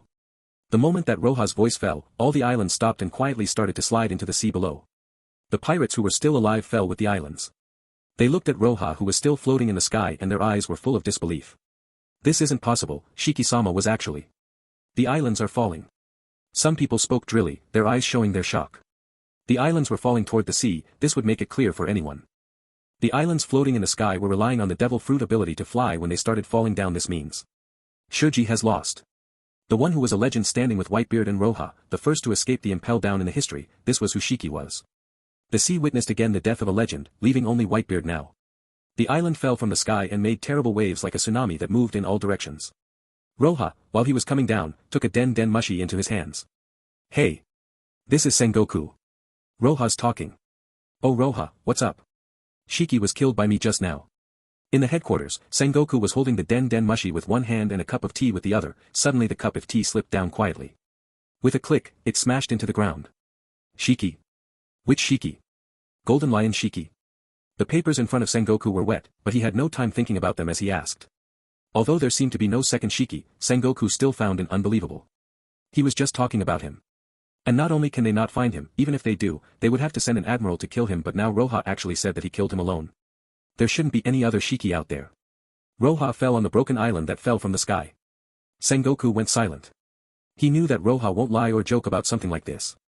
Roja didn't fight in 6 months, although Sengoku knew that he is very strong and his improvement speed was very fast. 6 months ago he was near the level of an admiral. And in just half a year he has reached the strength of an admiral already. You know, the strength of the 3 disasters and Doflamingo are also near the admiral's level, and going even further is extremely difficult. Otherwise, there wouldn't be so many guys with Doflamingo's strength and so few with the strength of an admiral. In just 6 months, Roja's strength had reached the level of an admiral. Or was it that Shiki lost his legs and his power weakened to below the admiral's level? After a long silence, Sengoku said, Roja, where are you now? Roja took away the den mushi and looked around the sea. His brows picked a little. There was nothing around him, and he was sure that this isn't the place he was in before. It seems like Shiki's island is constantly moving in the sky, and the speed wasn't slow either. Roja exposed a touch of helplessness. I don't know where I am. He is also not very good at judging the geographical position, so he only has a permanent pointer pointing at the headquarters. No matter where he was, it would always point at the marine fort. He walks in the direction of that pointer to reach there. Hearing Roja's words, Sengoku's mouth twitched. If he wasn't sure that Roja was unlikely to lie, he would think that Roja just saying whatever he wants. Sengoku was frustrated as he shook his head. Then try knowing where you are. After Sengoku hanged up, Roja put back the den mushi in his pocket and was speechless, looking at the boundless sea. This is really a problem. Relying on the pointer, Roja obviously couldn't determine his location, not to mention Roja's pointer was only pointing at the headquarters. Roja shook his head, then glanced at the property bar. After the fight the energy should have increased a lot. There was a little bit to the 5th stage now. It seemed like in a few days he would reach the 5th stage. After that, Roja shook his head again and picked a direction and went straight ahead. Although he wasn't able to judge the geographical position, he wasn't an idiot. Based on the permanent pointer that doesn't change, he can go in a straight line. As long as he can find an island, then he can tell where he is. Whoosh! Roja's foot moved on the water that sprayed constantly as kept going forward. He used water instead of going directly on the air to save some effort. Roja didn't think that we'll find empty islands, 2 or 3 of them. He still couldn't determine his location, but he could take a short break. One day later, finally a seemingly larger island appeared and was getting closer and closer as he moved. He also could tell that this island wasn't empty because there were some ships parked outside. Whoosh! Whoosh! Seeing the island is close by, Roja accelerated. His figure left a shadow behind as he flashed a few times and reached the island. This was a medium-sized island and there appeared to be many villages located here. Roja didn't stop at the port but went toward the other side where there weren't many boats. After that he used hockey to find the nearest person and then directly went toward him. Although it was a bit weird to ask someone where this was, the man seemed to see Roja's uniform and was answering seriously. East Blue, Goa Kingdom. Shimatsuki Village. After getting this answer, Roja's face couldn't help but reveal a hint of astonishment. If he remembers correctly, this should be Luffy's hometown, where Fusha village was located, as well as Zoro's and the others' hometown and also his. It's been a long time since I met Garp, it is not bad to go now. Roja touched his chin and exposed a gentle smile. Now he simply should tell Sengoku. When he was about to call, he remembered that he didn't know Fusha village's location, so he shook his head helplessly ready to find someone to ask. But at this time when Roja used his hockey, he found someone unexpected on the mountain. Roja's eyes flashed with surprise, his figure flashed like a ghost and directly went toward the mountain. When he saw the figure, Roja finally said. Shimatsuki village, no wonder I had this familiar feeling. In front of Roja, in the middle of a grove, several practicing targets were put there forming a triangle. A green-haired teenager, with a wooden sword in his mouth, each hand had a wooden sword, he was full of sweat but still continued to swing. Boom! Boom! Boom! A burst of crackling after the explosion, the teenager's face had a trace of red, his hands struggled to hold the sword and the wooden sword finally comes off his hands. This young boy with short hair, Roja was very familiar with him. It was Luffy's future crew member, he is the swordsman that uses 3 swords, Roronoa Zoro. Zoro struggled to knock down all 3 targets, and picked up his sword again, his firm will be apparent in his eyes. The sword in his mouth was the Wado Ikamanji, one of the 21 swords, in his form looked very simple with no name to it. Although it has been a long time since Kuina died, Zoro couldn't help remember their promise each time he picked the sword and said. One of us will become the world's strongest swordsman. I will fulfill our dream. Zoro clutched his sword tightly, his breathing steadied as if he had rested and continued. But as Zoro stood up again, he suddenly looked at one direction with alertness. Who? A passing person. Roja didn't think that Zoro could find him. Although he didn't hide, he was found anyway so he came out directly. Zoro has been living in the village next to Shimatsuki village, later he entered the dojo in Shimatsuki village and never seen a marine since. Moreover, even if he has seen them he didn't care. Roja said he was just passing, so Zoro was prepared to ignore him, but in the next moment, he suddenly saw the sword in Roja's waist. Although Zoro didn't know all the famous swords, he had a natural instinct, he felt that Roja's sword is absolutely strong. Are you a swordsman? Zoro's once again returned to Roja's body, his eyes revealed his thirst for battle. As he said to Roja. Roja noticed Zoro's thirst and smiled. That's right. Then how about a battle? He was even more excited to fight now as he took the 2 ordinary swords and smiled, his eyes were sharp. He was only a teen but has such a strong momentum. The only opponent that he ever truly had was Kuina, except for her the other weren't his opponent, he can be said to already invincible in the dojo. Now that he encountered such a strong-looking guy he can't let it pass. A fight. Roja couldn't help but laugh, he wanted to refuse but nodded in the end, as he reached out his hand to the tree next to him and pulled a branch. Seeing this, Zoro's expression suddenly sank. Hey, what is the meaning of that? Nothing, I am your opponent now, why do you care about what is your opponent is doing? Roja looked at Zoro with the branch in his hand and chuckled. Bastard. Zoro knew that Roja was underestimating him, suddenly his anger rose as he said, you dare underestimate me, don't regret it later. Wouch. In the next moment, Zoro was biting Wado Ikamanji in his mouth and 2 other swords in each hand and attacked fiercely. And Roja didn't hold any sword, in his hand, a simple tree branch faced the swords as he waved it. Ding! The clash was between a branch and a sword but the sound was as if 2 swords collided, Roja was motionless as he stopped Zoro with the branch. How can this be? Zoro's pupil shrank and his eyes revealed his shock. He clearly saw Roja pull the branch from the tree, it looked so delicate and fragile, but it blocked his full attack with the swords. Is this a joke? Zoro suddenly clenched his teeth again and attacked Roja, his hands were waving crazily. At this age, he was able to wield the sword so fast and swift that it was incredible. There is hardly any ordinary adult that can match him. But Roja holding that slender branch, blocked Zoro's attack like nothing at all. Still, the branch trembled slightly. Impossible, how can the gap be so big? How can I not even be able to cut a tree branch? Zoro's was shocked in his heart, with that kind of crazy attack and swordplay he could cut a tree from the middle let alone a tree branch. Wouch! Zoro clenched his mouth and swept away using the sword in his mouth, Roja still waved gently at that attack. Ding! The collision between the sword and the branch made the same metallic sound, a wave formed between the two as the dust blew away around them. Even if Zoro's attack was fierce, he couldn't shake Roja, and even if the branch was thinner the same thing will happen. There are people outside there, much stronger than I am now. Where do you stand in this world as you are now? Roja smiled and looked at Zoro while blocking his sword with the branch he attacked. This was Roja's first attack. Looking at the slender branch coming down on top of his head, Zoro's heart fell a sense of crises, as if he will die and his heart will stop beating. OM. Finally, the branch didn't touch his head but passed slightly to the side. Silence. Roja gave a faint glance at Zoro and threw the branch away, then walked toward the jungle. Zoro stood there with a blank look, his eyes aghast. Beside him, the place the Roja waved the sword in his attack, there appeared a long gully with at least 100 meters almost dividing the grove into two. Roja walked from the grove and went outside the village, recalling what just happened. He couldn't help but chuckle. He didn't know if what he did was the same as what Mihawk did in the original story. This island was big. Next to Shimatsuki village there was Shiodome village. Continuing along, there were more villages. After that it should be the Goa kingdom. Fusha village should be located on the island where the Goa kingdom was located. It was in some remote place, so if you didn't know where Fusha village is you ask about the Goa kingdom. When Roja came to the harbor and was about to leave, he found a ship on the shore. Some guy who was there became sneaky after seeing him. How did the Marines appear here? And that guy seems to be a vice admiral. A bearded man hiding behind the deck of the large warship with only half of his head out carefully looked at Roja who was walking down the dock. He shouldn't be coming here. Roja seemed to be alone and wasn't going toward that warship, so the bearded man was relieved but he was still staring at Roja. But in the next moment. Wouch! Roja, who he was staring at, disappeared.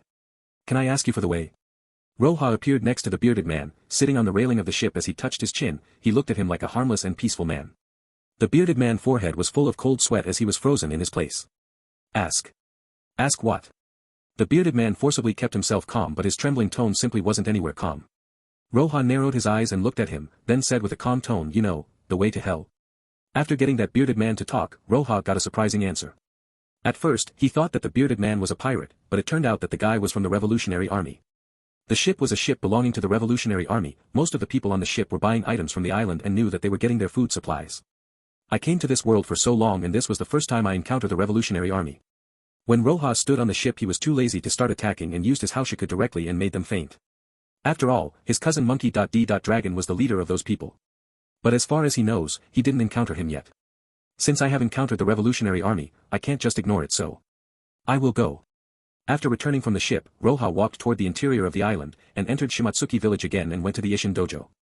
Outside, many members of the Revolutionary Army were carrying the food and other materials. They noticed Roja coming and all the people stopped as if they saw a ghost. Hey hey hey.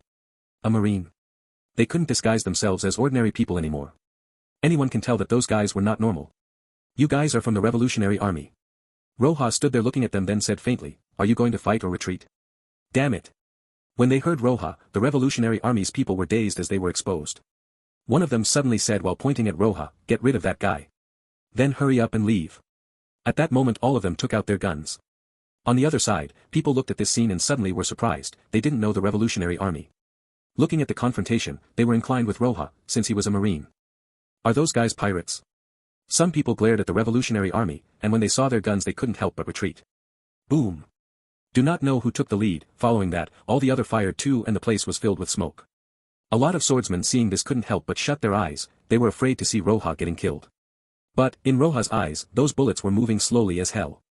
Roja pulled the sword from his waist and waved 2 times and deflected all the bullets. After the intensive gunshots, Roja was standing like nothing happened. The audience was quiet. The swordsmen at the scene looked at this scene dazed, their eyes were almost popping out. Although they couldn't see what happened exactly. They knew that Roja blocked the bullets with his sword and all the bullets were laying quietly on the ground. What was that swordplay? They didn't know. Could swordsmen be that strong? I thought there were some masters, I didn't think only ants were here. Roja shook his head and didn't expect that this group was full of ordinary people. He was too lazy to use his sword and just used his Haushiku again. The Revolutionary Army saw that Roja blocked the bullets with a sword and their eyes were full of terror.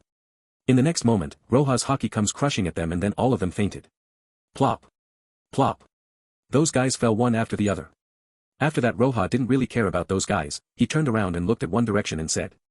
You were cooperating with the Revolutionary Army. As the owner of this dojo, shouldn't you give an explanation? Everyone who was here was terrified, and when they heard Roja they tried to see where exactly was he looking at. Over there, Zoro's master, Koshiro came out from within the crowd with a wry smile on his face and looked at Roja before saying. Today is really a bad day. Koshiro came out. Roja didn't take him lightly. Although this guy didn't fight at all in the original story, his daughter had one of the 21 Owazamono swords, and when he taught Zoro the way of the sword, it was only the basic of swordsmanship, it just makes one start in the path. The sword that cut anything and the sword that cuts nothing. Such a phrase still held profound meaning even for Roja, who reached the extent of power he had. It seems the realm of the Grand Sword Master is related to such a saying. It seems that even if I say that I didn't know their identities and just sold them some goods, you are unlikely to believe it. Koshiro had a headache while he said to Roja. Around them, all the people were confused as they didn't get what is happening at all. What do you think? Roja smiled and looked at Koshiro, and then he glanced at the onlookers around them and used his haki. OM. This time, Roja made everyone faint, even under his feet, the ground started cracking. All of the people in the village fainted. But, Koshiro was alright, like nothing had happened. The horrible waves of Haushiku passed him as if he was a rock, they didn't shake him even one bit. Although Roja felt a strong sword will for a second, how strong Koshiro was, he didn't know, but he isn't weak. I didn't use a sword for a long time. Koshiro saw the people that fainted due to Roja and his eyes flashed, then he shook his head and the look in his eyes deepened. Roja heard him, smiled and said, "Don't you want your dojo anymore?" Ugh. Koshiro sighed and went to his room in the dojo. Roja didn't follow him, he just stood there and waited. After a moment, he walked out again with a sword in his waist, the sheath of the sword was red, the hilt was also blood red. Seeing this sword, Roja recognized it. He may not know all the Owazamono swords, but the Seijo Owazamono swords, he knew them as he was looking for them before. This was blood swords, Ming. The black sword, Yoru, and the white sword, Hiru were not evil swords, but this sword Ming was like the first sword, it was closer to the evil side. Let's go to the mountain. Although Koshiro took out his sword, there was no momentum going out of his body. Koshiro was calm and his face was harmless and natural, he controlled his emotions to a very high degree, which surprised Roja because even he himself can't do something like that. By now, Roja was sure that Koshiro is a grandmaster swordsman. Koshiro staying in the East Blue and his link to the Revolutionary Army, these series of mystery didn't interest Roja. What Roja was interested in is Koshiro's swordsmanship. Although Shiki was a grandmaster swordsman, when he lost his legs, he lost at least 30% of his strength. Even if his fruit is powerful, Shiki's strength was between the Admiral and the Yonko, in his peak, he was close to Whitebeard's strength. I don't really know how strong a grandmaster swordsman is compared to Shiki. Koshiro adjusted his condition while Roja did the same. For such a presence, Roja didn't dare to underestimate him. Roja glanced at the property bar and saw he still need just a little bit of energy to reach the 5th stage, the stage that he was looking forward to reaching for a long time. The mountain was surrounded by 3 villages on each side and another mountain on the 4th side. When they reached the mountain, they went to the junction between the 2 peaks of the mountains, in there was a valley with no trees, only weeds bushes. Koshiro looked at the sword in his hands and sighed. This sword accidentally hurt my friend so I vowed to no longer use it, I didn't expect to pull it out again. After a minute, Koshiro pulled the sword out. Blood sword, Ming.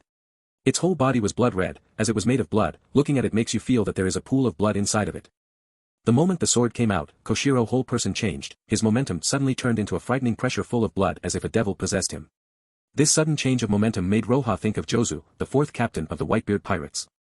Except for the type, they are so much alike. Sensing this change, Roja's mind wondered, not because he was afraid as in his eyes something other than fear appeared, it's excitement and anticipation. Clang! Roja held the same white scabbard in his hands.